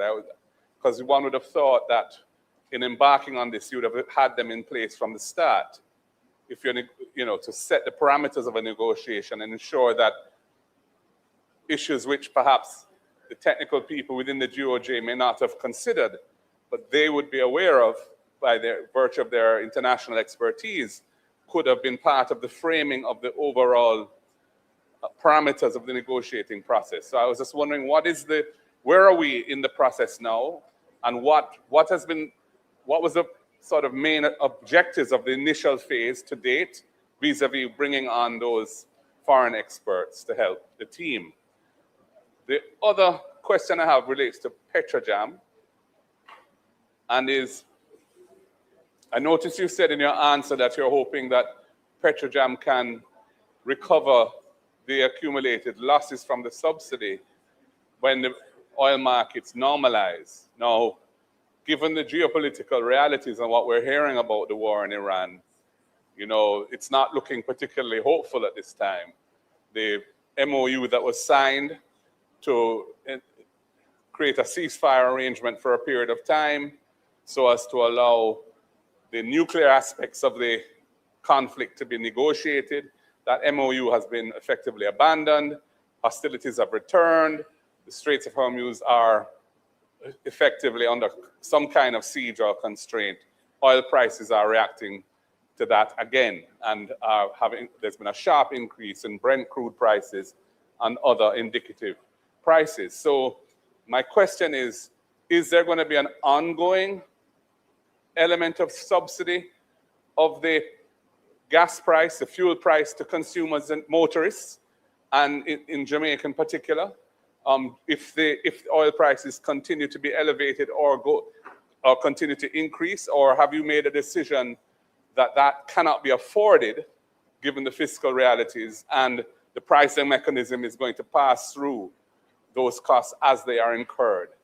That's my question for you on that. Minister, you may proceed. Thank you very much, members, for your questions. So, member from East Kingston and Port Royal, the question you asked in relation to what is our price point that we would like to get to. Obviously, we want to be competitive, somewhere around 20 US cents per kilowatt hour. You asked about the situation in terms of where are we with the 50%. Recall that it was 30% renewables by 2030. And the Prime Minister raised it to 50% because he said we must think big and be ambitious. So we are moving towards it, knowing that it is a tall order, but we are making all the arrangements to make sure, especially in light of the fact that we have done 100 megawatts of solar, and we are now going out for 300 megawatts of solar and 150 batteries. So the bottom line is that we are at about 16% now, and with those two and whatever else we do in the next 4 years, we are looking to get to as close as 50% as possible, but definitely over 30%. Petrojam, recovering the losses and the pricing formula. You will recall that we did announce a change to the pricing formula recently. The situation is fluid. Members, the bottom line is I can't sit here and tell you what's going to happen next week. I don't even know what's going to happen next tomorrow in relation to the geopolitical situation in the war. What I can say is that whereas we want to recover, obviously, over time, we have our duty and a responsibility to protect the consumers, because obviously oil affects everything else. And obviously we've been doing that and doing that well. But there's a flip side to it, that while we have the ability to adjust our pricing mechanism, which we have done already, and there's different scales, we hope that we don't have to go to the highest scale, because obviously that will be disastrous in terms of effect on inflation and everything else. But the bottom line on the other side, with what has happened in Venezuela recently and what's happening in Guyana and right around us, there are many discussions that are taking place right now with a view of the possibility of getting oil much cheaper than we are buying right now in other jurisdictions. And that gives us a great opportunity. But again, you have to be careful. It's a work in progress, but we are not unmindful of the fact that there is opportunities out of adversity. And we look forward to taking, because if we do that, then obviously we'll be able to stabilize and get rid of the losses in a shorter period of time. Last but not least, the license renewal. I said it before when I was asked a question, I'm going to say it again. I'm not at liberty to stand here and to comment and deal with the intricacies of a very sensitive and delicate negotiation. For obvious reasons, it is a negotiation that's ongoing. And until such time as I have something to report to the nation, I can't give it to you in pieces. What I can say very clearly is that the negotiations are ongoing. There's a process that's outlined, which includes valuations, all sorts of things that have to be done as part of the negotiation in parallel. What I can also say is that we are very aware as a government and as a country that the two shareholders, majority shareholders, as you have said before, is East West and Maribyrnong, one from Korea and one from Japan. Those are highly rated companies worldwide. And therefore, it is incumbent on us to get the necessary support for our local negotiating team. We have already engaged in one phase, technical assistance, which has now, that phase has expired. We're now moving to another phase, so we're seeking to get cabinet approval to proceed on the second phase of the technical. We are looking at the possibility of financial advisors to give us the various options and suite of options that we have. And last but not least, despite the fact that we are very competent and able people at the Attorney General's chambers, we are also seeking through them to identify outside legal technical assistance who is going to work with the AG's department to make sure that we have a team that is competent to go to the table with the best of the best. I can say to you, we are aware that we have one year. And we are not thinking about this in isolation. You ask the question whether or not there are other people that are interested. And the clear answer to that is yes. Obviously, the terms would be what would dictate their interest. But in terms of expressing an interest, yes. But we realize that we have to run on two tracks. We have to continue with the negotiation with the JPS in good faith. We will know in short order whether that's going south or north. But in the meantime, we must have a backup plan because time is not on our side. And this minister and this government is not going to allow anybody to run the clock on us, to put us in a position where we're in a precarious position that we have to agree to things that we would normally agree to. So again, I can say to you with all confidence that it is not easy. Time is not on our side, but as I gave the commitment prior, I'll give it again in Parliament today. As soon as I'm at a stage where I have something that I can say that is concrete in relation to where the negotiations are with one party or the other, you will be the first to know. And my counterpart, we are in touch and we speak regularly on this and other matters.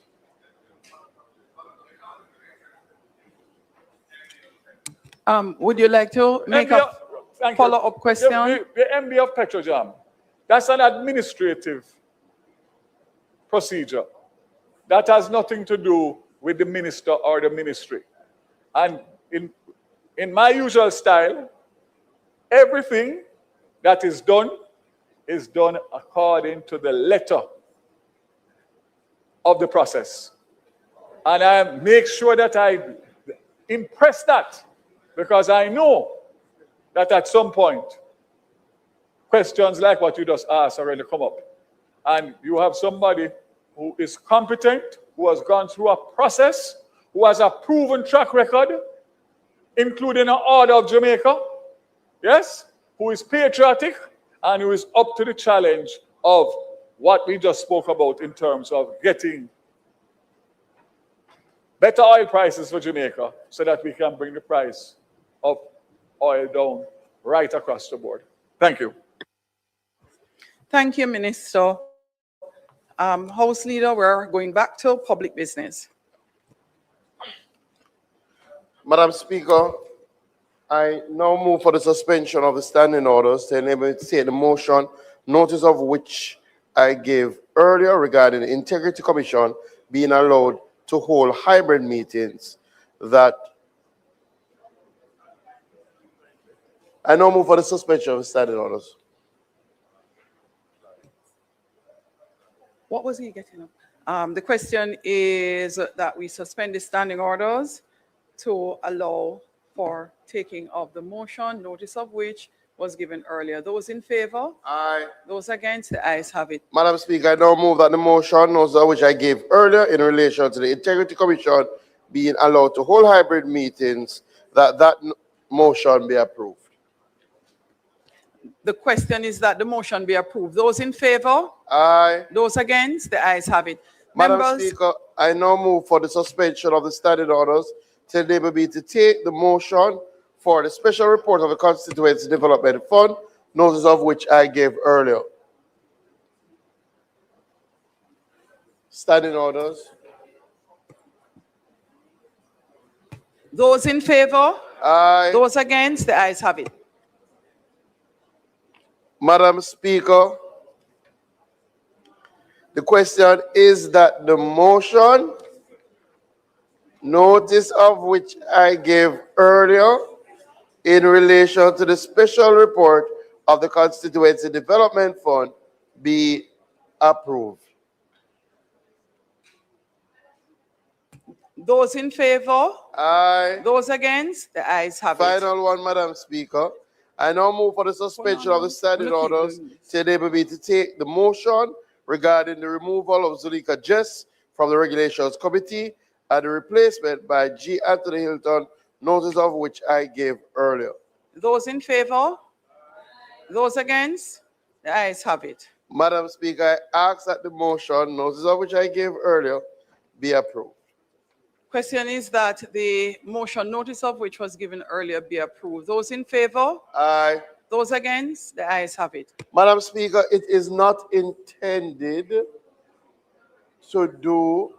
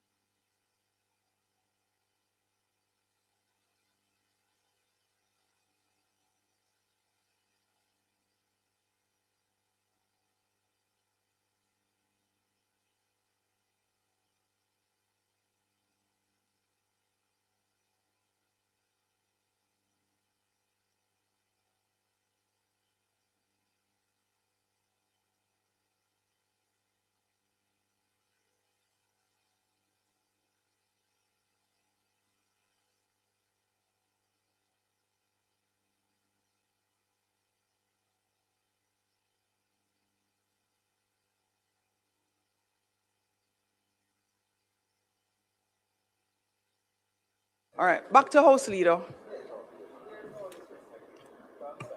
Madam Speaker, it's not intended to do any further business today. I ask that the House be adjourned for a date to be set. Those in favor? I would advise members that we do have constituency debates to come, so you can start preparing yourself for your constituency debates.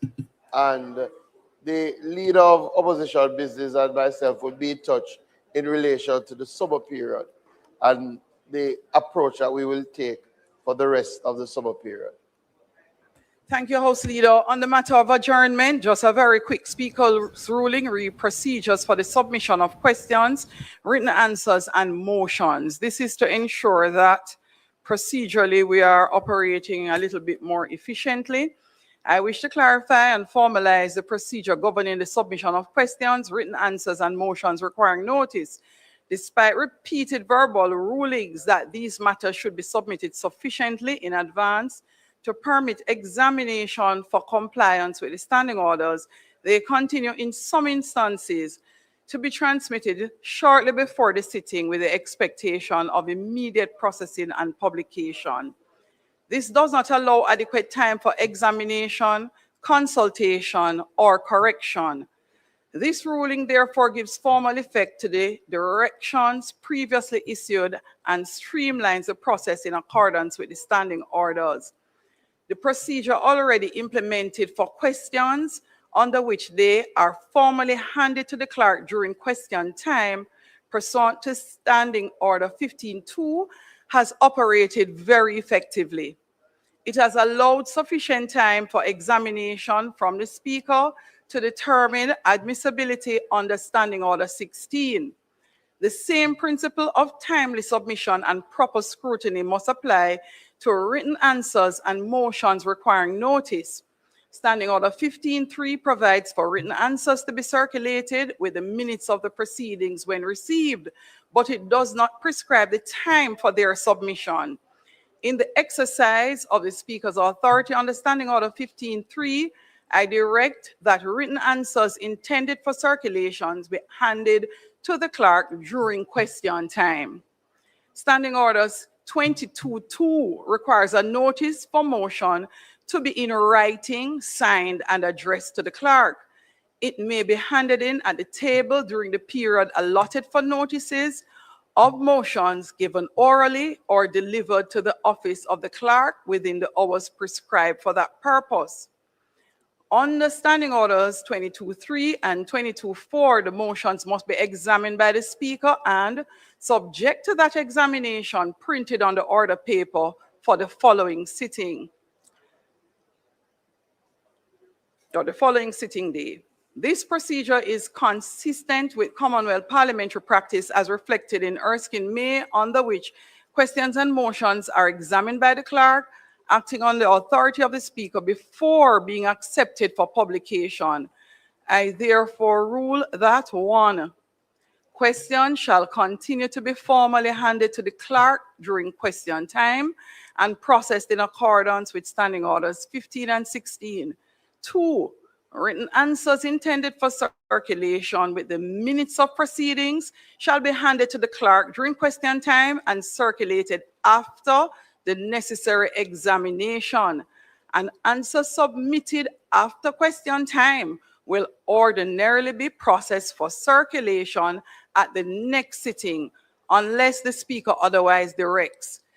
3. Motions requiring notice shall be formally lodged in accordance with Standing Order 22.2, whether at the table during the allotted period or at the office of the clerk within the prescribed hours, and shall be processed in accordance with Standing Orders 22.3 and 22.4. The Speaker's assessment following review should not be expected before 3 days from the date of submission, effectively meaning if we have a sitting today and one tomorrow, do not expect that if we meet on Tuesday, depending on what it is that you have submitted, that it can be necessarily reviewed, processed for tabling the following day. It would be at the sitting that occurs no earlier than 3 days, so it would be 4 days, working days. Nothing in this fourth, members may consult the clerk, and I want you to listen, members may consult the clerk or transmit drafts in advance for preliminary examination and procedural guidance. The informal transmission of a draft, however, does not to the publication. This is really in an effort to help the members to have the benefit of the clerk's office and legal counsel to work through issues so that whatever they would like to have tabled can go through the process far more speedily. Nothing in this ruling affects a question permitted without notice. Under Standing Orders 15.1, a motion exempt from notice under Standing Order 24, or any matter in respect of which notice is dispensed with under Standing Order 25. This ruling shall take effect from the next sitting of the House. The clerk is directed to circulate it to all members and to administer the receipt, examination, and processing of questions, written answers, and motions accordingly. Thank you very much, members.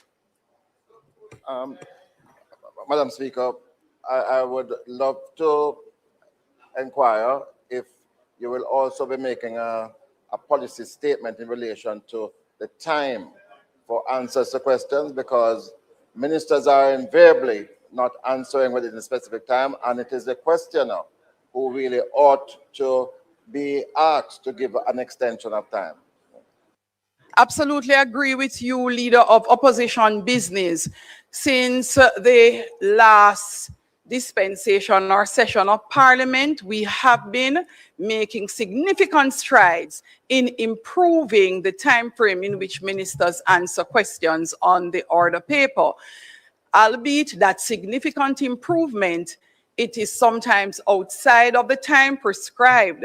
And the process in the standing order is for the minister who is being asked the questions to speak to the member who has those questions standing in their name.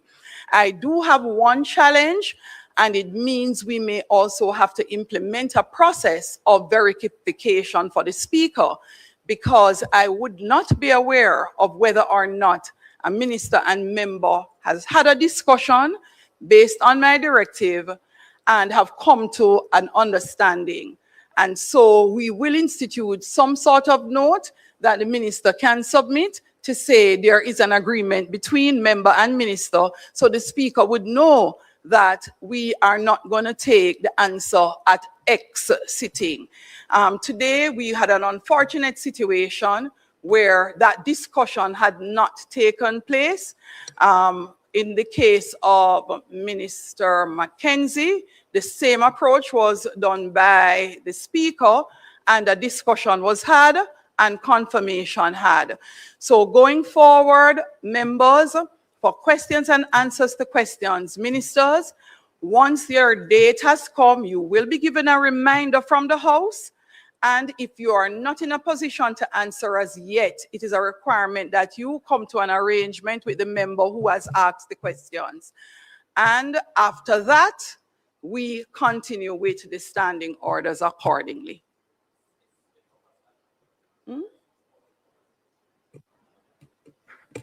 Yes, Madam Speaker. Yes, this morning is very unfortunate. It provides for, even if that discussion takes place, for the minister, the person who is answering, to provide in writing a note to the clerk. So in that case, you would then be informed because a note is provided. So we don't need to reinvent. We just need to follow what is there. So even if there's an informal discussion. No, well, which is what I just said. So I'm saying to the minister that I need something in writing. It doesn't have to be to the clerk. It can be an email to the speaker. Yes, yes. Indicating that there is agreement. So I'm just reiterating that I need to be formally notified. The point I'm making is my questions have been standing for 26 days.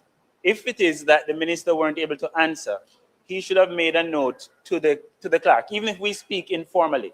So that's already provided for by the standing order. And I didn't say anything differently. I'm actually saying that it must be done. And it must be communicated to me. House Leader.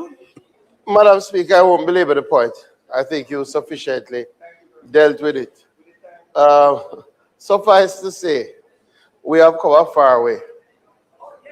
We have come a very far way. I do not want to go past the time, so I again move that the House be adjourned for a date to be set. The question is that this honorable House now adjourn for a date to be fixed. Those in favor? Those against? This honorable House now stands adjourned.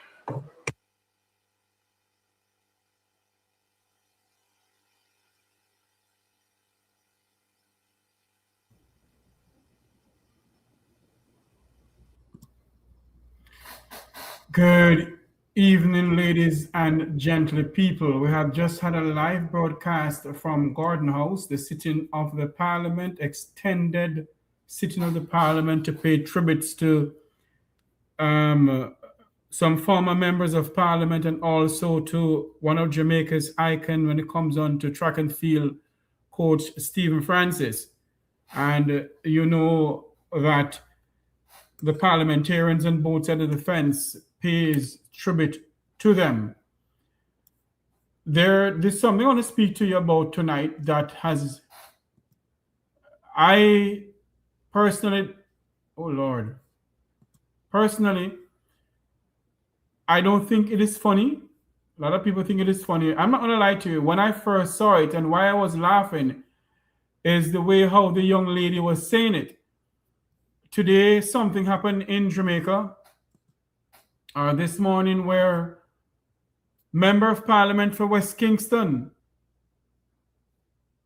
and Minister of Local Government Desmond McKenzie, he was today pepper sprayed. He was pepper sprayed today, unfortunately, by a member of the Jamaica Constabulary Force.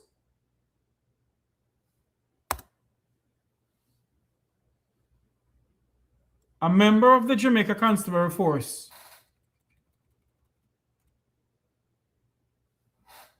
And Mr. McKenzie was shaken up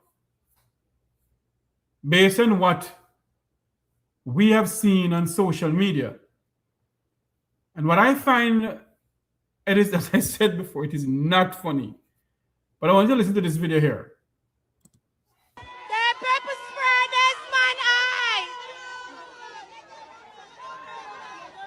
Sorry. They pepper spray Desmond eye.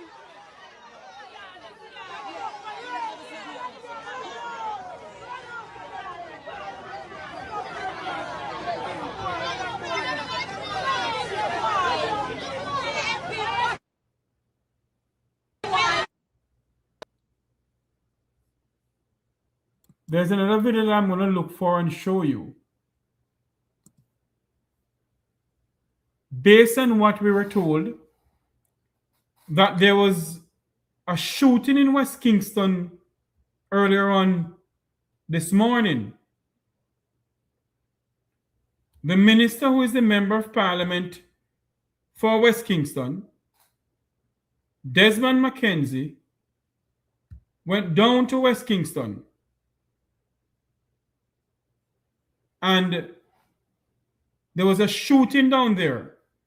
So he went down to West Kingston as the Member of Parliament to try and see what was going on.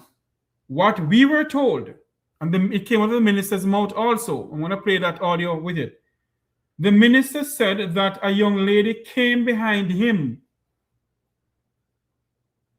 A young lady came behind him. Before that, the young lady said something to the police.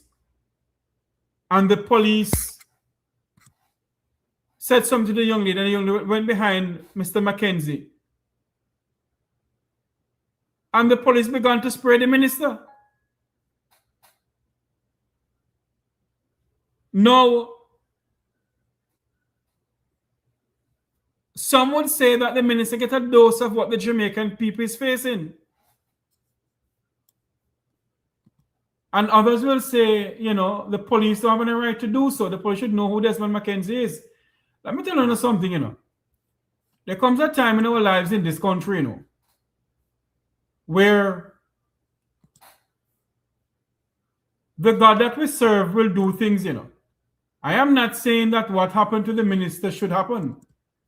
What Far took from place this saying that. morning Hold is on there. very- Not this one. I'm far from saying that. But what happened this morning in West Kingston and the streets of Kingston, Jamaica, should have never happened.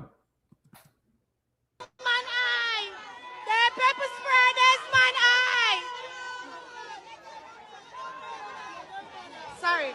They pepper spray Desmond eye. You know, I find that very amusing when the young lady is saying the pepper spray Desmond's eye. The pepper spray Desmond's eye. The minister out of Parliament this afternoon, and apparently he was very shaken up and he couldn't see. Listen to what Minister Desmond McKenzie said. And it should never have happened because there was no need for that level. What took place this morning is very unfortunate. And it should never have happened because there was no need for that level of lethal. I want to call it lethal. Because for almost 25 minutes I lost my vision. And I, you know, right now I just left Parliament. I came to pay tribute to Dean Peart, and I'm leaving Parliament before Parliament. But I want to give the country the assurance that despite what has happened today, it will not make our efforts in maintaining the good relationship that we enjoy in West Kingston with the security forces. Everybody knows my position when it comes on to deal with the question of criminal elements. And if something went wrong, it is the right of the police to execute their responsibilities in a professional way. But when people complain about a man being shot from before 6 a.m. and after 6 o'clock, the police still have him on the ground, not taking him to the hospital. As a member of Parliament, I could not, and I will never allow things like that to pass without intervening in a situation like that. Again, I want to urge the people of West Kingston to remain peaceful. Let justice take its course on the matter. But I am disappointed that something like that would have taken place. I consider it to be very, very unfortunate that it has taken place. But we will wait to see what the outcome is. How are you feeling in terms of your eyesight and stuff? Well, I went to the doctor.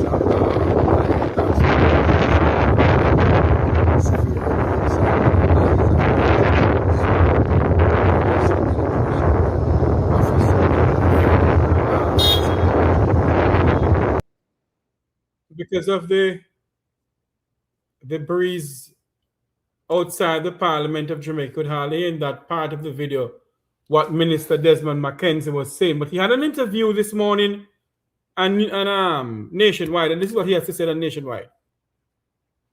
When I came, the community was very upset because they are saying men who were going to work were abused by the police and killed them. I came and I was able to sort of quell them, ask them to allow the police to continue doing what they were doing. I am now proceeding to walk onto Spanish Town Road to speak to Superintendent Walcott, one of the officers from Denham. So when I was there talking, the crowd started to gather and nobody started to come up. And this young lady said something. I don't know what she said to the police, but the police attempted to hold her. She ran behind me, George. And I said to the policeman, hold up. The policeman proceeded to pepper spray me, George. Pepper spray you? Yeah, pepper spray me, George. No.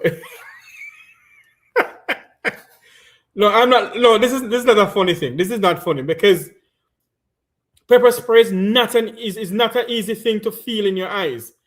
It's not Desmond McKenzie saying about this one here now.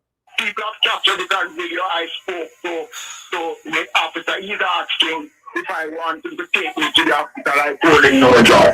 Because look, we have a good relationship with the police here in West Kingston over the last 3 years. We enjoy the relationship with the police. There's no problem between the residents of the community. But an incident like this morning, is not something I'm prepared to condone, because let the pepper spray me as an ordinary Jamaican. Don't think about me as a member of Parliament or who I am. If I did something, you have a right to pepper spray me. And there was no need for the police to use pepper spray, yeah. You know, I spoke to a high-ranking member of the Jamaica Constabulary Force earlier on this afternoon. I heard about the incident or this morning. I reached out to him, you know, and he said he wasn't aware of it. He's gonna, you know. But I spoke to another person. I won't call anybody's name. And the person turned and said to me, Mr. Jeffrey, you know what they should have done? They should have taken out all 63 members of Parliament and pepper spray them. I said to the person, you're wicked, you know. But this is to show you that those who sit in the Parliament to make laws allow members of the Jamaica Constabulary Force to use pepper spray willy-nilly on the Jamaican people. No one would have believed that a police officer in Jamaica would have turned a pepper spray on a sitting member of parliament, much as a sitting cabinet minister, and pepper spraying. Huh? A sitting member of parliament, much as a sitting cabinet minister, was pepper sprayed this morning in downtown Kingston, in his own constituency, Minister Desmond McKenzie. We're going to try and find the video where he was visibly shaken up. And as he said in the earlier video, he lost his eyesight for a couple minutes. Pepper spray is a very dangerous thing for your eyes, you know.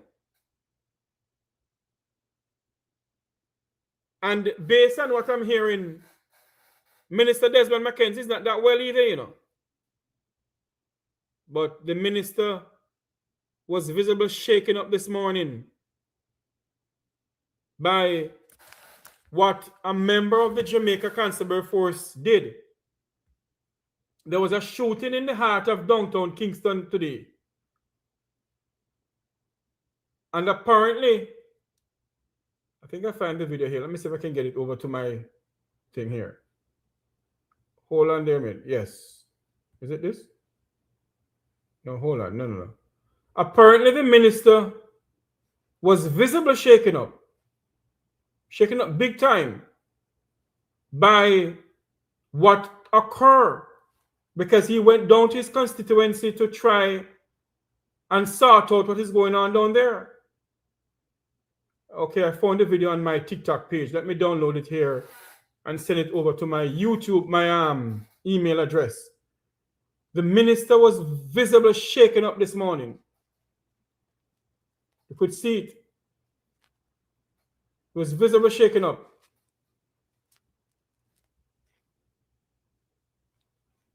And you know, I wonder what is going to be done to that person. I'm wondering what is going to be done to that police officer.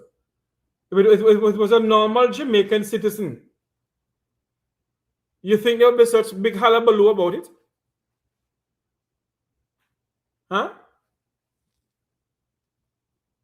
You think there would be such big hullabaloo about what happened to a normal Jamaican citizen was pepper sprayed by a member of the security forces? Let me get this video over to you to show you how visibly shaken up the member of parliament and the minister of local government was. Here it is.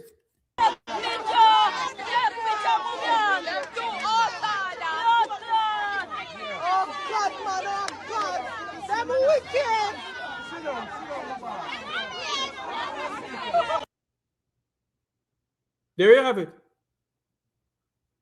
That's the Minister of Local Government, Desmond McKenzie. Here we go again.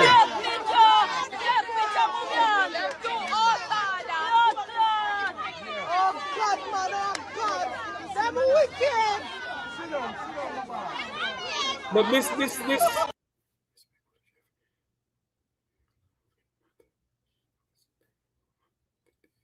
But this minister, you know, has been in his political years, you know. He was locked up, thrown into jail, according to them, by the then People's National Party leader, Michael Manley. He and Babsy Grange. It's alleged that Mr. Siaga was his father and Mr. Siaga beat him. It's alleged that the notorious individual from downtown Kingston, who run downtown Kingston, beat him and broke his arm. And I don't know if that is true. But what I find very funny in the video, though, you know, is when the lady say, The pepper spray Desmond. The pepper spray Desmond. I find it to be very funny. I want to listen to this video here with this lady. The pepper spray Desmond eye. Sorry. The pepper spray Desmond eye.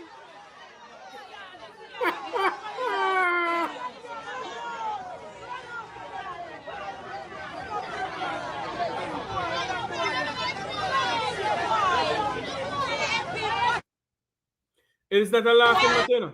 It can happen to anybody. It's not a laughing matter. It can happen to anyone.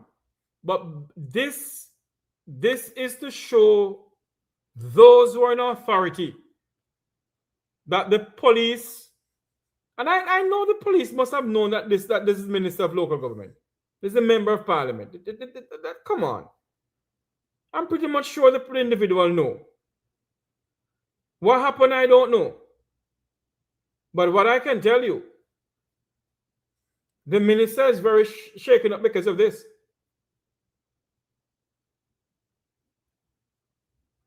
The minister is very shaken up because of this. And this don't look good though. Senior cabinet minister. Senior cabinet minister. And I bet you something, you know. If it was a member of the People's National Party, have some people taken this to be a laughing matter.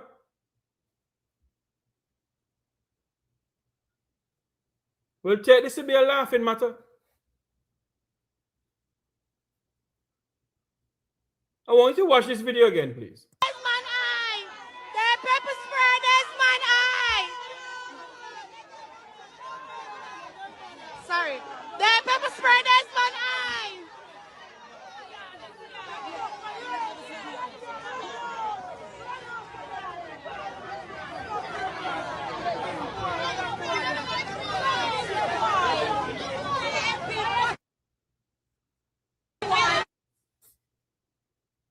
Spray Desmond eye.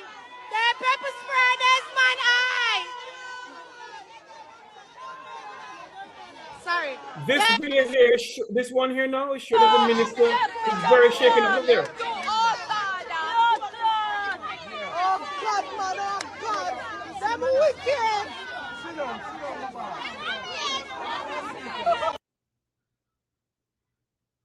And at his age, you know, Minister McKenzie, based on information reaching me, Minister McKenzie is not well at all, you know.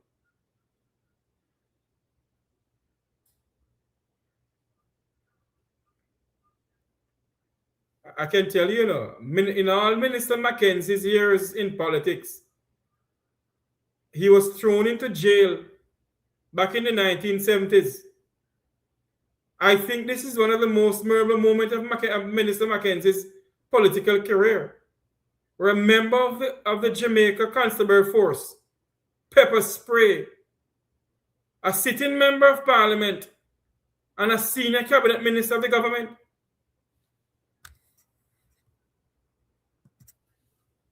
Look at this.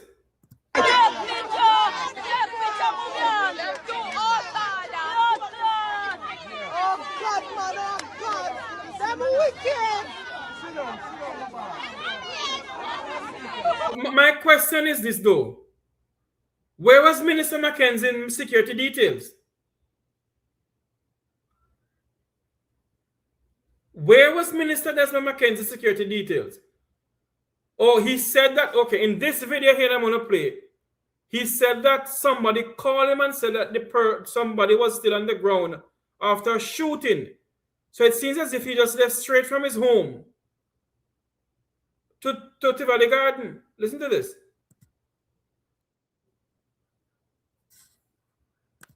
What took place this morning is very unfortunate, and it should never have happened because there was no need for that level of lethal.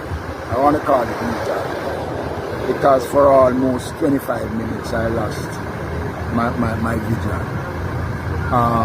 And I, right now just left Parliament. I came to pay tribute to the imperial, and I'm leaving Parliament before Parliament.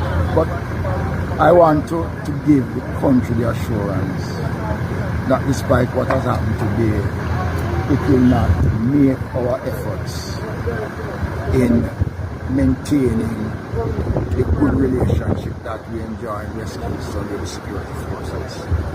Everybody knows my position when it comes on to deal with the question of criminal elements. And if something went wrong, it is the right of the police to execute their responsibilities in a professional way.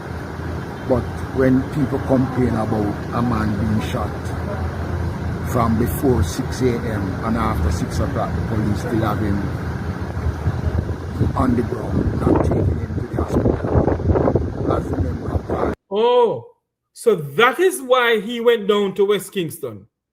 Somebody was shot early this morning, and after 6 o'clock, the body was still on the ground down there. So that is why he went to West Kingston. But my question also is this. Where was the Minister's security details?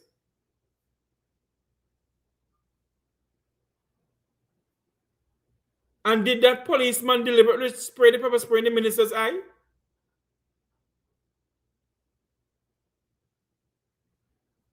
This morning on a platform, somebody said to Mr. Jeffrey, they don't think the police officer knew Minister Desmond McKenzie. And I said, who don't know Desmond McKenzie in Jamaica is a damn idiot. My question this afternoon, though, is it that nobody, or the police officer rather, did not know that this is Desmond McKenzie?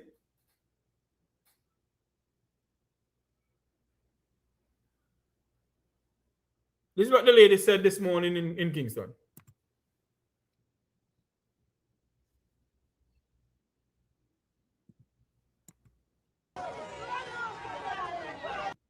Spray Desmond eye. They pepper spray Desmond eye. Sorry. They pepper spray Desmond eye.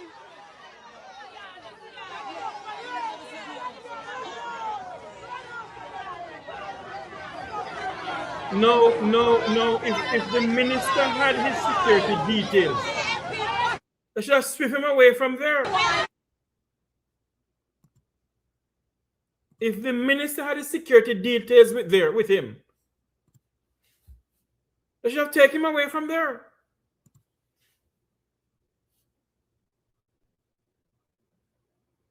Did the police officer deliberately spray Minister Desmond McKenzie in his eyes? Or this is an accident? Because what Minister McKenzie said to George Davis and Nationwide. Let me play that again. What Minister Desmond McKenzie said to George Davis on Nationwide this morning. Let me find it here and let you listen to it.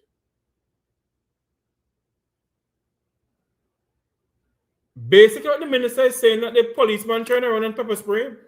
Listen to this here.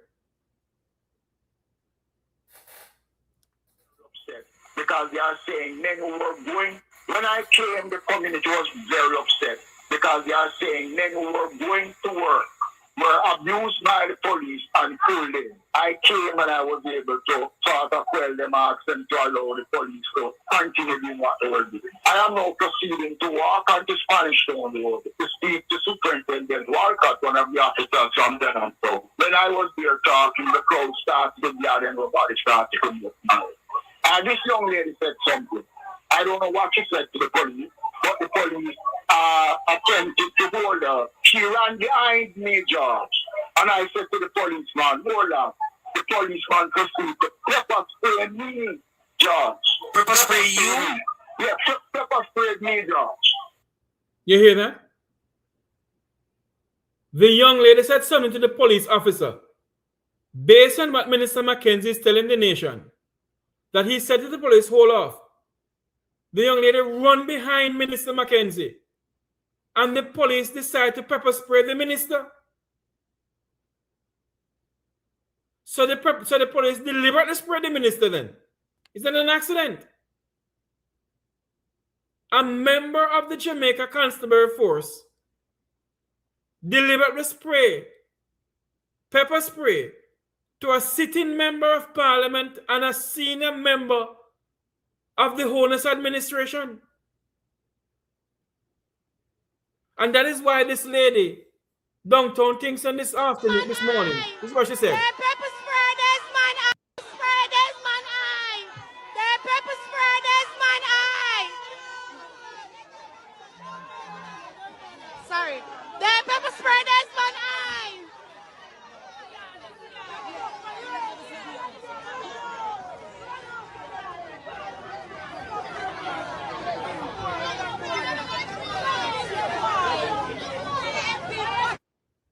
The minister this morning was very shaken up. Look at this.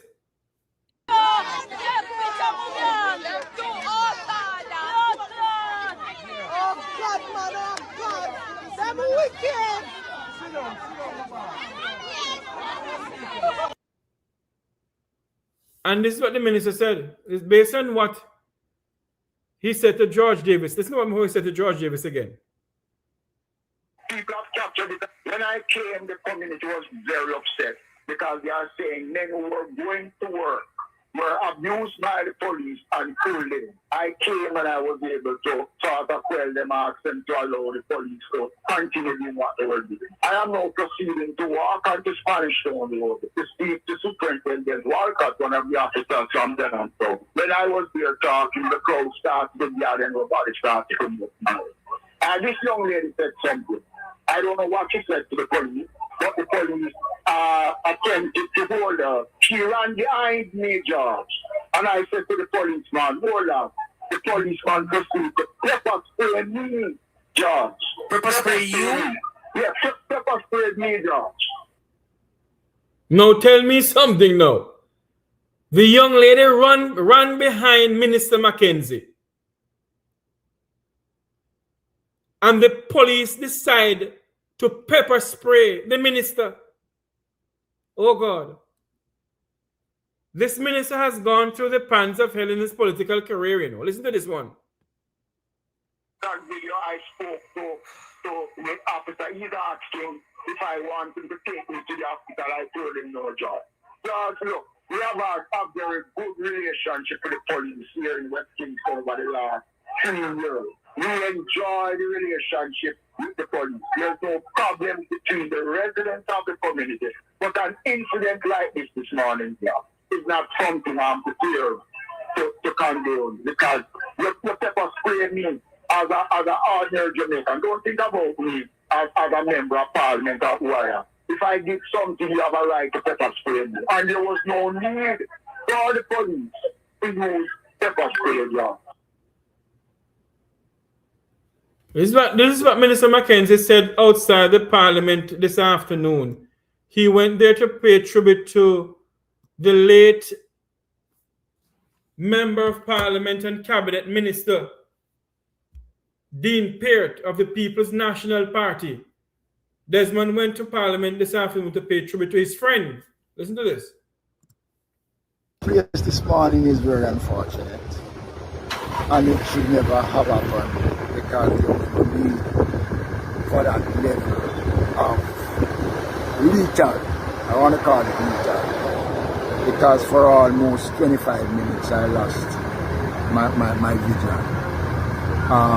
And right now I just left Parliament. I came to pay tribute to Dean Peart, and I'm leaving Parliament before Parliament. But I want to give the country the assurance that despite what has happened today, it will not make our efforts in maintaining the good relationship that we enjoy in West Kingston with the security forces.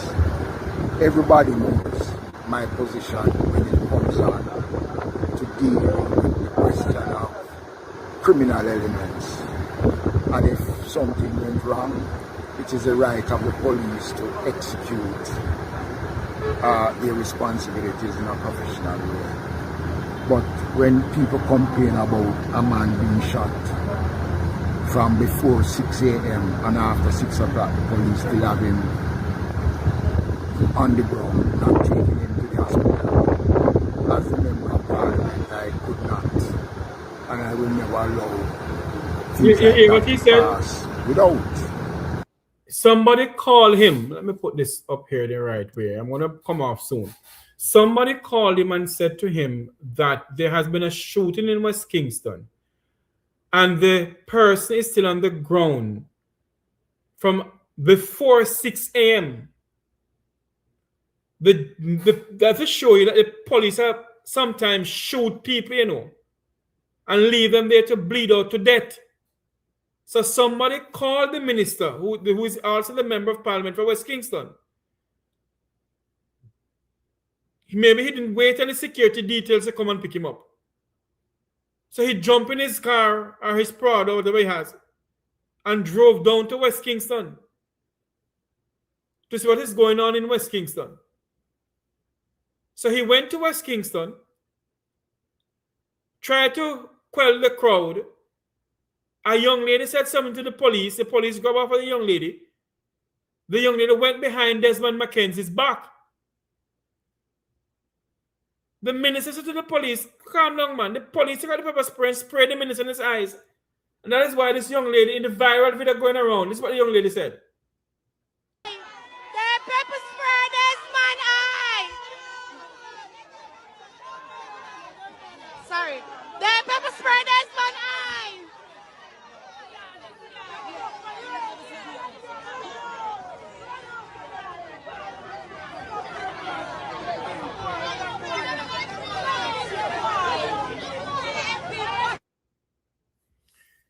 Wow.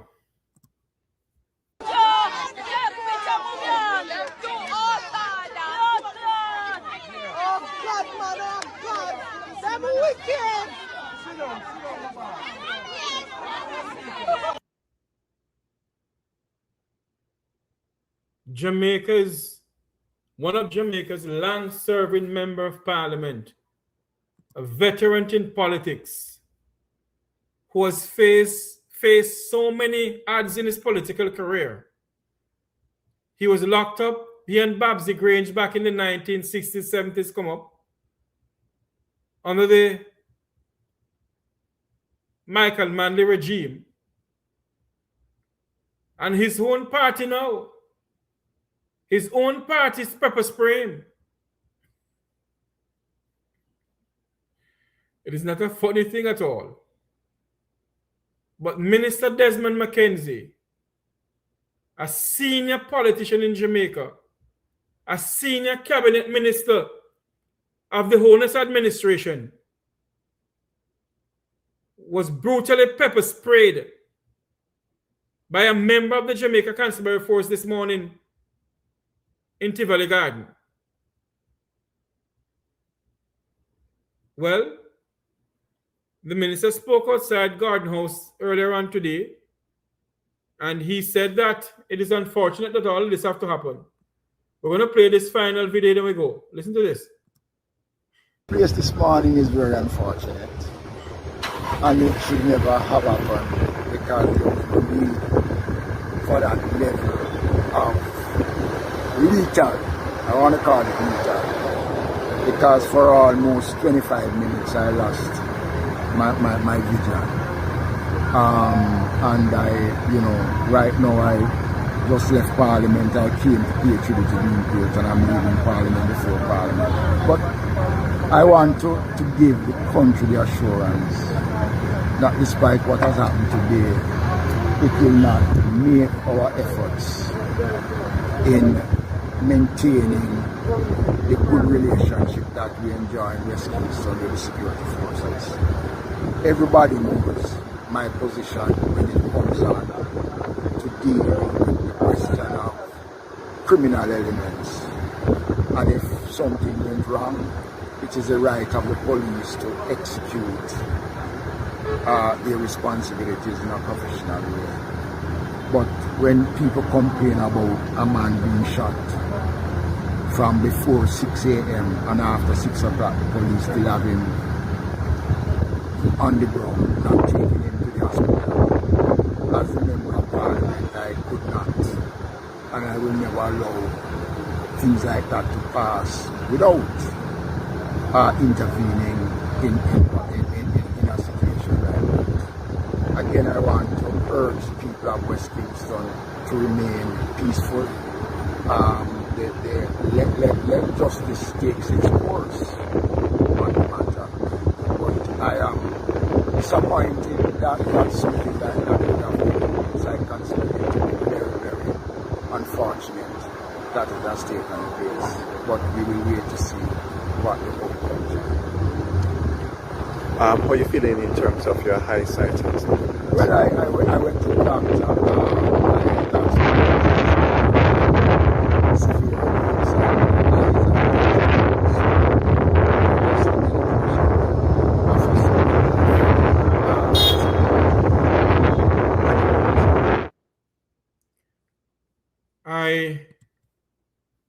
I'm really sorry that this happened to the minister, though. But it's to show you that the police officers in our country has no respect for no one. No one. The minister is okay. Based on what I'm hearing, he's okay. He is a bit shaken up same way, although he went to the parliament, he's a bit shaken up same way. And he went to the doctor. I'm pretty much sure he's going to go back to the doctor tomorrow again for his eyes. And this is not looking good. This is not looking good. I hope that, you know, there was no need to pepper spray anybody this morning based on what I was told. There was no need to pepper spray anyone this morning. And one may think that, you know, I bet you any money though, you know, if it was the other side around, you know, the picture of the other side will be all over social media. If it was Dayton Campbell or any other member of the People's National Party, oh God, it will be trending right now. But I am not that type of person. I report on both sides of the fence because I'm not a member of any political party. And it's unfortunate, it's very unfortunate this morning that this happened to Minister McKenzie. I know Minister McKenzie well. I've seen and I've spoken to him many times. I know him. He's a friend of... Anyway, let me not go into that. But I know Minister McKenzie very well. And based on what happened to him this morning, I hope that he's okay. I really hope that he's okay. Ladies and gentlemen, people, this is where we're going to say so long. It has been an extended broadcast this afternoon from 3 o'clock, the sitting of the Parliament, till I decide to put in my little 2 cents pertaining to what happened in downtown Kingston this morning in Tivoli Garden with the Minister and Member of Parliament, Desmond McKenzie. Minister McKenzie, I hope you truly seek and go to your optician, or your ophthalmologist. I think that's what they call them for the eyes, yes. And go and see if your eyes are okay, sir. At your age, you have to be careful because you said at one point you lost vision. And it's not good to know that when a person loses their eyesight, it's the worst thing to them, you know. Worst thing to anybody when you lose your eyesight. I've been wearing glasses from ever since I know myself. And one time I decided not to wear any more glasses. And it started affecting me, so I have to just start wearing glasses now. I have blurry vision. I knew what I wrote across the screen here. But whatever is in the chat room here now, I can hardly see it. I am nearsighted. I can't see far. So, you know, I'm very much concerned and hope wish the minister well. I wish Minister McKenzie well.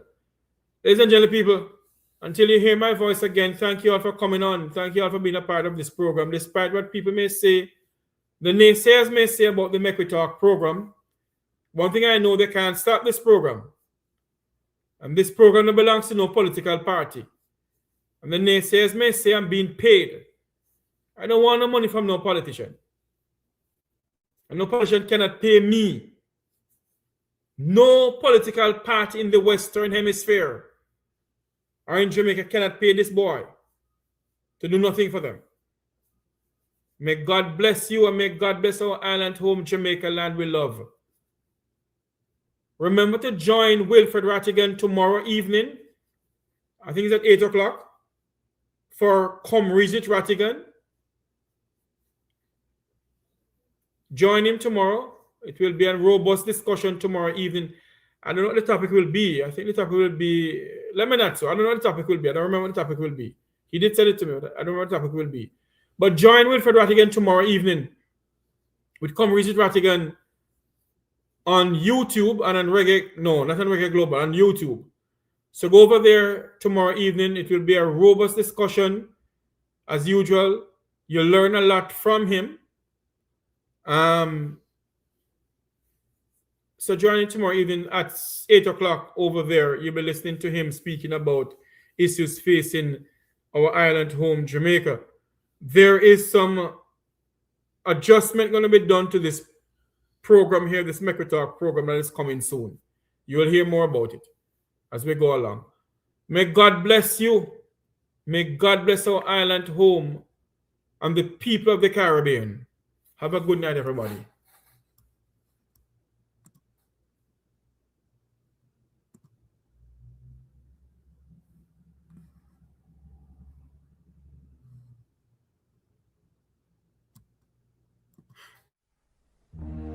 As children, we learn the true meaning of being a hero. Being a hero requires great sacrifice for others, not just ourselves. We learn about the heroes of Jamaica's past and how much of themselves and their lives they had to give in building a nation we should be proud to call home. They believed in a Jamaica that was more than just a country, more than just an island, more than land surrounded by water. They believed in a dream of a free nation of people, a nation built on the foundation of their sacrifices, a nation of many people working as one, a nation that would continue to produce legends and nation builders that serve towards that vision. As children, we were also taught the national pledge, a solemn promise, an undertaking. I would like to believe Sir Hugh Sherlock, while writing this pledge, understood the vision and dreams of our heroes. It's clear being a hero is too much to ever ask any one citizen. Luckily, the pledge does not require heroics of any of us.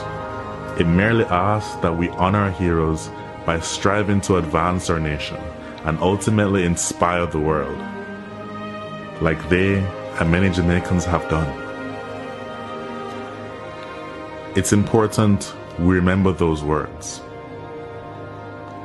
These words.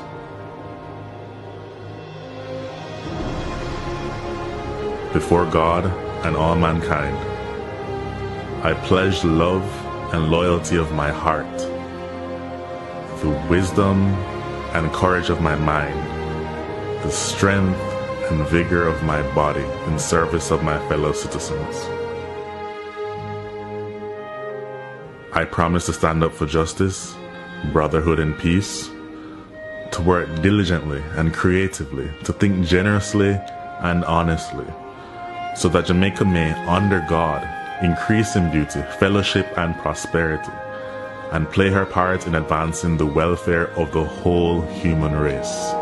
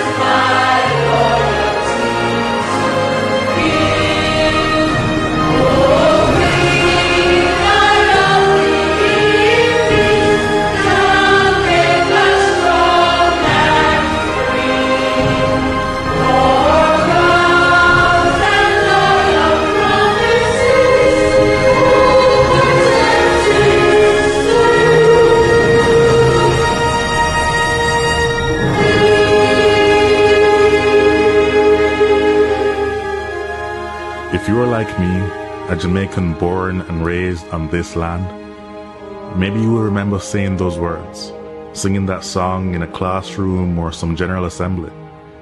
If so, like me, you made a pledge. Somehow it seems like many of us have forgotten that.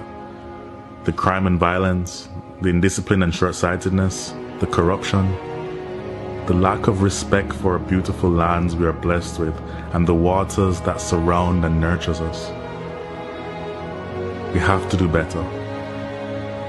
Let us honor our heroes so that they would not have sacrificed so much in vain.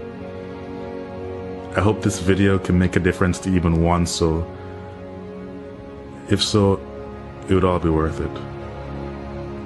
If you feel the way I do, share it. May my voice become yours. Thanks for watching.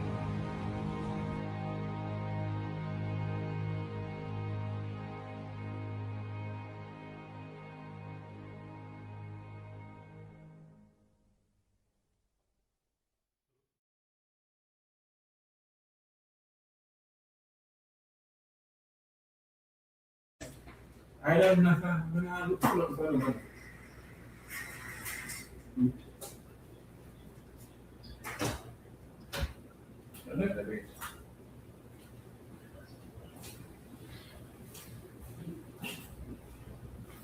And I don't run up, I don't run up to nobody say, yeah, my uncle this and this. No, I don't.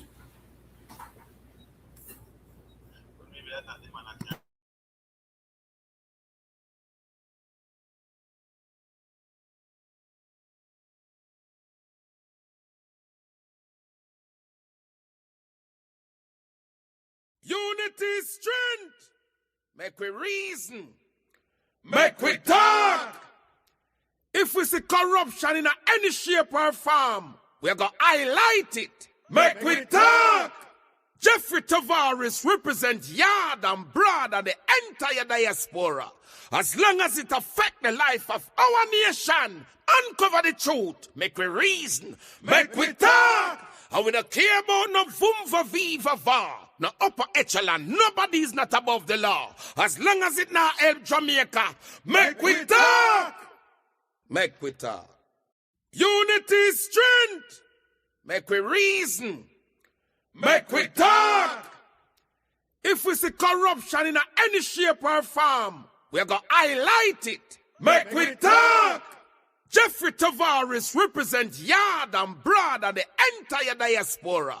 As long as it affects the life of our nation, uncover the truth. Make we reason. Make we talk. And we don't care about no vumva viva va. No upper echelon. Nobody is not above the law. As long as it not help Jamaica. Make we talk. Make we talk. Unity is strength. Make we reason. Make we talk. If we see corruption in any shape or form, we're going to highlight it. Make we talk. Jeffrey Tavares represents yard and broad and the entire diaspora. As long as it affects the life of our nation, uncover the truth. Make we reason. Make we talk. And we don't care about no vumva viva va. No upper echelon. Nobody is not above the law. As long as it not help Jamaica. Make we talk. Make we talk. Unity is strength. Make we reason. Make we talk. If we see corruption in any shape or form, we're going to highlight it. Make we talk. Jeffrey Tavares represents yard and broad and the entire diaspora. As long as it affects the life of our nation, uncover the truth. Make we reason. Make we talk. And we don't care about no vumva viva va. No upper echelon. Nobody is not above the law. As long as it not help Jamaica. Make we talk. Make we talk. Unity is strength. Make we reason. Make we talk. If we see corruption in any shape or form, we're going to highlight it. Make we talk. Jeffrey Tavares represents yard and broad and the entire diaspora. As long as it affects the life of our nation, uncover the truth. Make we reason. Make we talk. And we don't care about no vumva viva va. No upper echelon, nobody's not above the law. As long as it now help Jamaica, make we talk. Make we talk. Unity is strength. Make we reason. Make we talk. If we see corruption in any shape or form, we're going to highlight it. Make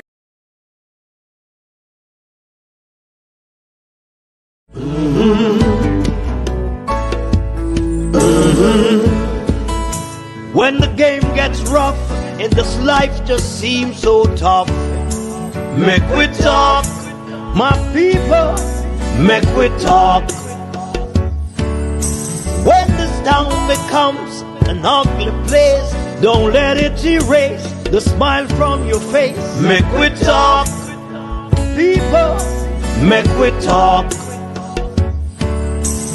Conversation is the key, a guiding light for you and me. Spark a talk and you will see. Conflict solver A to Z. World leaders master the art of self-defense just by talk. So people, make we talk. Hey, we're living in a world that on ourselves we must depend. Make we talk.